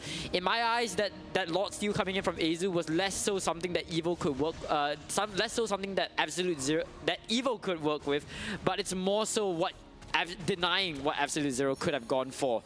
So I think in that sense, it was unnecessary. It was a necessary risk and something that somewhat paid off. But the only question is, of course, will they be able to convert in this juncture? And I think Evil, if you're in this position, you're really feeling the nerves here, right? This is the second time that you've been in this scenario. Last time was against Kingdom Esports. Now it's against Absolute Zero.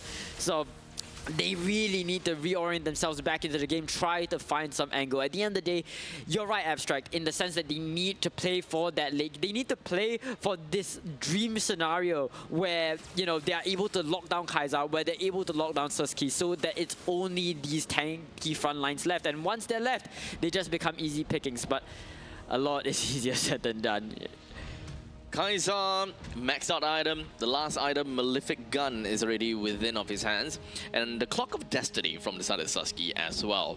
Now, we also need to remember, right? Sasuke is currently 9:0:4. The moment that Evil finds a kill on the Sasuke, that is going to turn heads, right? A lot of gold will be credited. And right now, Blade has just picked up the Divine Glaive. He's got answers to deal with these tanky front lines now.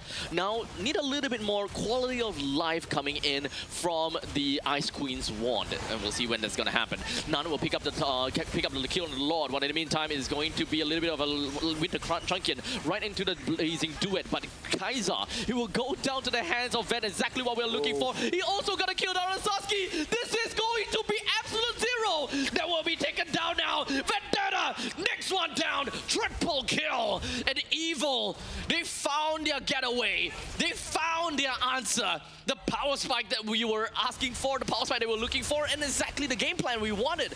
The #1 priority, kill Kaisar, then Sasuke. Where's he going? There's nothing that they can do. Lao is just buying time right now. He don't want Evil to run down mid and get the game win. Oh my goodness! This is Evo Esports! When they were backed into a corner, they vehemently declare that it is not enough to take them in this series. And with that, they live to see another scenario. They live to see another Lord. And with that, look at that, ladies and gentlemen. The goal difference has shifted into their hands, and they are still in the game. This is the dream scenario that we were talking about, Abstract, and we are all here to witness it. We also need to remember that AZ plays triple tank in this game. Triple tank. So this is a game of protect the president. Undoubtedly a very difficult front line kind of thing for Evil to break through. But if they manage to break through, then that is going to be GGWP for Absolute Zero, because the only two damage dealers that lies over to the hands of AZ really just boils down to the Claude as well as the Jushin in this case. So that previous team fight, Evil knows, and they went for it. We've got multiple players that can effectively deal damage, and we need to also remember that they have very long crowd control, being the Violet Requiem, followed by the Raging Sandstorm, and even displacement tools such as the Final Slash. It will put Sasuke as well as Kaiser in very, very bad position, which is something that they can bank on. Yeah, that's right. At the end of the day, the big question is still whether Evil is able to break through the three tanks that are looking to guard the likes of Jushin and Claude. The second you neutralize the batteries of Absolute Zero, their time in a team fight is basically over. Their game plan is solely contingent on their insurance policy in Kaiser and Suski backing up the tanks when it comes to zoning them out of Kaiser. And Evil... I'm hungry now. Evil really doesn't have the best tools at their disposal, right? They have Azu. They have Azu to do that, but they have a lot of Purifies. It's going to be a difficult battle for Evil to fight, but that one team fight has shown us that it is still possible. But talk this, talk that, talk about an even goal difference or goal difference that goes in favor of Evil. You cannot discount the fact that where map control is concerned, it does still slightly favor Absolute Zero, and it does, especially when you're taking into consideration the total turret health still remaining. So whatever team fight they want to go for, it's going to be risky. They will be playing with imperfect information. But with that said, they're looking for the Lord Dance now. The longest game of MPL SG Season 11 thus far. Right now, it's a single-man catch with the Fatal Legs. Gear runs away, but it does have immortality. He's back in the game. He flickers himself backwards. It's going to be fine. Powerful just going to be onto the quick sand guard. And now the rest of the Absolute Zero, they have put a lot of resources onto Powerful Gear as well as Azu. But is this more than enough? Is this something that really works out for them? Because right now, look at Blade. He's still all the way behind. He's got immortality as well. His Wishing Lantern will really do a number to the front lines. As you can see, both Vendetta as well as Lol, and even Nan, they're just low in HP. Now Evil is forced into decision making. You're looking at the top side. There's a winning lane for Absolute Zero, and right now they have to choose between clearing that lane and going in for the team fight. Evil cannot afford to lose this Lord, not when they're this close to turning things around. So all 5 members are going to close in to the Lord pit, and with that, Absolute Zero are going to be forced to fight back. They're looking to burst this Lord. Will they commit to it? That is the question. Nan is gearing up the wheel. Arrow is trying to find the angle. Over to Vendetta, and right now everyone just crumbling on the power one another. Kaiser goes down. Sasuke is the next one. Absolute Zero lost every single one of the damage dealers, and Nan is going to be the next one onto the chopping block, leaving Vendetta and Lol. They're going to have to go back home. Evil, they still have time to defend the top lane if they really want to. Blade moves onto the middle lane. It is completely crushed down and Powerful, spinning for days and even popping off, even with a quick sand gun to slow Vendetta a little bit. The Summon Force drops. Vendetta loses the immortality, and now even with the Winter Trunket, you buy a little bit more time. He's gonna be A-okay. Lal joins back in. Does he even have his ultimate? It does he do. If he does want to go for his ultimate, he buys a little bit more time. But alas, that is all that they have got. They did not defend the top lane at all. They are going to be pushing everything that they have down to the middle lane, trying to get a kill on the Vendetta. They indeed managed to do so. The Summon Force down in the middle lane, and Evil, they will want to end this game once and for all. Last week, Kingdom Esports showed that gods can bleed. Today, Evil has shown that the gods are not out of the game just yet. When all seemed lost, when all roads of victory seemed to be closed, when they were put at a knife's edge, Evil declared that they are still the reigning champions. And with that, cement the series as victors. What a series, Abstract. What a series indeed. Evil really showed their hands, and this is one of those games that they really have to look out for, because remember, they lost a series, albeit it was 2-1. They won a series all by themselves in a 2-0 victory, so they've gotten themselves a total of 4 points by the end of week 1. Coming into day number 1, they went 2-1 against AZ. That is another 2 points to their name. I'm pretty sure that they're going to be finding themselves at the top half of the bracket, at least by the end of today. Absolute Zero, they showed us quite a performance. This very tanky setup from them would have been great in the early to the mid stages of the game. But the moment that Evil found their rhythm and they are always getting themselves target prioritization onto Kaizan and Sasuke, that is when Absolute Zero knows that it is over. Because they don't realistically have a lot of instant gratification for crowd control. Like I mentioned before, Vendetta playing as the Uranus is just a walking fountain. There's nothing else that he could do except for saying, "Hi, hit me." And if Evil don't, there's nothing that you could do. He don't have any form of taunt. Albeit maybe just in real life kind of taunt and say, "Hey, hit me." Manual taunt. Yeah, manual taunt, right? But it's sometimes not very effective. And in this case, not so much. That's right. The MVP of the game this time is going to go to the hands of Ven, very rightfully so, right? I think he's sort of an unsung hero. I think it's easy to look at the amount of team fights that we saw this game and just boil down to immense teamwork from Evil. But you have to remember that when Evil was backed into a corner, the only member of the team who could put damage counters onto the likes of Absolute Zero was Ven on the Harith. And it's not just that, it's not as easy as just basic attacking, no.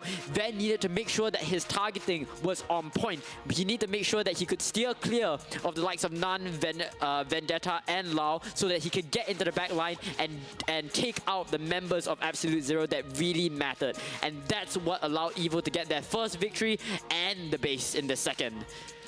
Boy, oh boy. Now, throughout the entire team fight, you can even see that Azu has a single Wind Talker. And I'm pretty sure that Wind Talker is bought just so that they can clear the base. Clear the base, yes. Clear the base, sell whatever you have, get yourself enhanced attack speed just so that we can finish this off ASAP.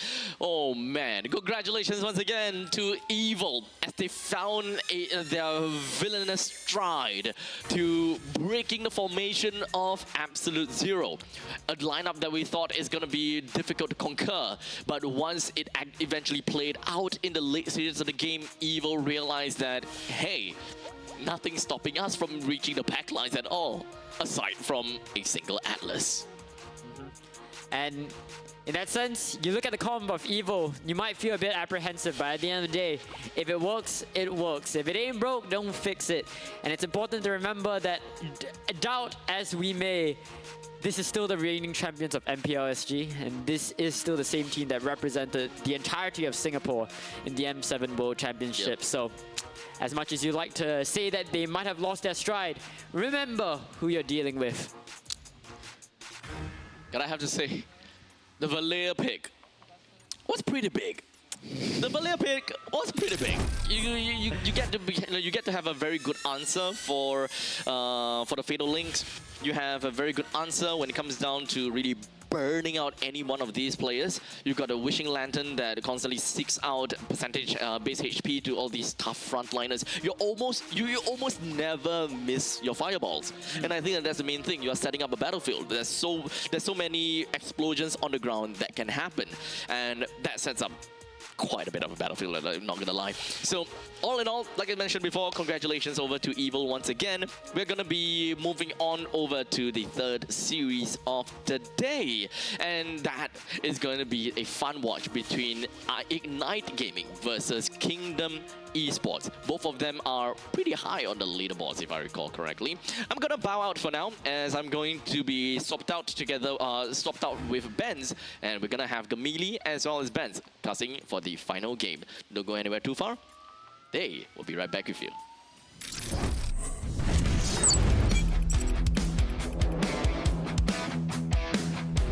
It all started here, day one of the Challenger qualifiers. Teams came in hungry, every game mattered, and only the strongest survived the pressure after a full day of battles. These are your Challenger qualifier teams moving into the regular season. They earned their spot. Week 1 of the regular season begins now. Still being secured by the side of Kingdom Esports. Real world manipulation coming out from Pain. AOG already summoned by the side of Kingdom Esports, trying to cut off the escape from the side of Team Evil. Explosive openings, clean executions, and no team wasting time finding their rhythm. From early practices to late game turnarounds,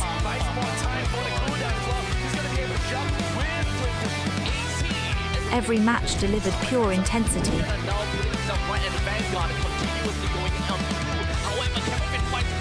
Every team stepped in ready.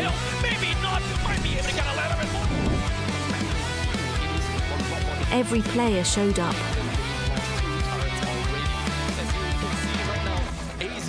And the competition started to separate early.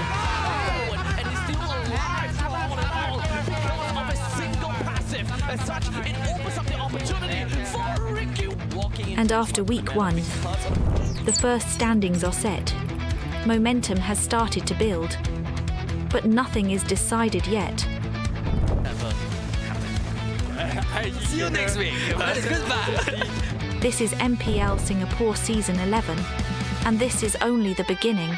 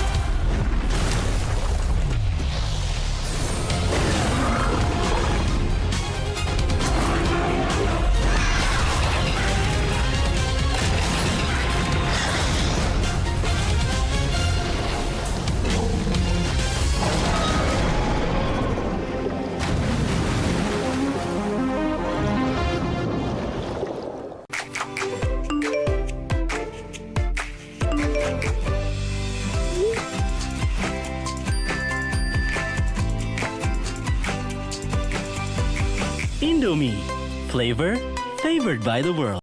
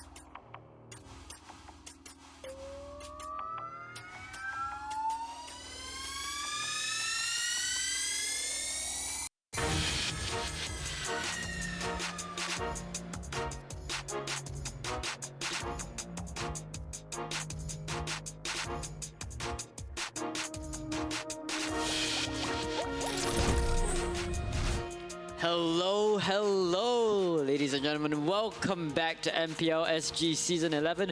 My name is Gamili, and joining me in the caster booth is the lovely Benz. This time, we don't have, we are both the new rookie casters coming in from MPL SG. This time we won't have Abstract to bail us out, but we hope that you enjoy the cast regardless.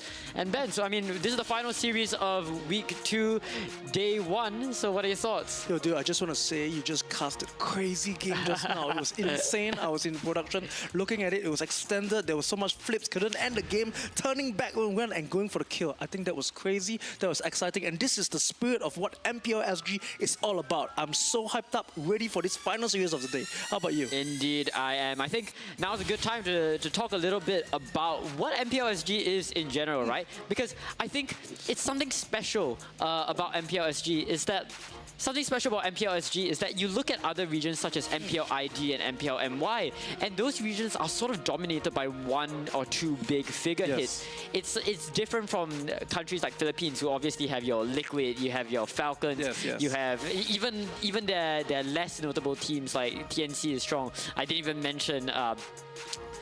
mention Onyx PH, etc., etc., etc. And the thing about Singapore is that we actually seem to have a pretty similar story. Not in the sense, we're obviously not as strong as the Philippines. Of course, obviously. But in terms of the competitiveness of our region, the competitiveness of our Pro Series is actually very vibrant because, you know, we just saw our reigning champions go 2-1, win 2-1 obviously, but go 2-1 nonetheless against a team that, you know, seemed to be a lot weaker than them. And that's what I really like about MPL SG. That was not the first time that EVO went all the way to Game 3, by the way. They went to Game 3 against Kingdom Esports, the team that we're going to watch today, last week. So in that sense, it's honestly very, very competitive. The #1 team as well, being Ignite today, like, is a team that, you know, a lot of people didn't really have many eyes on going into the series. It's just that at the aftermath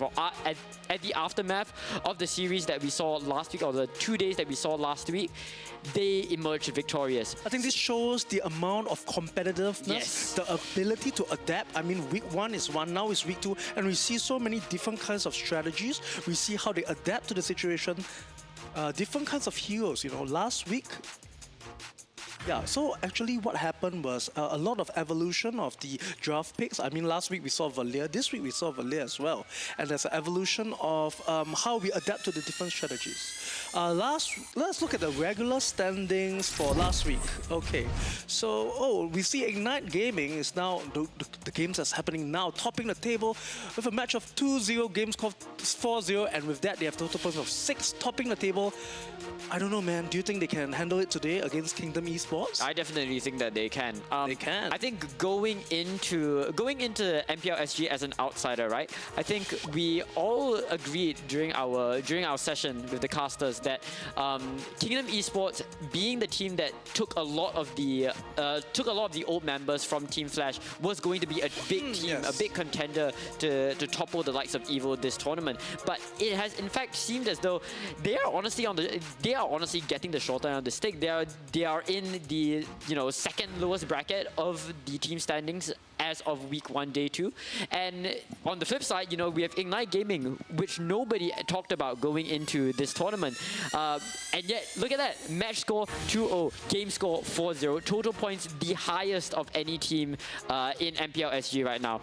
phenomenal stuff coming in from Ignite Gaming, and for that reason, I think it's going to be very interesting seeing these two teams go head to head against each other during the series. Well, I think one thing good about this is that anything can happen in week 2. So if you see today's game, earlier today, Syndicate actually had an upset, even though they didn't win any match, any series, any game.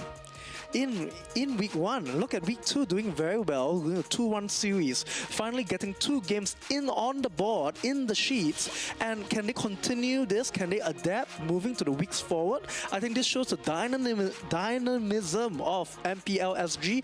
And of course, as you mentioned just now, you spoke earlier about this, that the teams are actually quite even, unlike other MPL. I'm sure they have scrims with different regions, and I really like that competitiveness. And I really like the Singapore culture, uniquely Singaporean, right? We have our own culture, we have our own server shared with Indonesia. We like our old picks. I really like the picks just now, man. When you look at Valir picks, we have Atlas today. I think this is really Singapore server, Singapore meta, showing us on the grandest stage, MPL. Oh my God, what picks will we see for this final series of the day, man? It's going crazy. Yeah, I think now is a good time to really talk about the MPL SG way, right? The MPL SG picks, and I think this sort of draws into what they have in Valir. We see a lot of Marcel, we see a lot of Atlas as well, Moscow, a lot of crazy picks that we have. But with that said, let's reorientate ourselves to looking at the teams that we have on show today. And with that, I think we are going to jumpstart with Ignite Gaming. Ignite Gaming, hold up, let me just pull up the rosters bit of these players real quick. Right, so Ignite Gaming, I think they're coming in strong, right? I mean, Ignite Gaming is the only team that's undefeated as of now, moving into the next stage. Ignite Gaming, can they continue to get this undefeated streak? That's the question, right? We have a Calvin on the jungler, Jay on the Roma, Roy on mid lane, gold lane CS, and Drisanity on EXP. That's such a sick name. That's such a sick name. Drisanity. Yeah, man, my goodness. Yeah. These guys have been absolutely popping off in the first week. So as you mentioned before, right, Ben?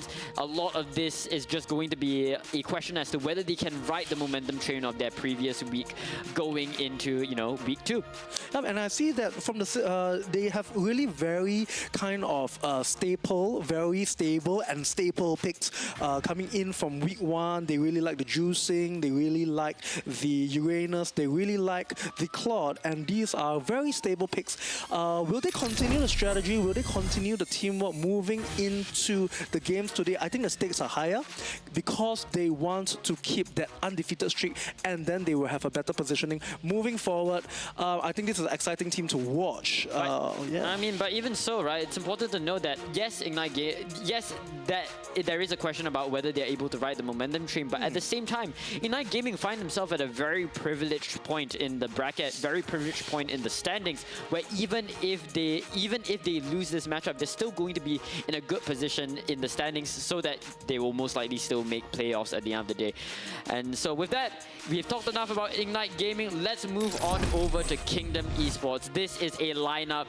This is a star-studded lineup, right, Bez? So many veteran MPL SG players are coming in for this Kingdom Esports lineup. You have Yon, Loisy, Hate, Vanix, and Ari. This is, like, on paper, this is probably the strongest team in my opinion, looking at just the legacies that all of these players are bringing to the table. In the past, Kingdom Esports have tried. They have tried, and they just were not enough to topple the likes of Team Flash in the past. This time, I definitely think that it could be different for them. I think that, me personally, I had my bets on Kingdom Esports early on, and they haven't quite been able to deliver on those expectations. So I think going into this match, going into this week, I'm really hoping to see a different side of Kingdom Esports. Yes, likewise, and I really like that they have very experienced players. Let's see if they are able to synergize the experience, get together with a teamwork, because after all, this game is a team-based sport, and even though you you can have a lot of experienced players. I think the key element to victory is the ability to synergize, its ability to communicate, it's the ability to work together as a unit in order to win your team fights, in order to get your objectives, in order to win the game. So I'm really excited for this. Kingdom, you know, they're so experienced. Ignite with that undefeated streak. I think today one of them will go on to continue their legacy, right? Can Kingdom continue and show them, hey, we have the experience, we can continue to dominate in this season 11. Oh my goodness, time flies, yeah? I just remember it's as if yesterday we just came up from MPL SG. It's already season 11 and it's already the second week. I think it's flick of our eyes and we're already up to our playoffs. Yep, that's right. And you know, as we are counting down to the draft, I just like to say, I just like to talk a little bit about the team comps in particular. These are two teams that bring a lot of veteran talent to the table, right? You have Lawsy, Vanix, and Yon. As I mentioned before, I believe Vanix was one of the big reasons for Team Flash's success back when they were still in the league, and they are looking to bring this talent to Kingdom Esports this time. And I think we were talking a little bit about it before when we were mentioning Evo, right? It's one thing to be good individually as a player. It's another thing to be good as a team. Team synergy is not something that's very easily built, and even if you're an amazing player, it doesn't necessarily mean that you have synergy. But as you mentioned, this is a team-based sport. You need that teamwork. And of course, on the side of Ignite, they are also bringing their veteran talent in Roy and Jay. So both of these players are very, very strong, and they have showcased themselves for their explosiveness in their previous week, where obviously we've said enough about their 6-point record going out of the first week. So with that said, let's get into the first draft of the series. Oh my god, Mogami is my favorite map once again. Dangerous Grass. Do we get that fancy assassin camping? You know, I love Dangerous Grass because you get a lot of these heroes, be it a mage, a bursty mage, be it an assassin, a lot of camping. Do we see a Hilda? You know, wow, this is very popular. I mean, it's funny that you mentioned the Hilda, actually. I hope you don't mind me interjecting. I for some reason, haven't seen a lot of Hilda in MPL SG as of late. It's always the Khalid that I see a lot. I think we saw Hilda in Series 1, but me personally, I feel like we should be seeing Hilda a lot more, especially in this meta. Especially on this map. Yeah, especially on this map as well, right? Especially in this meta where, like, you know, controlling mid is very important, where having early game prio is very important. I really want to see more Hilda come out. But with that said, we're getting into the first set of bans. It's going to be Fanny, Phoveus, and Glue on the side of KE, and Leomord, Freya, and Guinevere. So the three heroes on the right side, it looks like Ignite really wants to try to avoid the structure breaking. So I think Ignite is gearing towards playing towards a comp that want to do front to back. They want to play standard front to back. Whereas Kingdom Esports, looking at their comp, it looks like they want to try to prevent early invades. They want to try to neuter they want to try to neuter Ignite's ability to wreak havoc early on. I have a question for you, Gami. Yes. Do you think the Harley will be picked because Harley's favorite map is the Dangerous Grass map? And we see a lot of Harley today. I feel like the existence of the Jusin still remaining in the draft makes it so that any pick other than the Jusin incurs a very large opportunity cost. Right. And the first pick comes out as Uranus. I actually like that pick. It's a safe pick, you know. It's I think it's quite flex, but it's definitely a staple in the EXP lane. Very good at frontliner, very good at sustain, able to hold his ground as his lane. And most important, as you mentioned in the previous series, you don't show your plan yet to your team. The versatility of this, you could have so many kinds of strategies. You can still do your front to back. You still can do your dive. You still can do a lot of things. And you can even split push with the Uranus as well. Very mobile, very sustained, very annoying. I think this is a good first pick without showing too much of your plan and able to actually putting the ball into the court of Ignite and seeing what they pick. That's an interesting. That's a very interesting way to see it. But me personally, I thought that if they wanted to go for something versatile, the Jusin really stuck out to me. I'm a big Jusin propaganda lover. Fan. I'm a big Jusin fan. I think she's probably the most consistent competitive hero in modern MLBB. But with that, the second pick of Ignite is going to be the Hilda. So they are looking to control early tempo. This is a very tempo-heavy comp. I wouldn't be surprised if we saw Ignite go for something like a Leomord or, I mean, I was going to say the Phoveus. I'm thinking... Oh, Leomord's banned. Yeah. Oh, Leomord's banned. Hold on. Well, it's okay because Hilda. Suyo? I think I'm looking at a Suyo. Suyo is a very good pick. Here we go. Okay. As expected, we have the Harley, we have the Hilda. These are all the Grass favorite maps, right? So that cuts down the Suyo. That limits the Suyo's ability. That limits the Suyo ability. And I really like the Hilda pick because, as I've mentioned, we spoke about this earlier. Here you go. Suyo. Hilda really can limit the farming ability of Harley, making sure that its farming in the early stage is not as smooth as possible. And this is where Suyo can actually shine with fast farming ability, burst, and much better scaling in the early game, getting that early game win condition, and able to start the snowball for Ignite Gaming to take over Kingdom Esports. Interesting. I mean, it's an interesting way to look at the comp, right? Yeah. Ignite went for a God ban. Whoa. Hold on. Am I seeing this right? Ignite is going. Okay, so God is usually picked out as a hero that that's used to counter tanky frontliners, right? Yes. Tanky frontliners like Uranus and Hylos. Why is Ignite limiting their options of tanky counters in their own ban? That's something interesting to me. Interesting. Perhaps it suggests some of the later picks coming from Ignite being more on the tankier side, but at the same time, I'm very apprehensive about this God ban, and it feels more like a respect ban for me. Maybe. Dyroth? What are we doing? What's going on? Okay, so Dyroth is like true damage, like you pick Dyroth to counter your tanky frontliners. This makes more sense. Okay, I don't like this Dyroth ban very much, but it makes more sense to me that Ignite going for a God ban, and you go for a Lydia ban. Ignite really want to go for a tanky frontline. That's what they're trying to gear towards. Banning out the mages from the side of Kingdom Esports. I mean, yeah, they're left with a mage as well as a goal laner.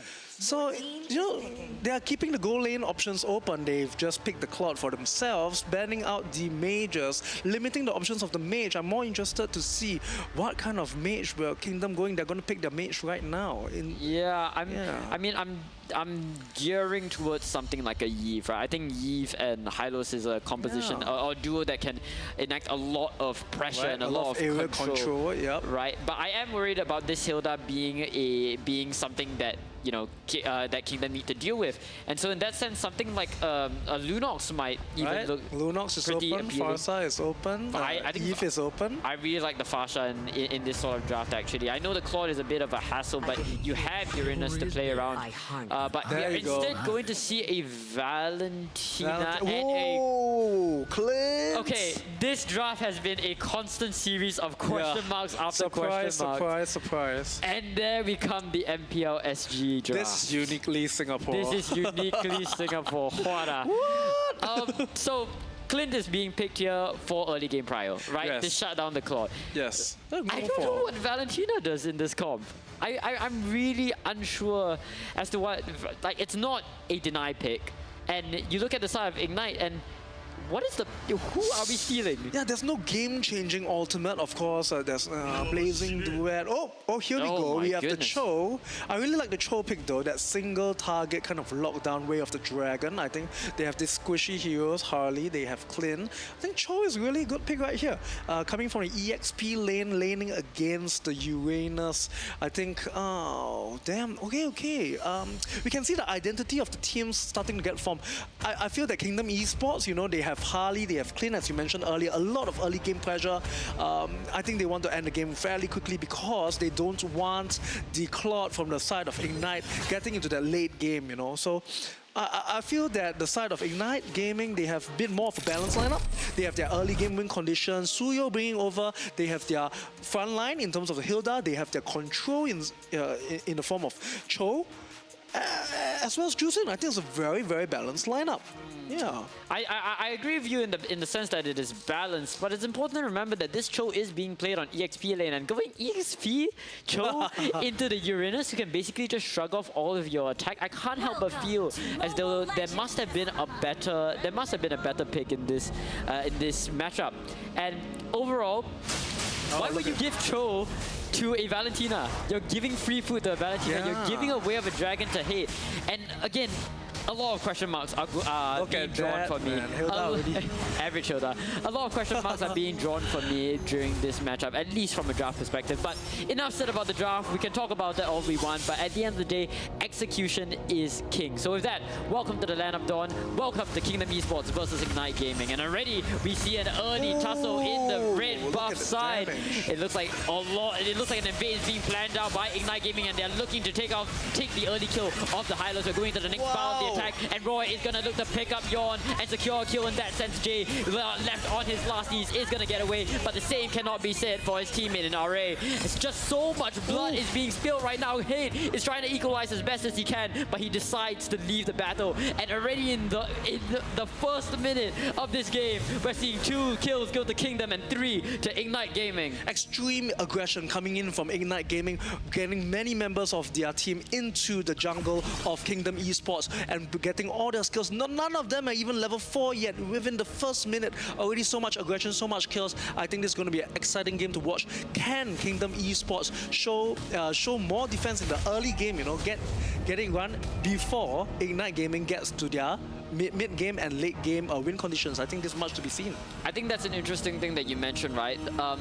These sections of the game where these 2 teams thrive is pretty different, if you ask me. I think Kingdom Esports definitely thrive off the early game, right? You have Vanix on the Clint, who just completely, who is intended or picked out to oppress the Claude in that sense, whereas you have Ignite Gaming, who excel a little bit more into the mid-game, where you have your Suyo to really battery your team when your Suyo is farmed up, and when you get into the late game, you can rely on your insurance policy in Claude to really to put most of the damage on the board during team fights. We're getting into the first turtle fight here, and we're just waiting for that first impact to hit. Drinsanity taking a lot of damage, being forced all the way into the bot side, but not able to get anything. He's going to be a problem during this turtle fight. I really like the space that's taken up by Kingdom Esports, because they have the Uranus, they have the Hylos. Oh my goodness! The first part of the team fight comes in. The way of the dragon comes in from Jay, and he is going to look to take out the Harley. We're moving deeper and deeper, and with that said, Ignite Gaming is going to take this first turtle into their hands,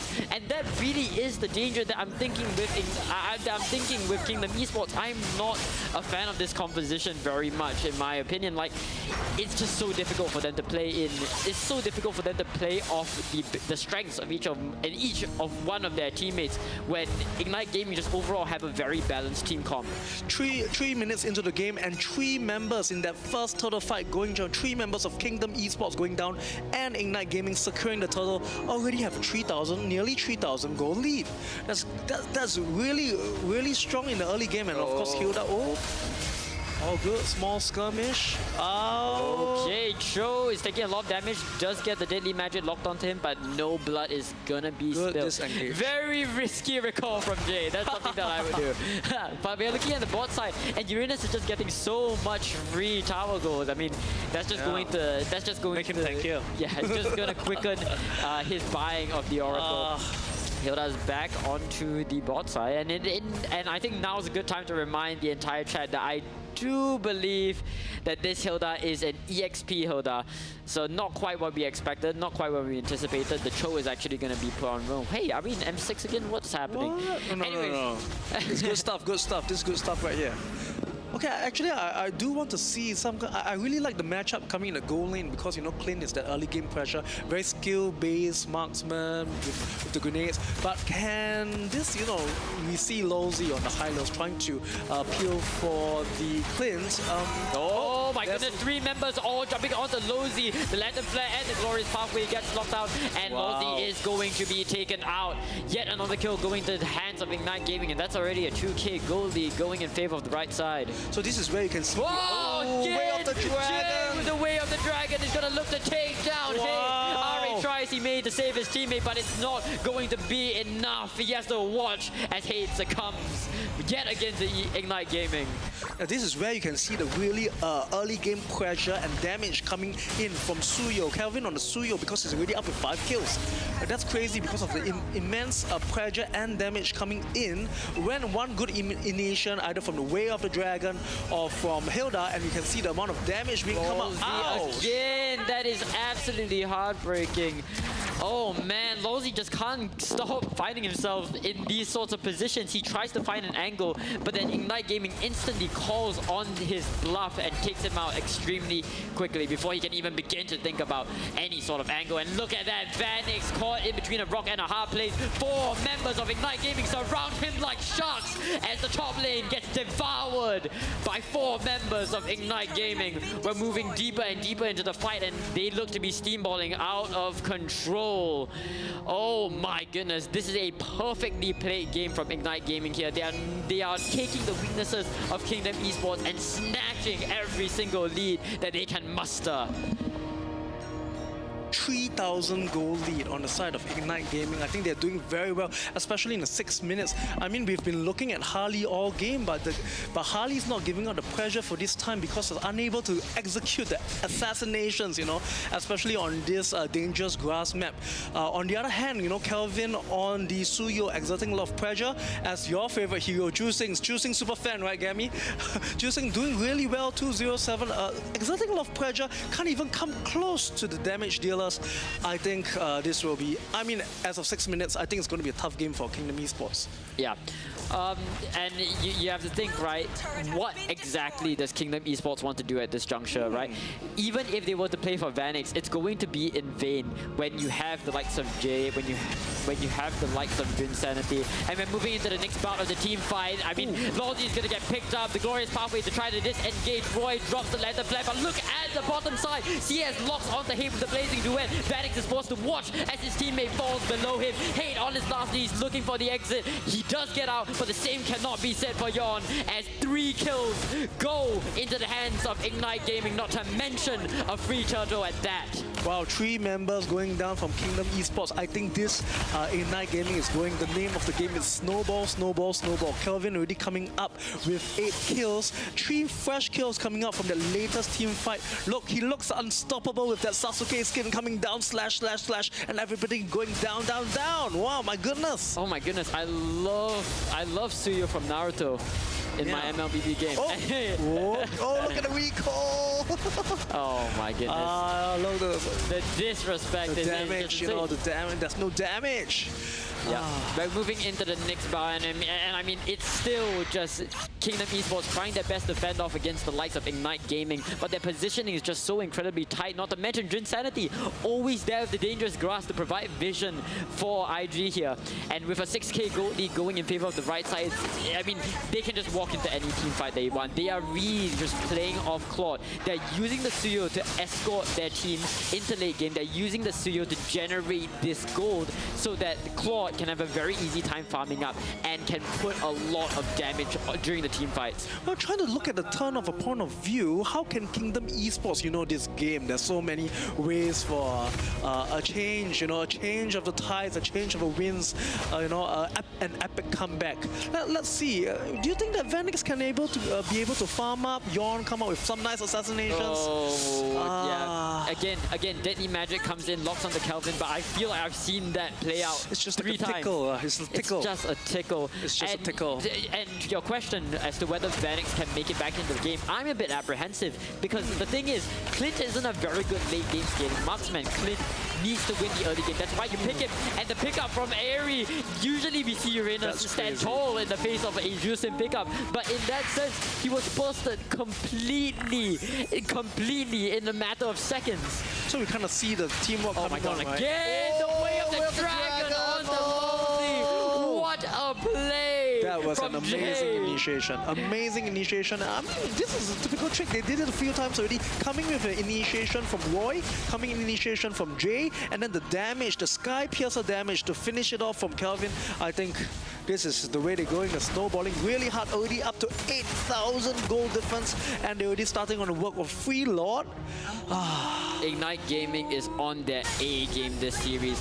The synergy that comes in the mid duo in the name of Jay and Roy not only gives Ignite Gaming so much map control, but they give themselves so much of a presence during team fights. Because it's one thing for Jusin to very easily be able to pick up her adversaries. It's another thing for Jay to take that opportunity and throw it a mile. And it's important to note that Kingdom Esports only have 1 Purify, and it's on someone who, you know, Ignite Gaming were not going to look to dump all their skills into in the first place. Vanix and Hate are the vulnerable targets, and yet they don't have any precaution against that. Okay, now if we see Lord marching down the middle, are we gonna see them push? I mean, it's an 8-minute, it's an early Lord.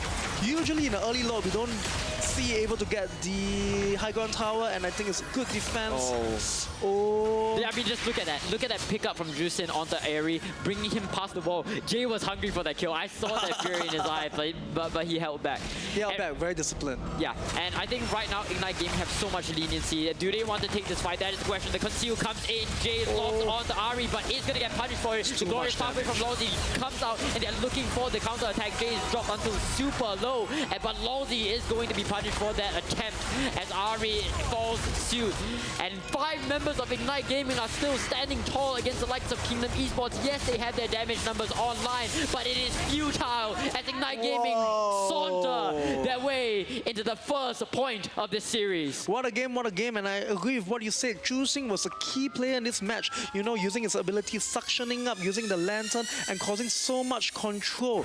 Heroes such as Hylos have stand no chance because he gets control, bring back, and gets shredded down by Suyo. I think combination, as you said, the mid trio between Cho, between Suyo, and between Choosing is impeccable combination of skills, impeccable execution, able to neutralize any attempts, and of course, this 1 minute engagement. Look at how well, Ignite Gaming utilized their early game presence. They knew that they were up, so Drin, Sanity, Roy, both of them agreed. Let's just go in for this early tussle. And even though there was a lot of blood spilled, at the end of the day, it was a net positive for Ignite Gaming. Then we came into this this second turtle fight. Oh no, this is not even a turtle fight. This is right before the turtle fight. Scuffle happens, and look at the amount of pressure that Roy was able to exert, isolating the defenders of Kingdom Esports, letting CS very easily take out Hate and zone out Vanix at the same time. Phenomenal plays across the board for Ignite Gaming. Every single mistake that Kingdom Esports made was followed with an attempt of Ignite Gaming to exploit, to counter them. And that's just what led Ignite Gaming to overall play a very, very clean game. Yes, they were a bit hungry at the end, but when you're 9k gold ahead, you can afford to do that. Yeah, I really like how Ignite Gaming were very disciplined in their approach. I mean, they already had their formula for winning. They already had the identity of the team very clear. So all they had to do is to execute. And look at this, our MVP of the game, Suyo, Kelvin on the Suyo, coming with a KDA of, my goodness, 11.24. That's crazy. GPM, goal per minute of 965 and 88% kill participation. I think this is a textbook game of how to play Suyo well, how to execute well. The burst damage, especially coming from the Sky Piercer, was insane. The damage coming, even has sustain coming from the War Axe. I think this was a very well executed game. I think the teamwork, the execution was very good. Excellent.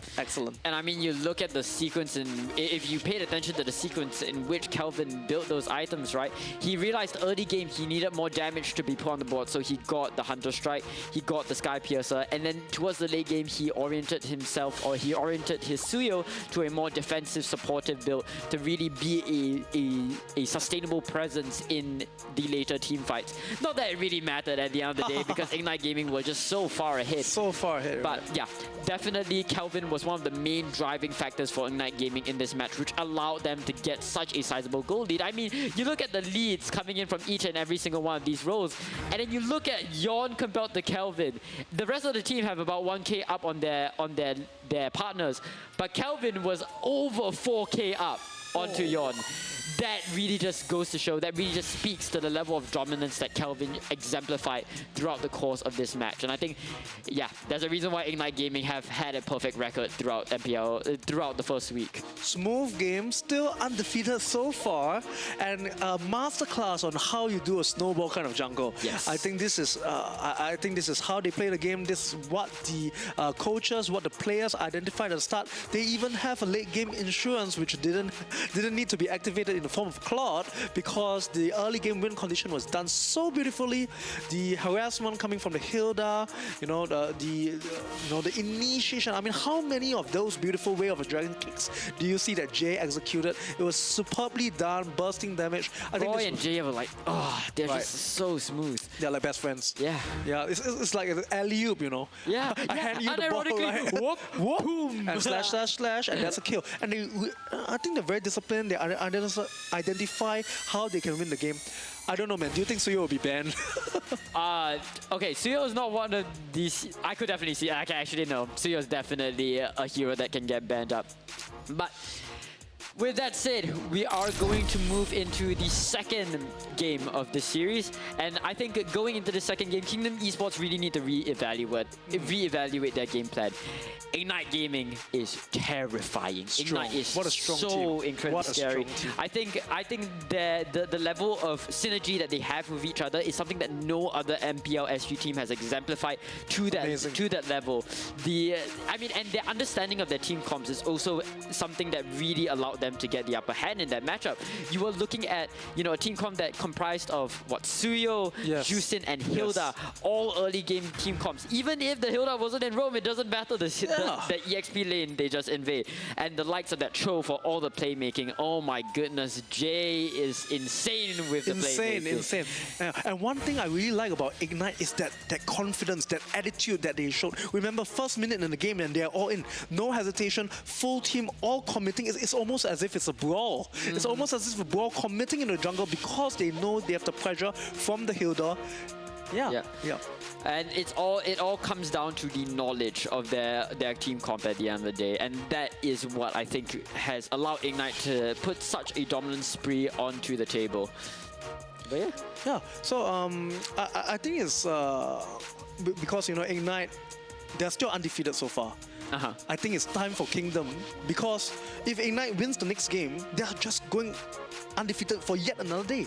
They are like on a steel train, unstoppable force moving towards MPL SG. They could even rise up and be the favorites to win the whole season. Yeah, so that's crazy. Definitely, right? But yeah, with that said, I am interested to see how Kingdom Esports take this next series, because they definitely have capable players. Okay.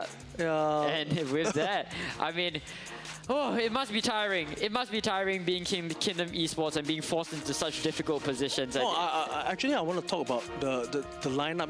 What kind of roamers may they pick later? May they pick what kind of roamers we've seen? Maybe we've seen Chip.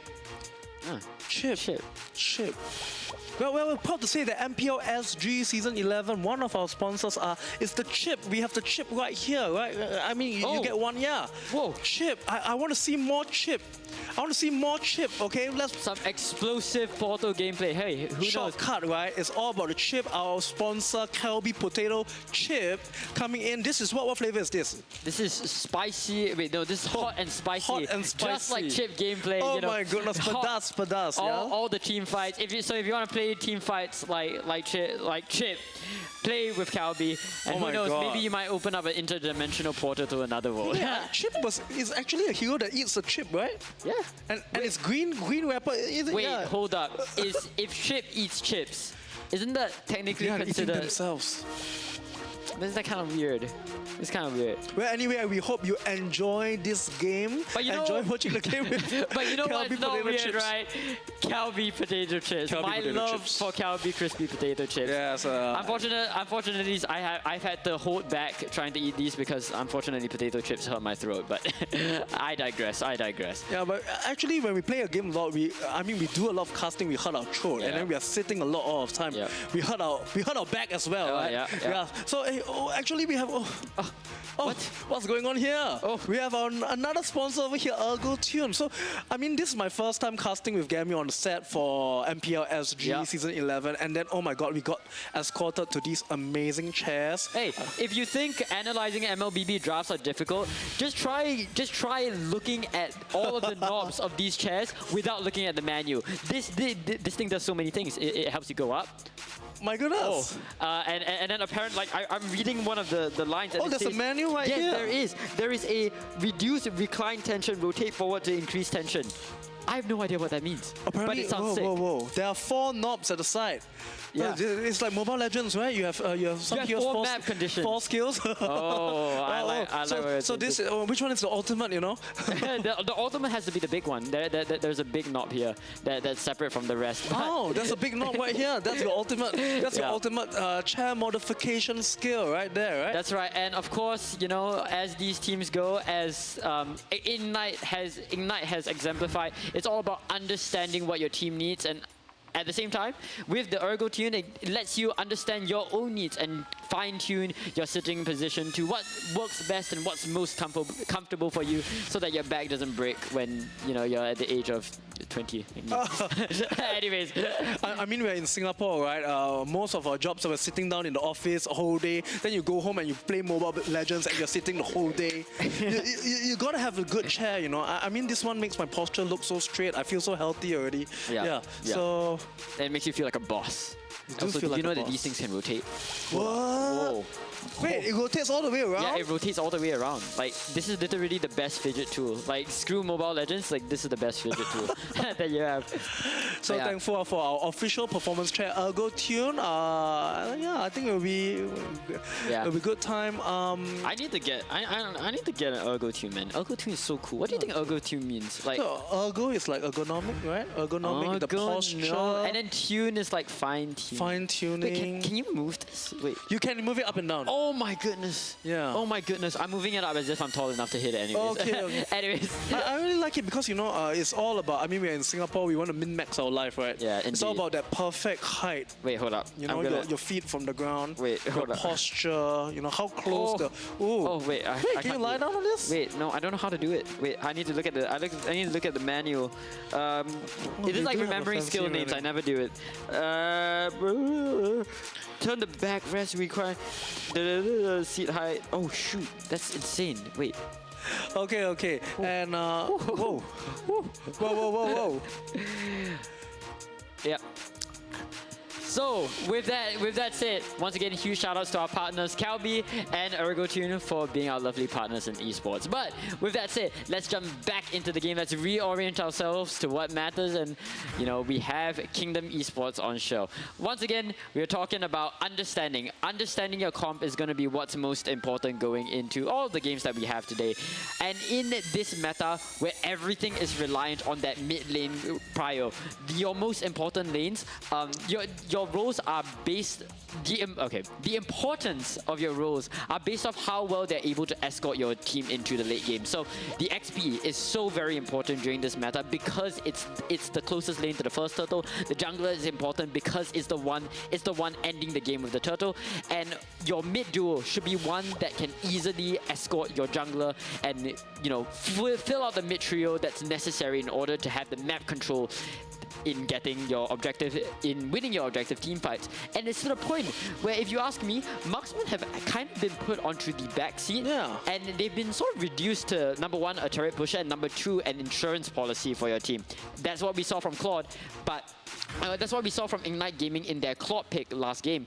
But as you mentioned before, they didn't even need to resort to it. They didn't it was even need just to resort to it. But I do have one exception for the goal lane. Really? Not really on the marksman, actually. I really like the hero Harith. So Harith, even though they come in the goal laner, they exert so much pressure, even in starting of the early game or even towards the mid game.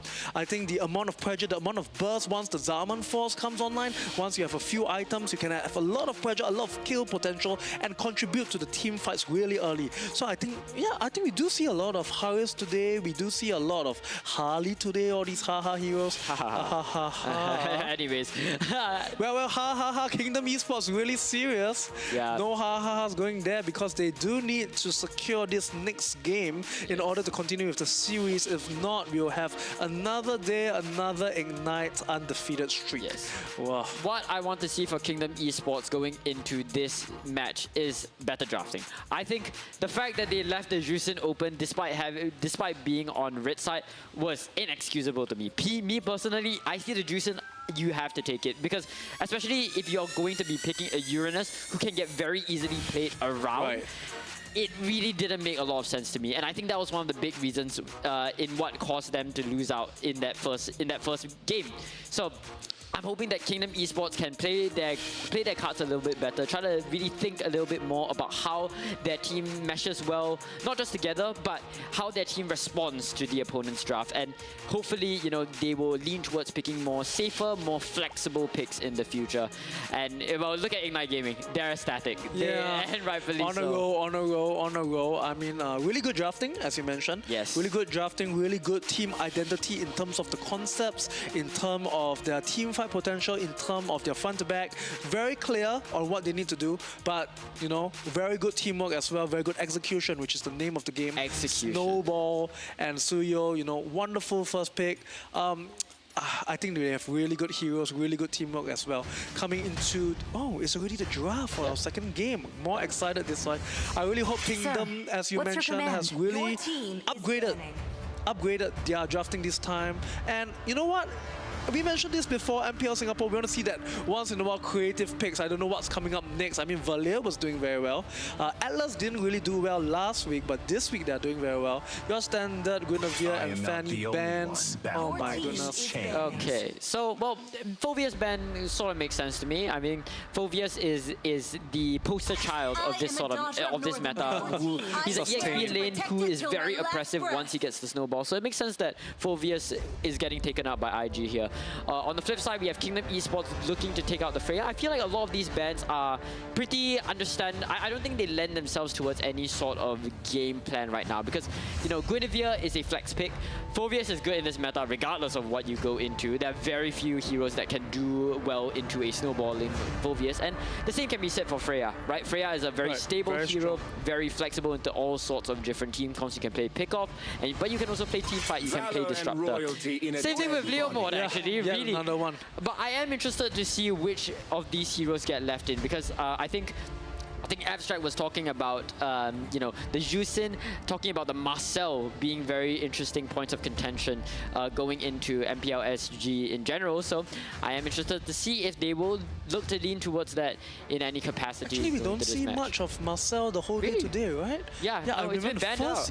It's been banned out. First weekend was full of Marcel, and I really like how Marcel was able to disrupt the rhythm of the game, the initiation. Whoa. So Jusin is open. Here we go again. I think IG goes for Jusin. Money on Juicing? They have to. Like, after how oppressive that Jusin was last game coming in from Roy, it has to come out. I wouldn't be surprised whatsoever. The glue ban from Kingdom Esports is interesting to me. I think given the 3 bans that we're seeing from Kingdom Esports, I think they want to lean towards a team that's secure against invasions and early game pressure. We don't see a Juicing coming out from IG. And well, that's 2 for 2. A Claude. Okay, so Claude coming out definitely is going to be signaling that IG wants to go for team fights, right? They want to play for the Claude, they want to play for big sets. Right.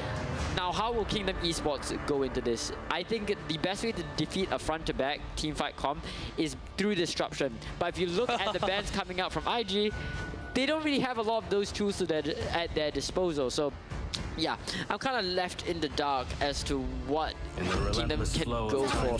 They decide to pick the Juicin, obviously. Obviously. But it's like a reversal of the first game drafting, right?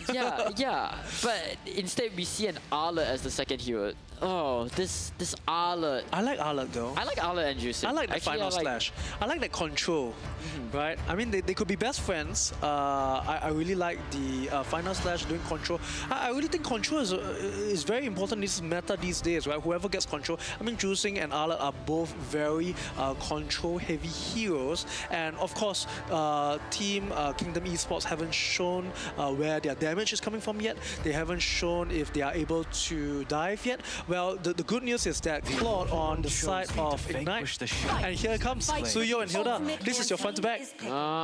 And this is just a replay of what we saw from last game in their draft, right? Suyo and Hilda, this early game pressure is coming back to haunt them yet again. Of course, they don't have the Juicin, which I do think is going to be a big blow to this team capability. It is going to be different, but it looks like they're looking to gear towards the same idea of, you know, trying to push the Claude to the forefront, and, you know, perhaps this Claude pick comes less so from a team synergy standpoint and more so from a hero comfort standpoint. You know, maybe CS is just that good on the Claude. Another way I look at it is that we are on expanding river map. Wow, look at this. All the heroes on the side side of Ignite, and also Bakshia, who was just picked on the side of Kingdom Esports. They're all very mobile heroes, you know. Claude has that better mirror image. Hilda, Suyo, all very mobile. We have Bakshia, very mobile. So is it a game of quick rotations? Is it a game of tempo? Is it a game of quick ganks and building the snowball from there? This is another way to look at it, right? Yeah, it's definitely going to be a game of tempo for IG here. Given their comp, that's what they lend themselves towards.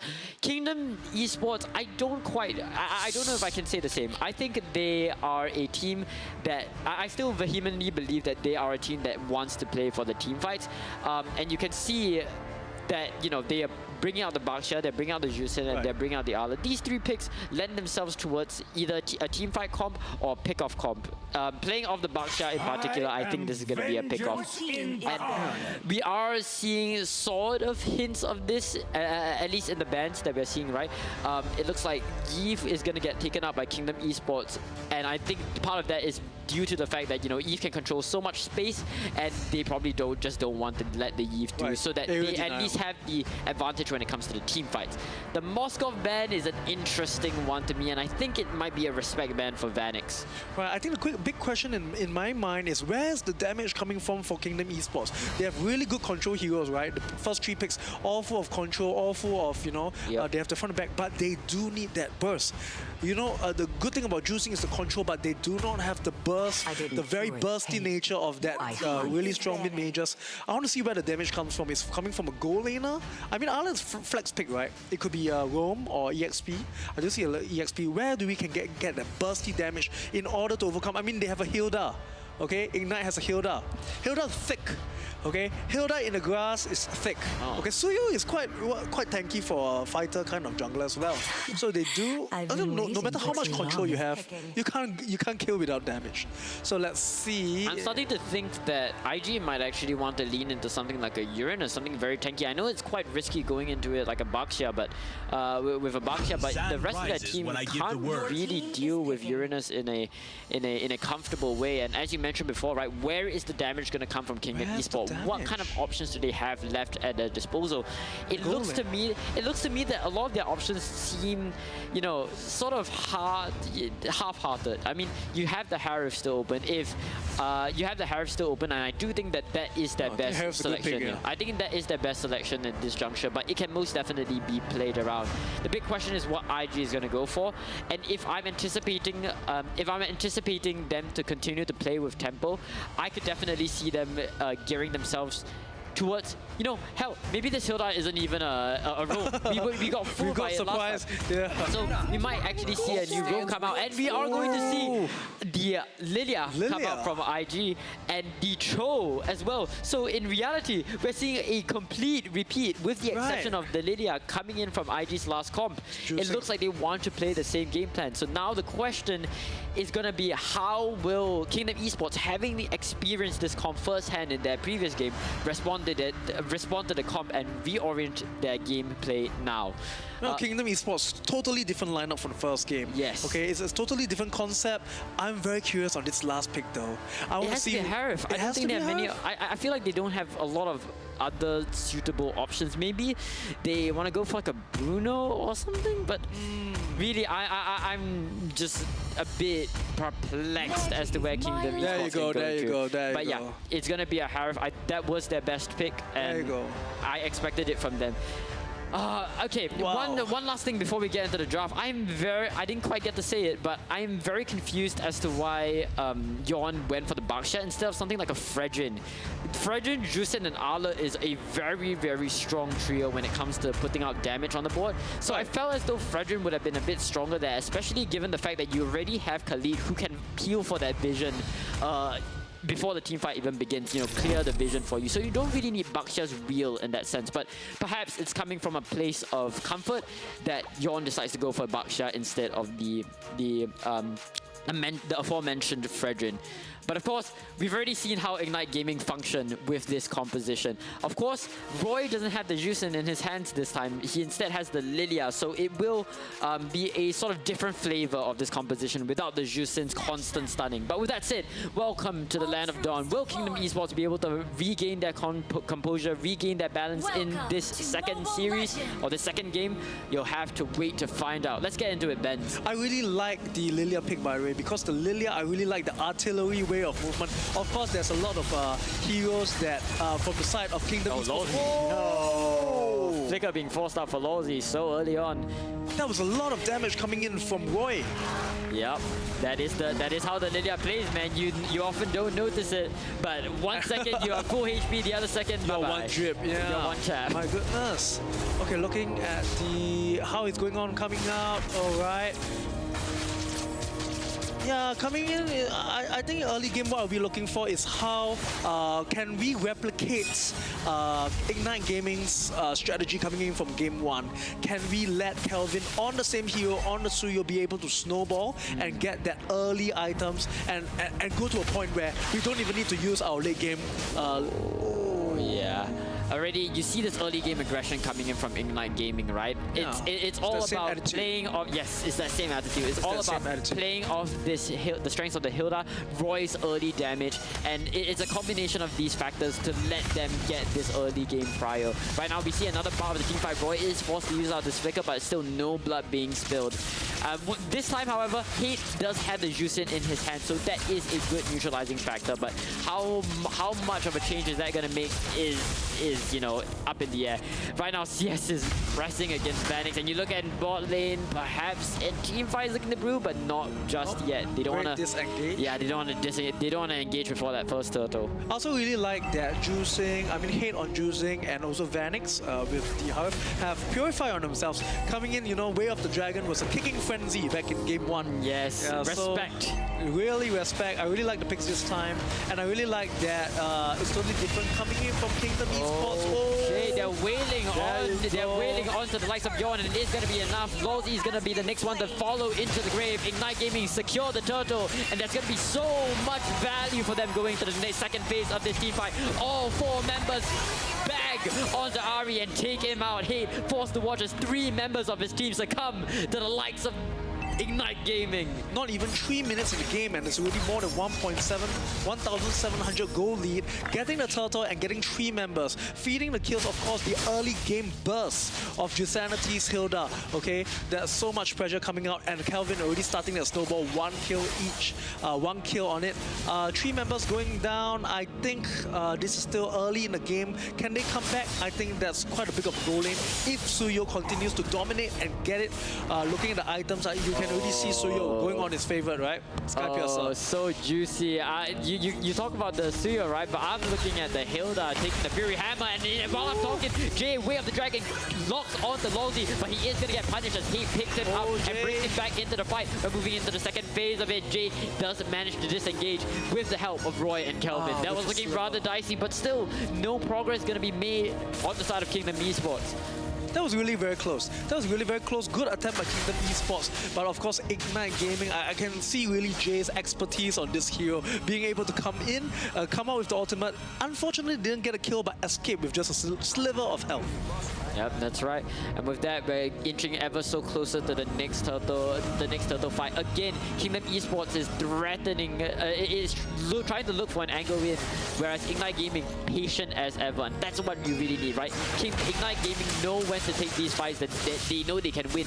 Kelvin locked onto Ari, and Drinsanity is not going to let him go so easily. They go super deep into the turret. Lawsy trying their best to help his teammate, but both Lawsy and Ari will suffer the same fate as 2 bodies fall in the name of Kingdom Esports. The next bout of the battle comes in. Yon trying to look for something, but as his mid laner gets taken out, so will he, as 4 members of Kingdom Esports succumb to the raging, burning fire of Ignite Gaming, as all 5 remain in the game. I would like the commitment coming in from Ignite Gaming. 4 members, no hesitation, all going down to the tower together and committing through the tower to secure the kills. And now they are able to start on the turtle. Oh no, they went back to kill first. Oh man, why did Yon go back in for the team fight? He had it under control. He still had the lantern flare, so he could have just disengaged if he wanted to. Yon's engagement there was really unnecessary, and I think he underestimated the damage that Roy could put on show. Oh my god, yet another onslaught to come, and both them fall at the exact same time. Lolzy and Array being caught out yet again, all being started by this show. And hey, he's in his tower, but it doesn't matter. There is no safe room to be had when Ignite Gaming blazes the surroundings of Kingdom Esports. Oh my god, that was a really good initiation coming in from the side of Jay. I think this is their battle plan. And it's very similar to the first game. Don't fix what is broken. Continue with the initiations from Jay, the initiations from Disanity, and where Kelvin can secure kills. Just 5 minutes in, it's already 6 kills to Kelvin, 602. Ignite Gaming just know how to play this game. They know how to play their cards right, and they have one comp that they are looking to use this series, and they will dominate with it. You know, practice makes perfect. I fear the man who has practiced one trick 1,000 times rather than the man who's practiced 100 tricks once. You know. Oh, that's Bruce Lee, right? Yeah, Bruce Lee, bro. Bruce Lee. And you know Cho is modeled after Bruce Lee, right? That's where it's coming from. It all makes sense. It all makes sense. It all makes sense. It's all part of it. That level of understanding is just so incredibly admirable. And Jay on this show is electric. Yes, electric, impeccable execution of the Way of the Dragon, starting the fight. And it's coming off like a pick-off. Yeah, no juicing, no problem. Yeah, no juicing, no problem. No juicing, no problem. As of right now, we're just looking for more team fights to be had, and look at that perfect engage from Jay. Lolzy forced to flicker out, but it's gonna be knocked down to very, very low. Hate and Yon is gonna be enough to take them back. Array jumped in with the flicker, final slash, looking to latch on the CS, and it is going to be enough. But Hate is gonna go down, and so is Yon.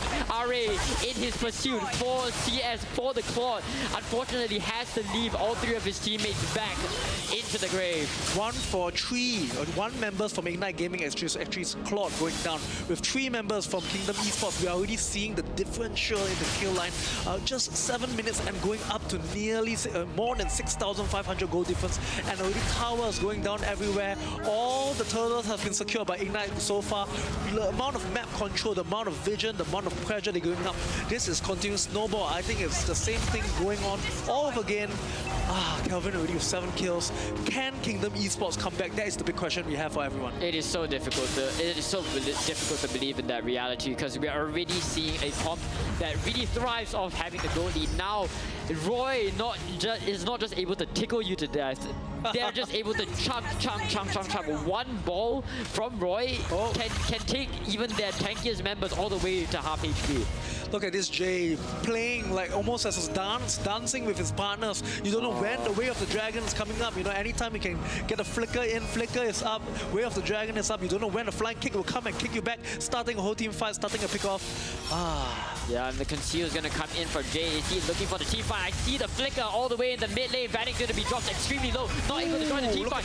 Ari on his last knees and is going to succumb. The raging sandstorm from Lolzy trying to escape, but it will not be enough as 5 members of Ignite Gaming stare down the 2 remains of Kingdom Esports. Ignite Gaming, what are we doing? My god, that's so much damage, so much going through. Even CS, I see the Claude having so much damage onto the Howler coming out. You don't even stand a chance. The Kingdom Esports playing very defensively, you know, with the Holy Defense coming down from top and mid as of now. I think it's a matter of time. This is a tough watch. This is indeed a very, very tough watch. You're looking at such a coordinated roster coming in from Ignite Gaming, forcing all of these awkward fights, forcing Kingdom Esports into difficult decision-making processes. And the fact is, Jay is just on fire with every single one of these kicks, constantly on point, setting up these very, very comfortable fights for his team. And not to mention, they're so out of control Here we go that again. Jay just comes in, punishes Ari for that weird good engage. And with that, they're going to snatch the shoulder end of the stick right back, pushing so deep into the tower. Summon Frost and Vanix trying to soften the blow, but it's not going to be enough. And Calvin dives all the way back and search for the likes of Lol Z and Vanix all the way into the end. The kingdom has been reduced to nothing more than fuel for the raging fire that is Ignite Gaming. Once again, maintaining their perfect streak. Somebody stop the fright train. Wow, wow, wow, wow, wow. All smiles around Ignite Gaming. Well-earned victory. It was a, it was almost as if it was a formula. It was a formula. We got a Suyo, we got a Hilda, we got a Cho. Really good picks, really good teamwork. Oh my goodness. I think that was excellent execution in the strategy. Oh my goodness, Ignite Gaming, they just look so suave with it. This is the winning formula.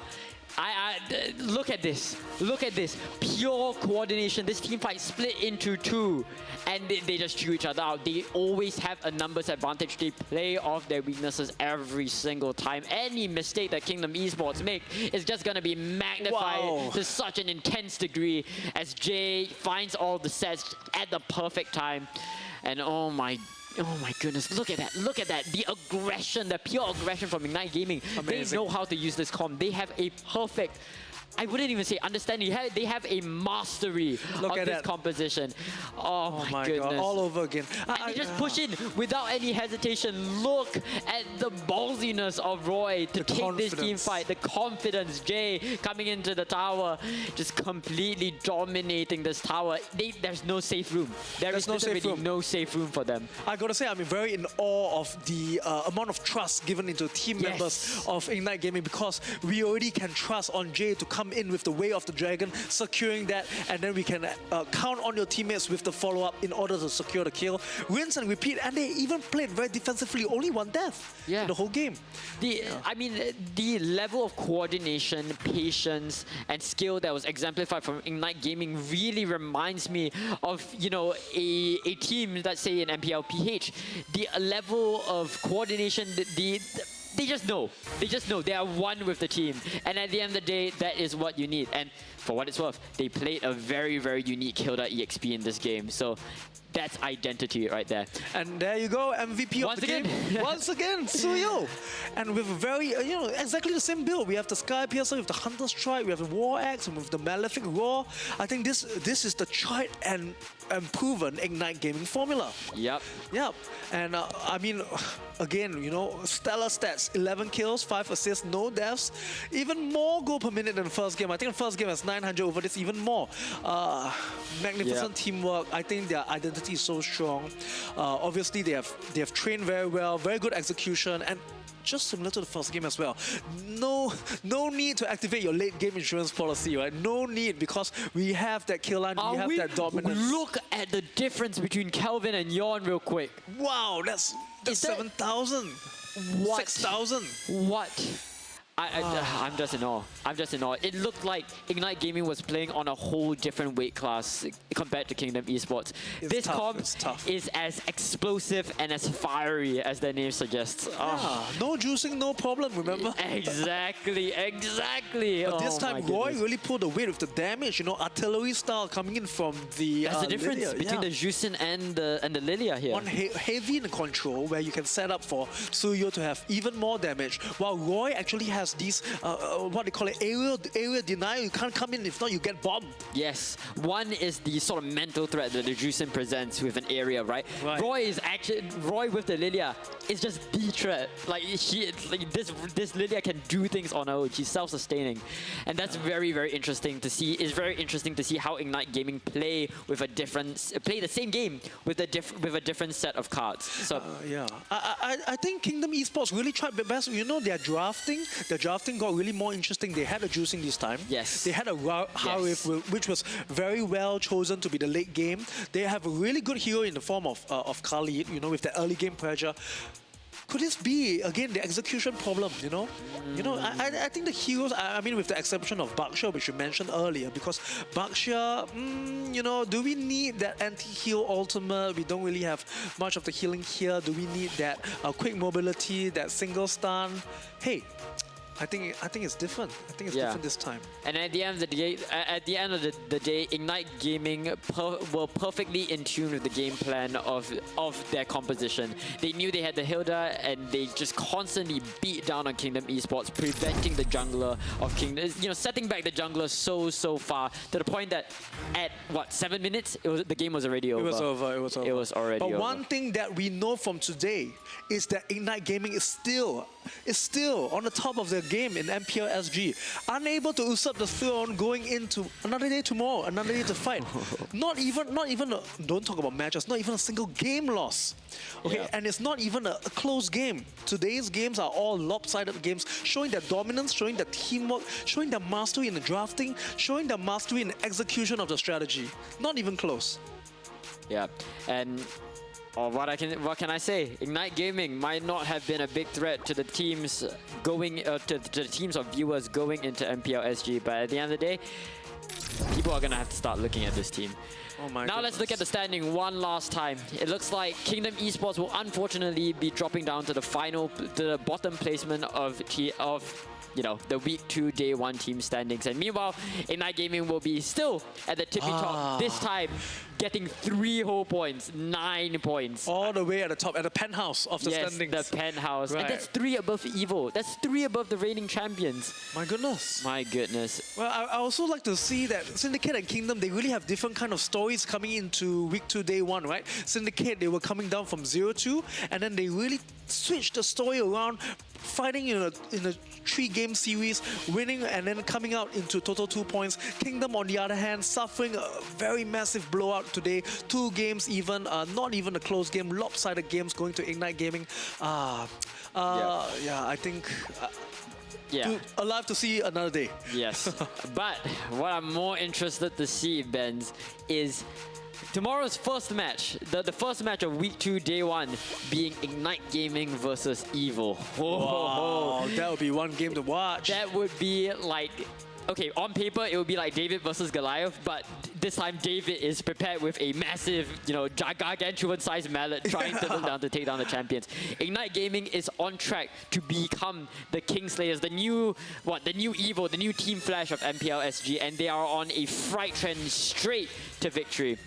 I think momentum is a big part of it. Yes. I think when you're winning, you have the momentum, you have the confidence, you have the trust. You actually, you get that confidence in your team to execute better. And I think it's kind of a catch-22. It's kind of a self-fulfilling prophecy. If you're able to have the confidence better, yes. And you see. I'm so excited for tomorrow's game, as you mentioned earlier, right? First match, EVO versus IG, highlight, instant. Of course, Kingdom Esports and Syndicate, I believe they are the 2 bottom teams in terms of the standings, so that will be them trying to vie for that position, vie for that final position. And of course, AZ versus CG, this is really the middle ground of the entire series. So overall, tomorrow is going to be characterized by teams slowly finding other teams that are of even skill level. So I think, in fact, tomorrow is when we'll see the most amount of game 3s, of the most amounts of close matches. Not to say that today wasn't a crazy day as well. We saw 2 game 3s in our own right. So yeah, as it stands right now, we've already talked all about how excited we are that MPL SG is very, very closely tied in terms of their skill. All these teams are extremely quick, extremely close to each other in terms of this raw skill. But I think with that, yeah.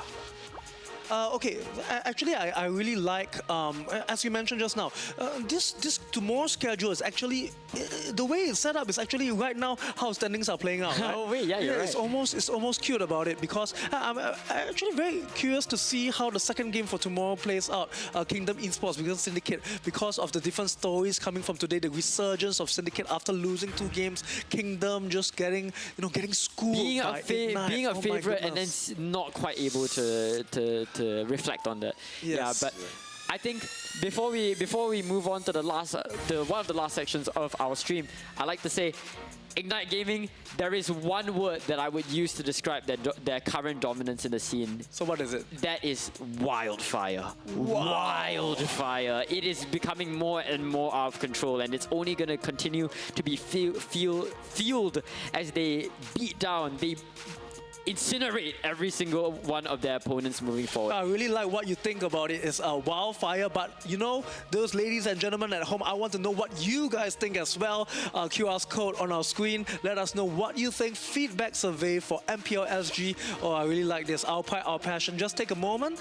Give us your thoughts, your views, how we can make MPL Singapore better. I mean, we are Singapore, right? We are kiasu. Yeah, a lot to complain about. Complain. So let us know what you think. Let us, you know, get better, anything. And we just want to let the esports scene, the Mobile Legends, MPL scene of Singapore flourish, blossom, and even better. Yep. But I think with all that said and done, there's not really much to talk about left, right? I think MPL SG is shaping up to be even more exciting day after day, and with what's going to happen tomorrow, there are going to be so many close matches lined up. You have the Kingslayer versus King matchup lined up. You have the bottom ranked matchup fighting for their placement in playoffs, and of course the middle line duality as the second match, or no, the last match of tomorrow. So, gotta say, what a day today, and I hope you guys are excited for tomorrow as well. Exciting matches lining up. This is the time to be in Singapore. MPL SG, amazing time. I hope you guys are excited for tomorrow games. That's right. It's weird not having Team Flash in MPL SG, but at the end of the day, if this is the kind of games that we are going to see, if this is the kinds of games that we're going to continue to see, I am more than excited. But with that said, ladies and gentlemen, thank you all so much for tuning in to Week 2, Day 1 of MPL SG Season 11. With that, my name has been Gamili. And I'm Benz. And we will be signing out. Goodbye! See you soon.